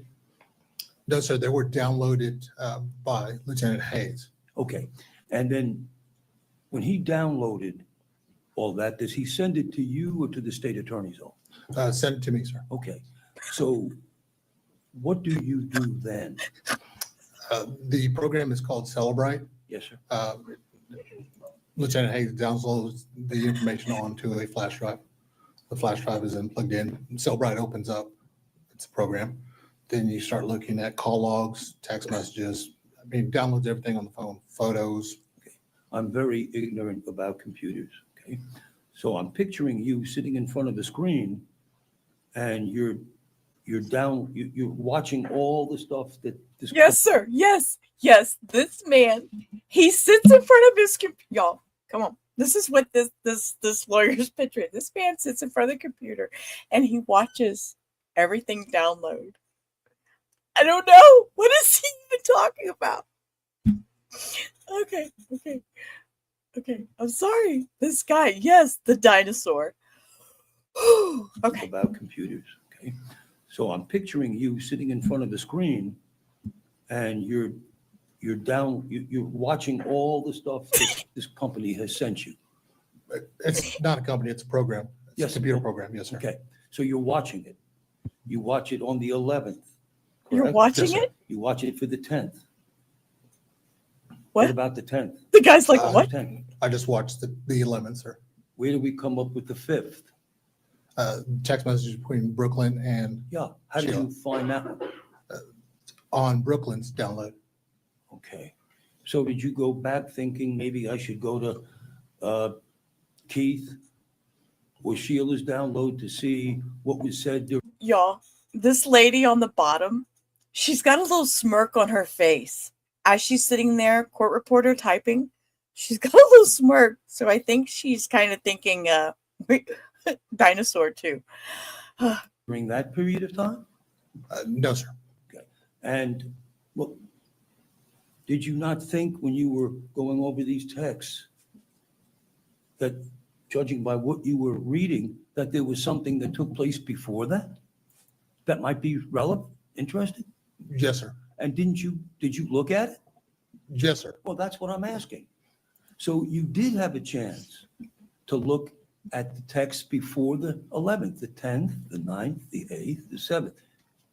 Is that a yes or a no? No. If I can clarify for you. Please. So we have 3 cell phones. We have Sheila Agee's, Keith Agee's, and Brooklyn Sims. So what I did not see on Sheila's, I looked to see if there was text messages between Brooklyn and Keith, and there weren't.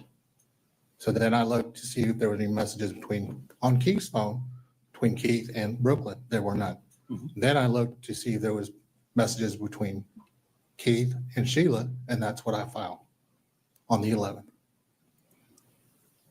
I don't understand that. You didn't find anything. If you're looking, I thought you started with the 11th and then you're looking for more. I didn't quite understand your answer. Did you look at the 10th? No, sir. You're investigating a serious case and you have all these texts from the 11th. We know that there's mention now on the 5th about this gonorrhea thing is the 11th, but now there's a sexual transmitted disease report on the 5th, and you don't look between the 5th and the 11th, or even before the 5th to see what was said? Yes, sir. You're correct. What does it matter?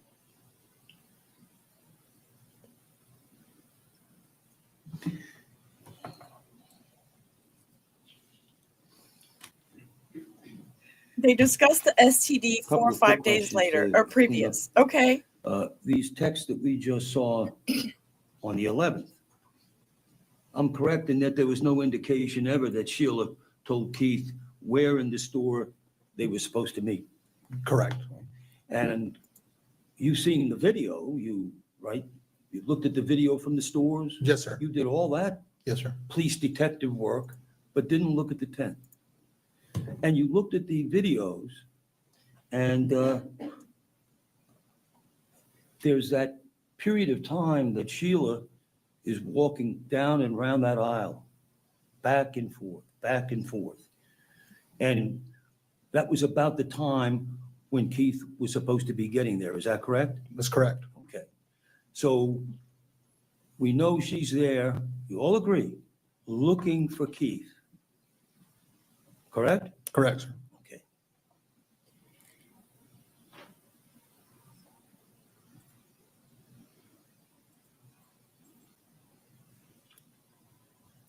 Were you aware that Sheila had called her mother in the middle of all this? Sheila had called Thelma in the middle of this time period, between 11:30 and 1:21. Were you aware of that, yes or no? I'm trying to recall the call log on Sheila's phone. So without having the log, sir, I can't be definite in my answer. In your investigation, did you ever ask Thelma, did you ever speak to Thelma? Yes, sir, I did speak to Thelma. Did you ask her whether she'd ever spoken to Sheila during the course of this No, sir. time? You didn't ask? No. Surprised you to say that they did speak, and they did speak about Keith? Sustained.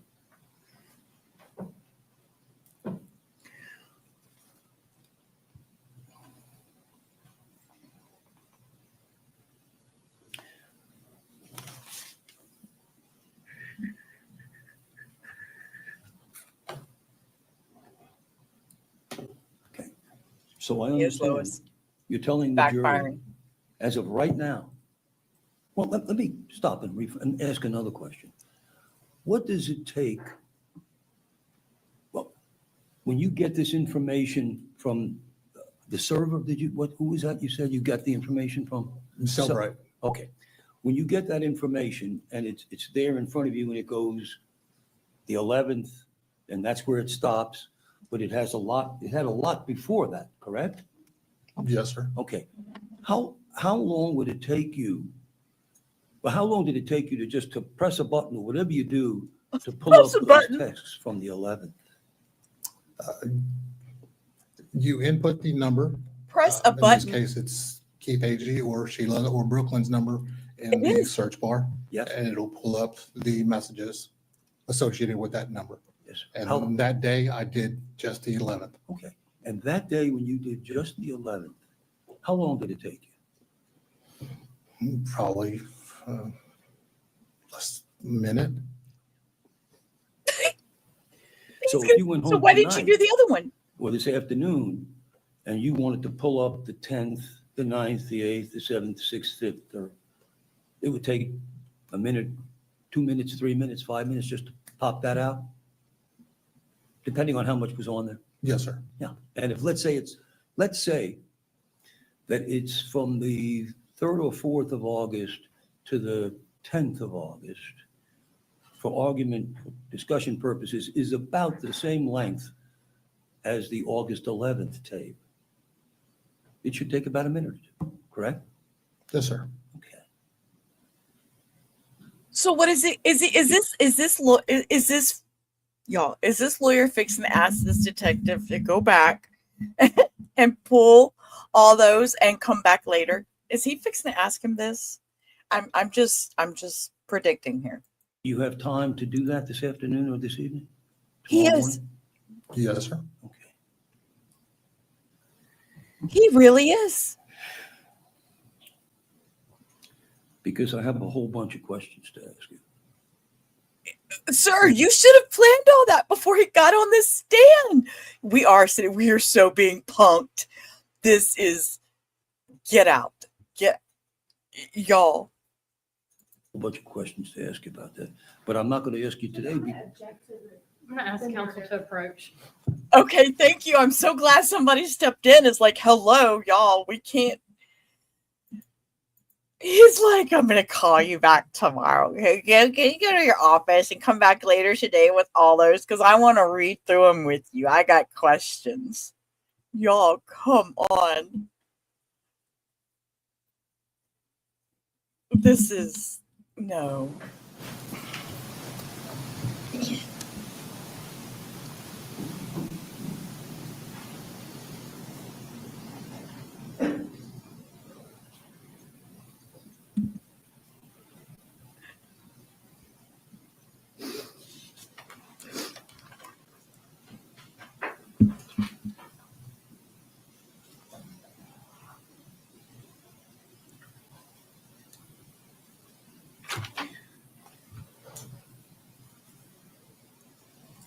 You've never met Sheila before you saw these tapes, did you?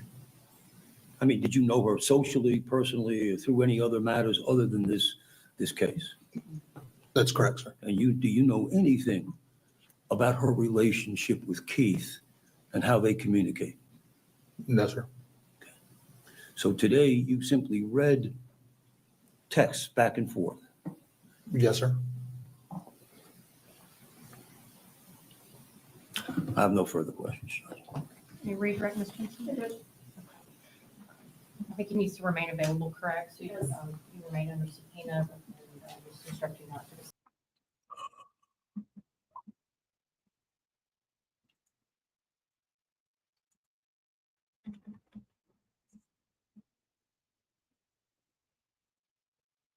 Y'all pause for just a second. I don't know what I just did, but I pushed something together and it took my whole screen away. I have no clue what I pushed. I have no clue what I pushed. I have no clue. His name is Lionel Martinez. Good Lord, don't be y'all, Sheila in those buttons. They're dangerous. Don't push buttons. Okay, sorry.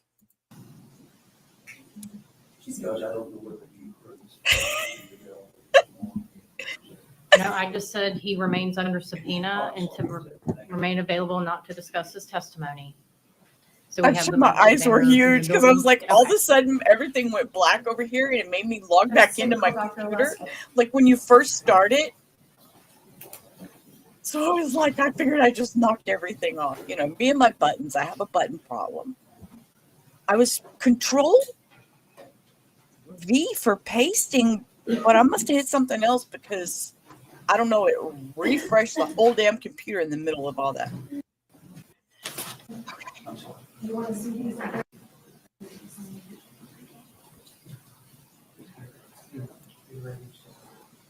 The yellow tube thing behind his left shoulder. You swear from the testimony you're about to. Oh, the Lysol?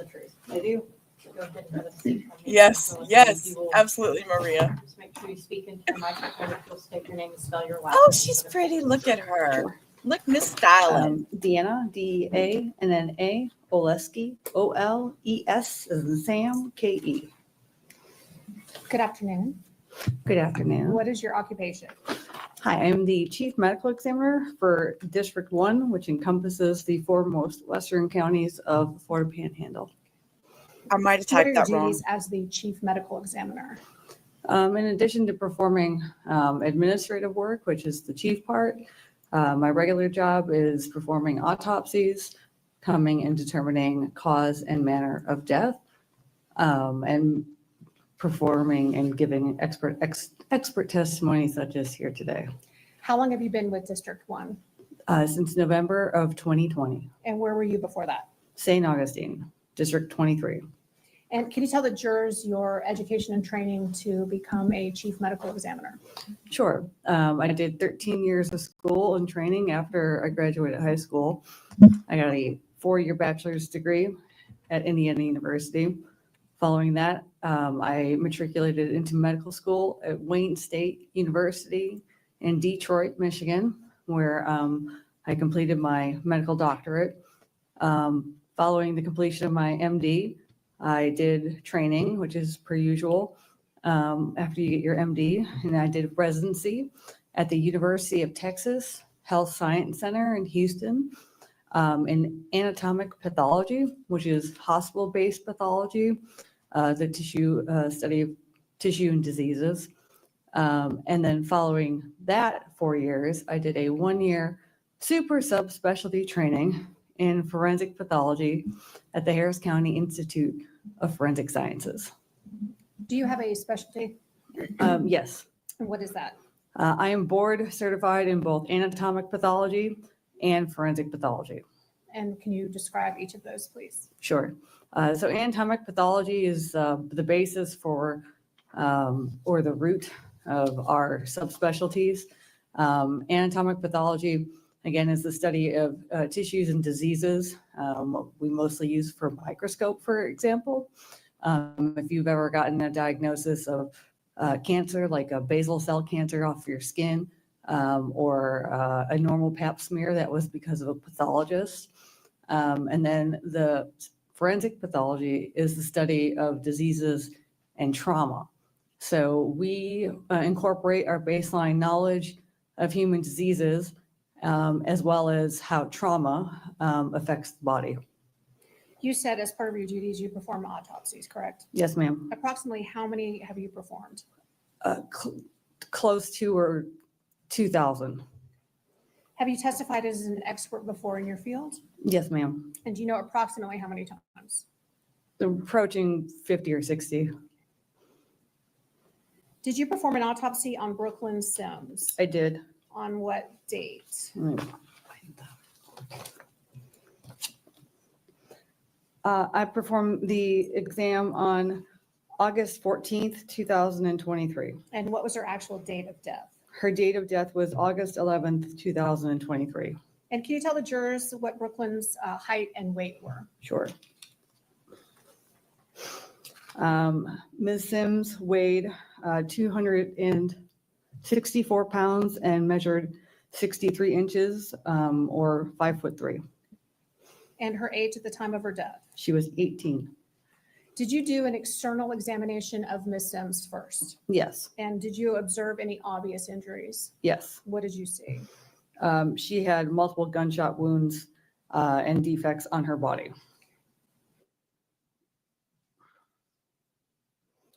Were photos taken during the course of your autopsy? Yes. And would they help illustrate or assist your testimony today? Yes. Would they help explain the type of injuries and the locations that you saw? Yes. I think in that folder underneath you, you should have States Exhibits 93 through 102.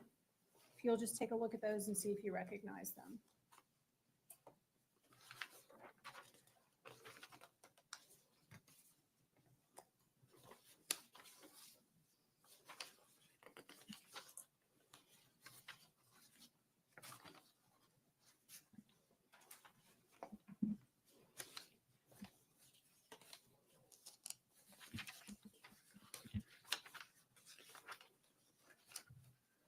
Yes, I recognize these photos. Okay. Were those taken during the course of Brooklyn Sims's autopsy? Yes, ma'am. And are they fair and accurate visuals of the injuries and the locations that they depict? Yes. Judge, at this time, I would move States 93 through 102 into evidence. I'm asking to move States 93 through 102 into evidence. You may.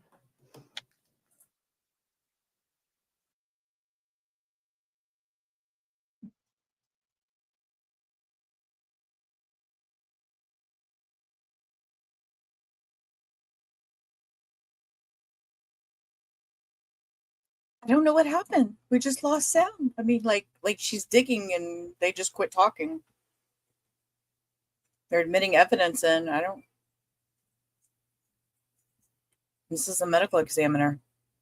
Almost a 40s hairstyle. You think so?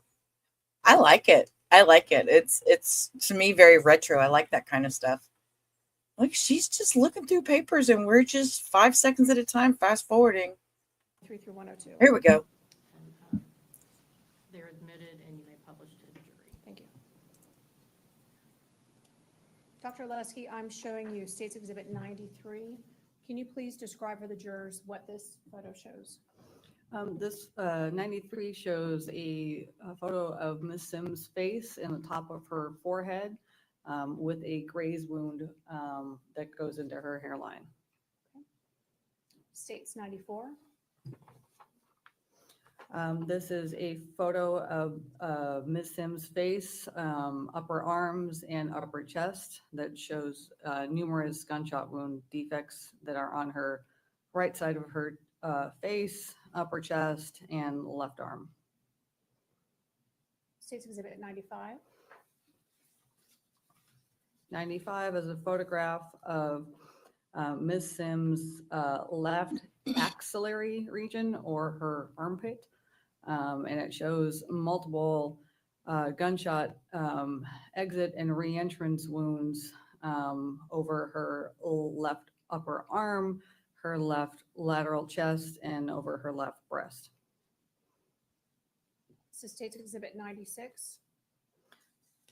96 shows a view of Ms. Sims, the back of her left arm, where you can see 3 gunshot wound defects that are entrance wounds, as well as a couple of the re-entrance wounds that are over her left chest. This is State's 97. Excuse me, 97. 97 is a photograph of Ms. Sims and on the right side of her face. It shows gunshot wound defects to her right cheek, right side of her chin, right side of her neck, and over the right upper shoulder. This is State's 98. 98 shows her right upper arm and right shoulder. Again, we can see 2 defects over her right side of her neck, and then, 1 defect over the right side of her neck and 1 over the top of her right shoulder, as well as another gunshot wound over her right breast. And in the center of her right arm is a fresh contusion or bruise. This is State's 99. I thought she was only shot 6 times. This is a view of the palmar side of Ms. Sims' right arm. And you can see a gunshot wound defect over her right wrist. This is State's 100. 100 is a photograph of the back of Ms. Sims, and including the back of her head, with her hair pulled up.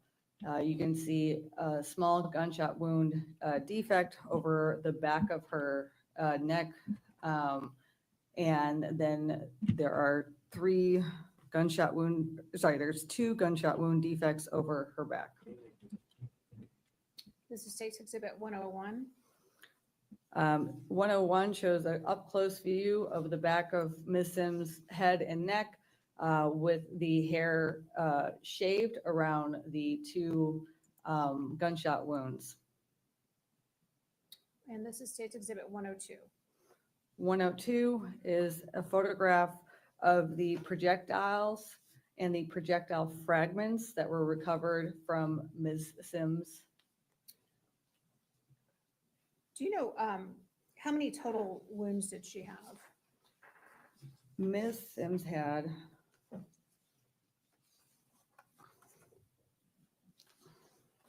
a total of at least 29 gunshot-related injuries that consisted of entrance, re-entrance wounds, exit wounds, and graze wounds. So not necessarily that she was shot 29 times, but some went in, went out, came back in, went back out. Correct. Okay. Now, On page 2 of your report, if you have that in front of you. Rewind that. I didn't and hear what she went said. out, came back in, went back out. Correct. So she was shot how many times? So not necessarily that she was shot 29 times, but Okay. some went in, went out. Exit came back and in, reentry. went back out. Okay. Okay. Thank you, Cindy. Yeah, I was trying to. Now, I'm on page 2 of your report, if you have that in front of you. You've got 4 gunshot wounds to the left upper arm and torso. Can you describe for the jurors the path that those bullets took? Sure. So I clustered these 4 gunshot wounds that represent 4 different bullets that enter over the left lateral and upper, and some of them were even a little bit posterior arm, that then went through the soft tissues of her left arm, and then they all exited on the inside of her left upper arm, and then they re-entered over her left lateral chest, or the side of her chest. And these projectiles end up perforating the left 5th rib, the pericardial sac, which is the tough membrane around your heart, the great vessels of your heart, or the root of your heart, the heart itself, both the right and left lungs, the right 2nd rib, the right axilla or right armpit, and the soft tissues of the right upper arm. And then invariably, some of them went on to her right axilla and right upper arm, and some ended up stopping over the right side of her chest. Did you see any evidence of close range firing with that group? Yes, there was evidence of close range firing over the wounds, the cluster of wounds over the back of her left arm. And what does that mean? So that means, so I saw there are 2 different features or characteristics that we see when we have gunshot related injuries. One of them is soot, and that is indicative of very close range, less than 2 inches, and that's a black discoloration that tattoos the skin like a dark gray color, which I did not see in this case. And the second feature or characteristic of gunshot entrance wounds of close range of firing is called stippling. Stippling is small, tiny punctate abrasions that surround the gunshot entrance wound that represent the unfired gunpowder as it's striking your skin. So it leaves a little abrasion or a little mark. And we can see stippling, usually start to see stippling at 2 inches and up to 2 feet for most firearms. And so that means that when I say 2 inches to 2 feet, I don't mean that's how far somebody is standing away from her when they fire the gun. That is from the end of the barrel of the gun. I was just fixing to say that. The gunshot wounds on the left side of her neck, can you tell the jurors the path that those took? So over the left side of the neck, there was one gunshot wound that ended up perforating the skin and soft tissues of the left back of the neck. It coursed between the base of the skull and what your head sits on, the first cervical vertebra. It transects the cervical spinal cord in this area, and then perforates and fractures the right side of her facial bones, including her maxilla and her. Y'all, I have to pause for just a minute because I have to tell y'all, anybody watching, the dinosaur lawyer goes off again. Stay tuned. It's coming up. And perforates the skin and soft tissues over the right side of the face. The gunshot wound to the right side of her neck, can you describe the path that bullet took? So over the right side, it was the right posterior side, so the right back of her neck. This wound entered the right back of her neck and then just almost immediately exited over her anterior right side of her neck. So this only went through soft tissues and did not hit any vital vasculature or organs. Dr. Lusky, what is your opinion as to Ms. Sims' cause of death Her cause of death is multiple gunshot wounds. and the manner of her death? Homicide. Thank you. Those are all my questions. Okay. It's going to get a little crazy. I don't know what he's going to ask her, but I know that he ends up going into a long spill.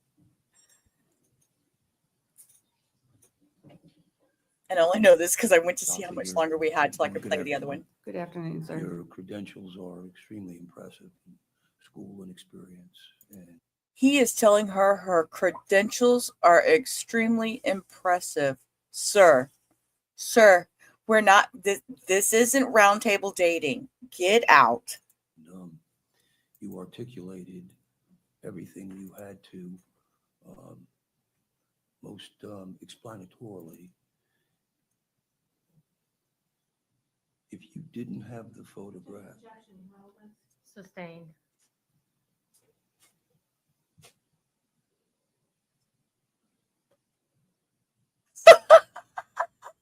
thank you, doctor. Thank you. She free to go? Okay, thank you. You can just leave those photographs. Oh no, he's not done, y'all. He's not done. He's not done. He's not done. Oh, buckle. Y'all need to double buckle. Use your partner seat belts. I don't get a back cushion. Yeah, I told her to sleep there.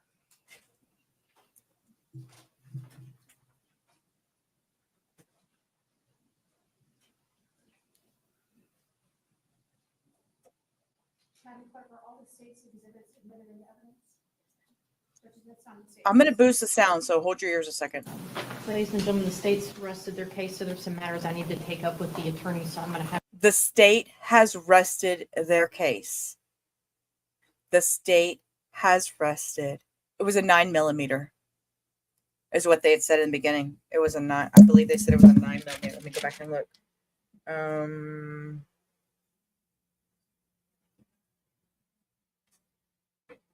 Yes, a 9mm. 9mm. Yep, I wrote it down. Okay. All right. I boosted the sound. They're going to dismiss the jury, and he's got something to say. Step back into the jury room again. Again, with your notepads, go ahead and flip them over to that first page. If you'd like to go outside, just let the court deputy know, but that same instruction continues to apply that you cannot yet discuss the facts of the case, okay? Thank you.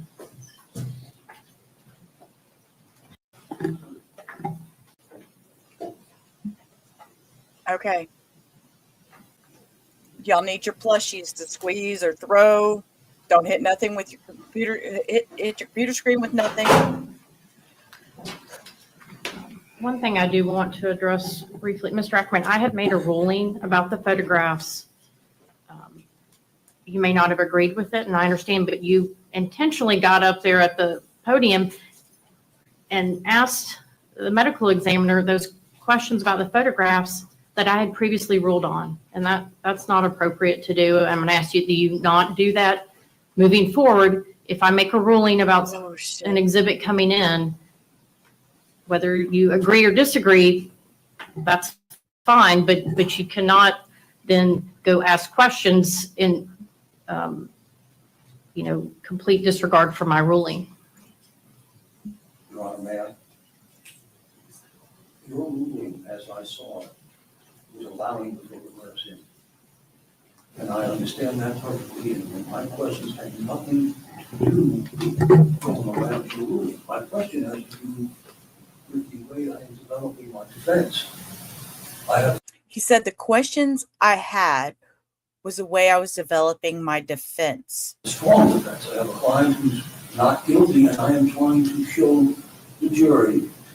I have a client that's not guilty, and I'm trying to show the jury. In closing arguments, etc. In closing arguments, where the state's case failed. Where the state's case failed. Where the state's case failed, where they haven't made their burden. They haven't met their burden. And having been the So my question to the doctor, the state's question was, will these assist you? And my question has nothing to do with him. I understand that. I'm not saying, all I'm asking her is, would you have used those photographs to articulate what you did, how you testified to the jury about pictures? And then He wants to know where she got the pictures to know how she can testify and articulate this to the jury. I can make a comment on it in closing argument. Because he wants to make a comment on it in closing argument. To me, it was totally unnecessary. That doesn't mean I'm let them in.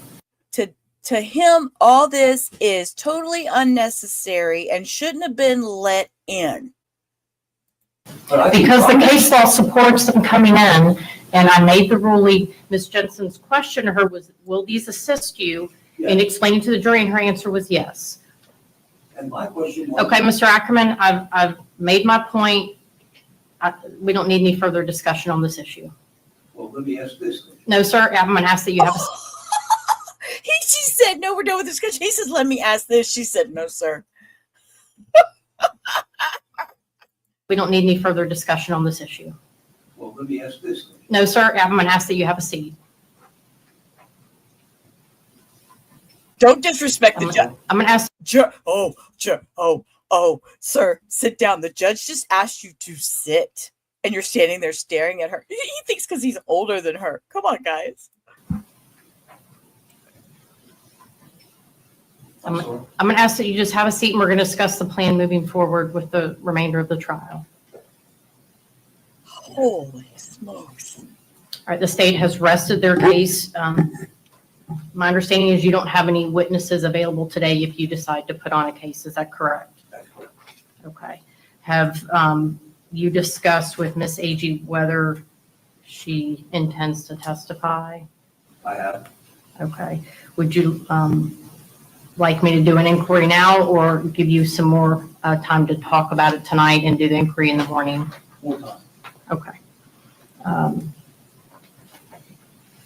Any other matters then that the court needs to address? Otherwise, we can maybe talk about jury instructions preliminarily. I just want to make sure that our Martinez is here. He wants to make sure that Mr. Lionel Martinez is here tomorrow. I don't have anything to do with that. I just let him know he remains under subpoena. You can certainly discuss that with Mr. Myers and Ms. Jensen.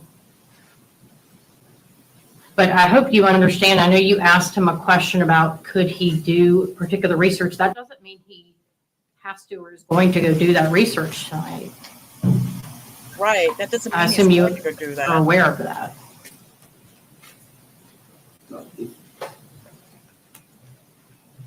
Hopefully we can work that out here. Okay. All right. Anything else then from the defense? Can I wait until tomorrow to make my motion for judgment for acquittal? What do you want to do? I think let's move forward His and judgment address it for now. acquittal. He's going to address it now. Okay, come on. Let's get that judgment for acquittal going because it's going to be denied.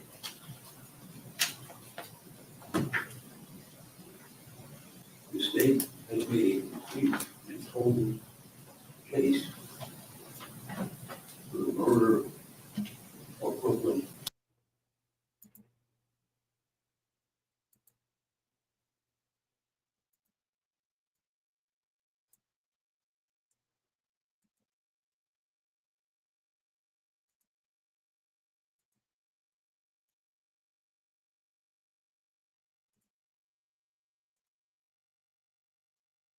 And address it now.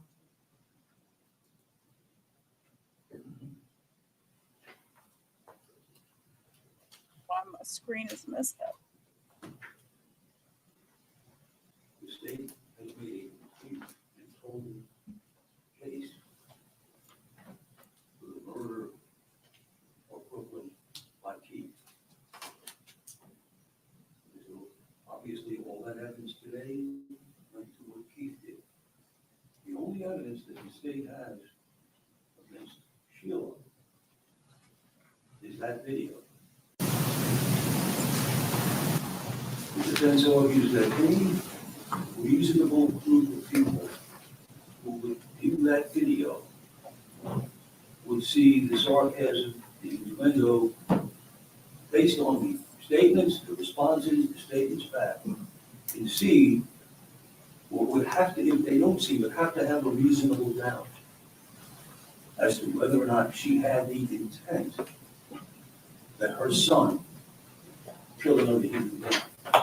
Everything on that video, except for the 4 or 5 things the state points out, and there are 10 or 15 other things along with those things the state points out that show the sarcasm. Hey, don't do it. Don't wait for us to come home. Do it here. So they're trying to say, I know I keep pressing my ear because I can't hear. I got new headphones coming in. That it was all sarcasm. Just haha, it was all sarcasm. What are you, an idiot? What are you going to do this? Don't shoot at the car. You might hit me, son. You want to hit your mother? You think about this. You're out there. You're gone. And she says it. You have mental issues. You have, and I could go on. I think the video speaks for itself. Erase this thing. This is stupid. Don't you see, son? If you think about what you just said, and it's in paper. Anyway, the fact that she erased her phone. Well, we don't know what in the world. The fact that she erased her phone, sir, erasing her phone makes her look extremely guilty. Erased it to save him so that no one could see. We don't know that she was thinking of herself. We'll let her get up there and testify and tell us about it. If you don't kill the bitch, if you don't kill him, you're a bitch. Well, just before that, I'm not going to help you get in trouble. And just after that, he comes back with, well, she did this to me and she did that to me. He knows that she's talking him out of it. Now, whether he's capable of being talked out of it or not, but any reasonable group of people have to look at that and say, I have a reasonable doubt. My goodness, this is crazy. This is what a mother is telling her son so that he will not hurt himself or others. You say that the state has failed to make a crime evasion case. They have not proven intent, that she intended for the acts to take place.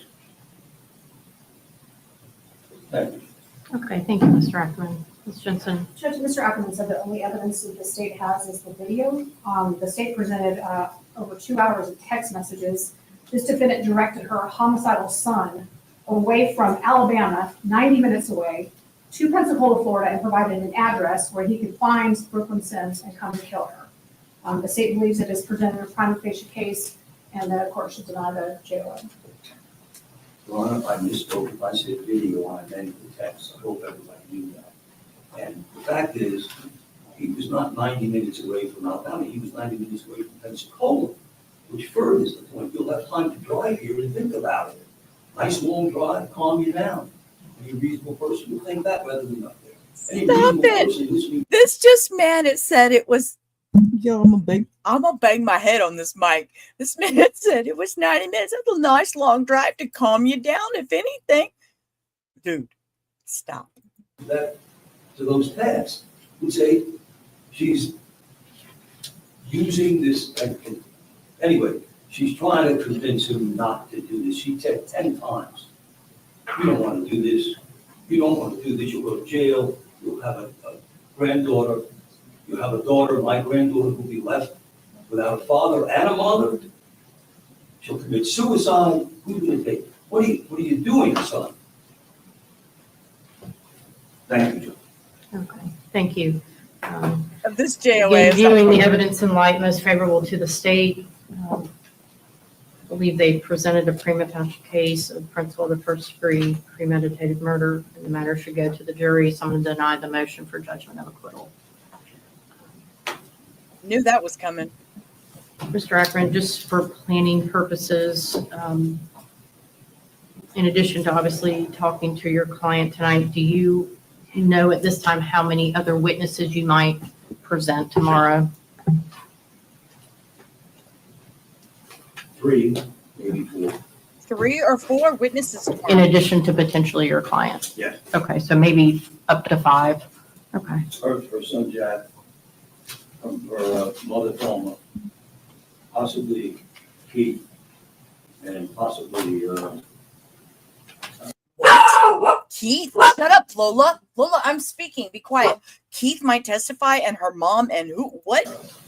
What? Keith, her mother Thelma, Her mother, Thelma. possibly Keith, Possibly Keith. and possibly Martinez. Martinez. And Mr. Martinez again. Okay. Then I think we can go ahead and bring the jury back in and release them for the remainder of today and let them know that we plan to reconvene at 8:45 for court personnel, 9 a.m. for trial, and then we can stay and look at the jury instructions at least on a preliminary basis, and then recess for the evening unless there's any other matters we need to discuss. I have talked to the state judge, and we have discussed if in the event she does testify, they will not be asking her about her prior record, so that's not the issue I would be asking for that. If she chooses to testify, the state has agreed not to ask her about her prior record. Excuse me, I need to know what her prior record is now. Oh, y'all, I'm gonna be digging some tonight because now I really want to know what was her prior record. Gosh, I'm nosy sometimes. This is. Does she have a prior record that's From 20 years ago. 20 years ago? So no felony convictions or crimes involving dishonesty that would be. Okay. Any of the other witnesses that are potentially going to be called that we need to talk about prior record? If he testifies.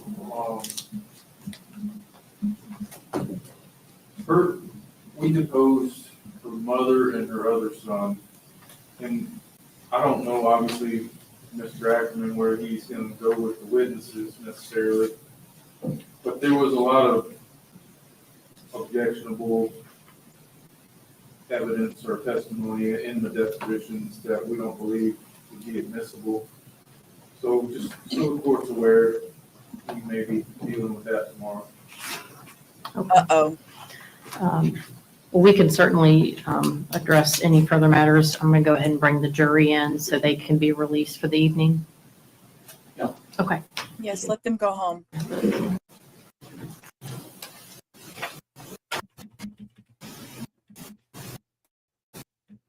The jury has a long. Personnel at 8:45 in case there's any preliminary issues. It's at 9 a.m. Okay.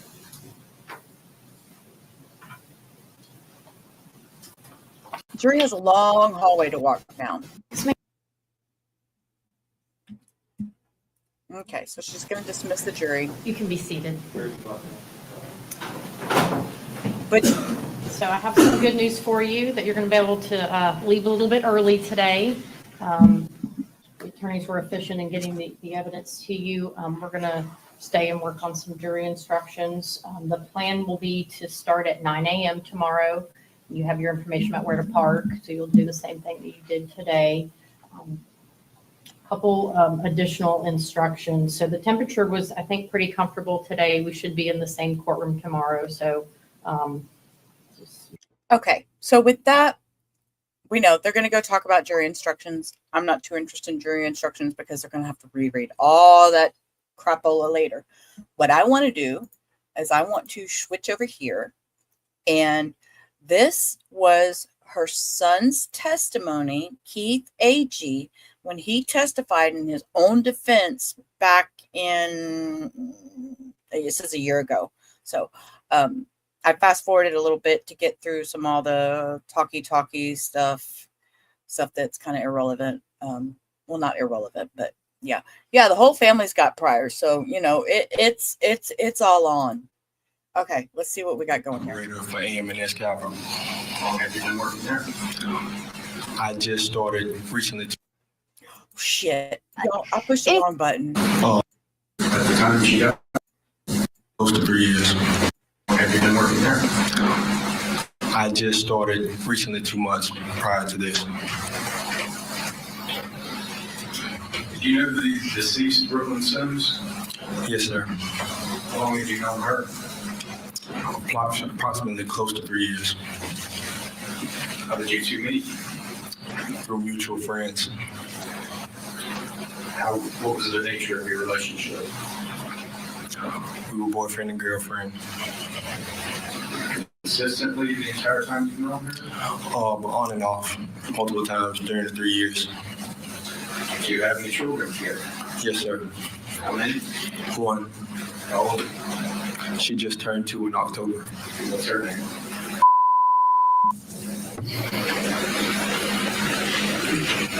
You two live together? We have multiple times in the past. Were you living together at the time she died? No, sir. Were you two together at the time she died? Not officially, but we were going back and forth romantically. Okay. When was the last time, when you say romantically, that includes sexually? Yes, sir. When was the last time you two were together sexually, romantically? The prior weekend from August the 11th. The weekend before she died? Yes, sir. How did you spend that weekend? We mostly stayed watching movies, joking and laughing, and playing with my now 2-year-old. You two were co-parenting together, is that fair? Yes, sir.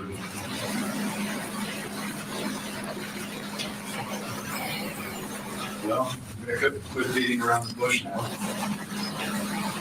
You killed Brooklyn Sims. Yes, sir. You're the one on the video at Home Depot. Yes, sir. Let's walk through that day. How did the day begin? It started off as any other average morning. I got up for work early, got dressed, and started my day and proceeded to work. Did you have to work that day? Yes, sir. Well, the state's introduced text messages between you and your mother. Is that correct? That was between you and your mother? Yes, sir. Did at some point that day you discover you had been diagnosed with gonorrhea? Yes, sir. How did you find that out? I received a call from Greater Mobile Urgent Care. When had you taken an STD test? Before Tuesday to that date. Tuesday prior to the shooting? Yes, sir. Why did you have that test done? I started experiencing abnormalities that I'd never had while peeing and resting and sitting down. Had you ever had a sexually transmitted disease? Never in my life. Other than the weekend, was that immediately after the weekend you had spent with Brooklyn? Yes, sir. The following Tuesday, I got a test. Have you been sexually active with anyone else? Not for almost 2 months with anybody else. Wait, he said not for 2 months? So he could have got it from some other girl if he did have, dirty boy. After receiving this information, what did you do next? I proceeded to leave work and head straight to my house. What did you go to your house for? I went to retrieve my firearm. How long were you there? Not approximately a minute and 30 seconds. So maybe a minute 15, a minute. That was a very. The car was, I left my car running. I ran in the door and ran the job back out. Did you let anyone else know about your diagnosis? My mother. Why did you tell her? Because I knew that she and Brooklyn worked close in hand. I knew they worked the same job and they talked back and forth a lot. Did you know where Brooklyn was at that time? Not till my mother informed me.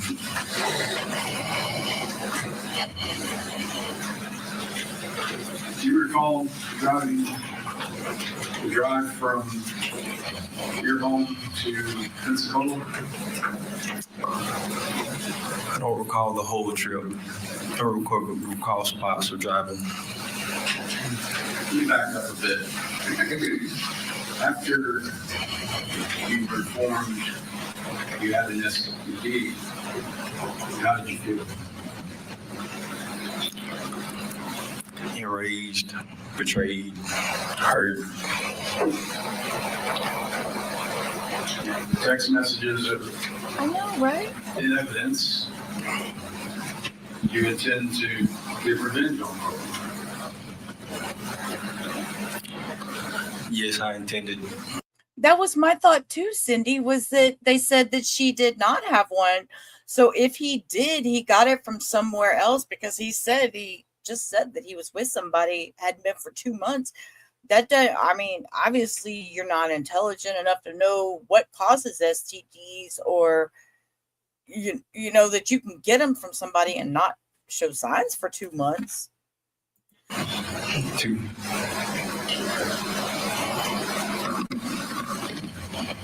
So when you arrived at the Home Depot, was it your intention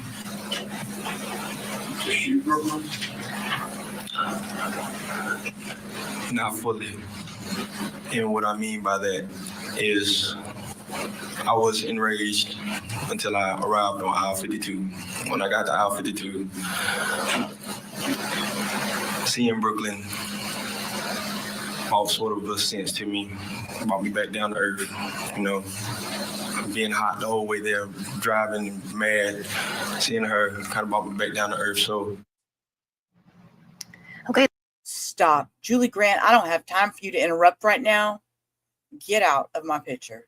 That y'all, he's talking. No. Okay. Sorry. Y'all know.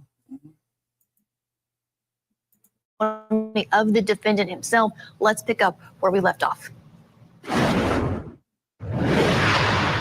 I remember pointing out my finger. I never got close enough even to touch her. I said, hey, you gave me. Well, I mean, he even said when he was hot riding there, but then when he got there and seen her, he felt a different way.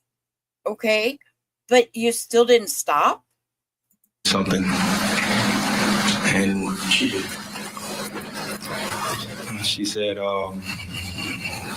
not this again. And turned around and proceeded to walk off from me.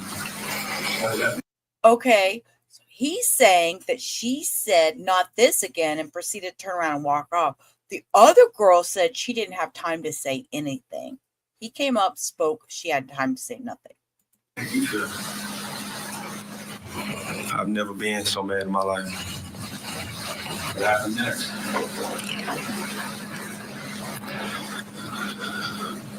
I pulled my firearm from my waistband and I proceeded to shoot Brooklyn.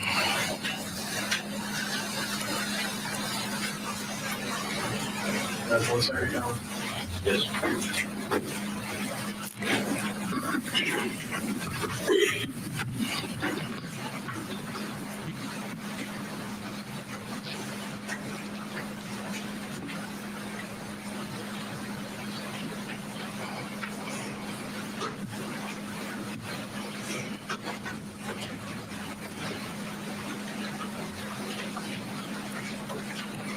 Mr. Agee, do you have any remorse? Objection. Oh. He said, "Do you have any remorse?" The defense or the state objected, and the judge sustained. How did you feel when she turned her back on you? Hurt, betrayed, mad.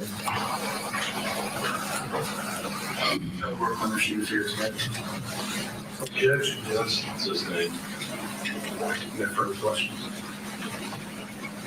Yes. Yes.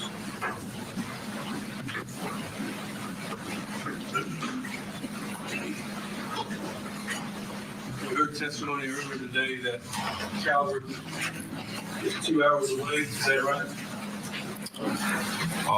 For the average trip, it didn't take me 2 hours. How long did it take you? Anywhere close to around 1:30. So 1 hour and a half. Yes, sir. Did you stop anywhere along the way? I think I stopped to get gas along the way. Did you not stop in Loxley? I think that's one of the stores I stopped, but I can't recall. How many stops did you make? Only one. Why do you say one of the stores you stopped at? Because I can't approximately remember what store I stopped at along any of the exits. I'm not too familiar with any of the area going further around Loxley. Anywhere past Mobile Bridge. Any idea how many exits are between Calvert and Home Depot?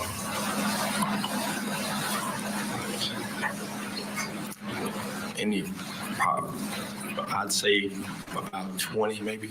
About 20 exits. Now, you got the phone call that morning from your doctor saying that you tested positive for the gonorrhea, right? Yes, sir. And you said you were at work when that happened and you went straight home and that you heard that was your grandmother's house, right? Yes, sir. How far was that from your work? It doesn't take me 2.5 minutes to leave my job and get to my house. And you said you weren't in the house but a minute and a half, you said? Yes, a minute and a half, yes, sir. How do you know it was a minute and a half? I remember leaving my car running, and from a park close to the house, and it's not 15 feet from the front porch to my room and back. And I jogged in, jogged out. All right, you went straight to your room, you got your pistol. Yes, sir. That's the same pistol we saw earlier today. Yes, sir. Was your grandmother home? Yes, sir. Did you talk to her? No, sir. He didn't talk to her because his mama told him not to. Mama told him, "Don't tell your nanny where you're going."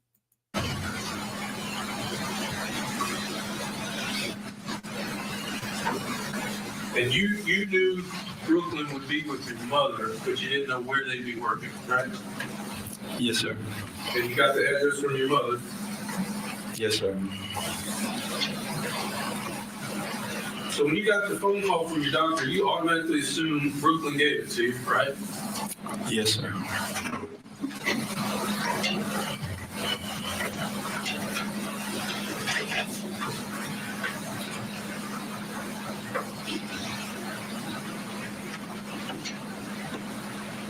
So your testimony is that you drove an hour and a half after getting your pistol. You got the address from your mother. You went straight to the Home Depot, right? Yes, sir. Didn't stop anywhere in Pensacola. No, sir. I didn't stop in Pensacola. No, sir. So you went straight to the Home Depot. You parked your car actually next to your mother's car, right? Yes, sir. You left your car and you went up to approach Home Depot. You saw the video earlier, right? Yes, sir. Okay, you had your phone out? Yes, sir. What were you looking at? Nothing. My phone was just in my hand from being in the car. I had GPS on because I didn't know my way through Pensacola or I had to get to Home Depot. When you were in the parking lot and in that store, did you not look down at your phone? I can't recall. Was your mother telling you where she was? No, sir, not in the store. No. Yes, she did. Oh, you're not telling the truth, son. Your mama told you exactly where. Oh, no. She told me on the way to Home Depot that they would be in Home Depot. Did she tell you what aisle? No, sir. Did she drop a point with you? No, sir.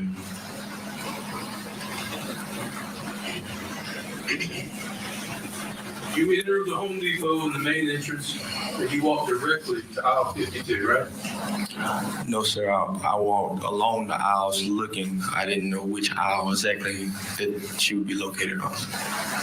You didn't stop and talk to anybody? No, sir. You went straight to her? Yes, sir. You walked down, once you saw her, you walked down the aisle, and you said, you gave me something. Yes, sir. She says, in your words, not this again, and turned away from me. Yes, sir. You said on the ride over here, this hour and a half, you were enraged, betrayed, felt hurt, right? Yes, sir. And you said you saw Brooklyn and it all melted away. Yes, for that brief moment. Yes, sir. How long was this brief moment? Until she turned away from me. I said, not again. And then you said again, you felt hurt, enraged, betrayed. The same thing you just said. Yes, sir. Never been so mad in your life. Yes, sir. Because she turned away from you. Yes, sir. And you were going to teach her something. Yes, sir.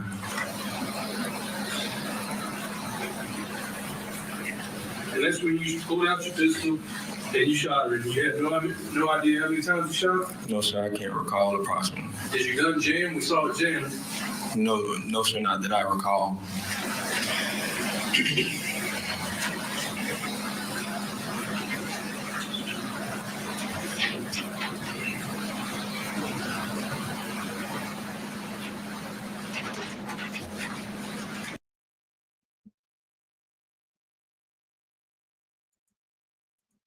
Would you have shot Brooklyn if she hadn't turned around and turned her back to you? No, sir. Any questions? Wow. So with that, he ended up being found guilty and boom, and was sentenced to, I believe, life. I'm going to double check just because I want to make sure. Agee sentence. He was sentenced to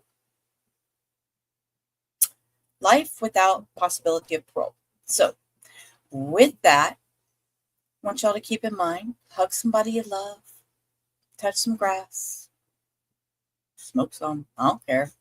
But I want you all to have the rest of the night to be wonderful. I can't even talk. I'm tired. The rest of y'all's night to be wonderful and enjoy with somebody you love, or even a fur baby. My fur babies are right here watching me. They're waiting on mommy.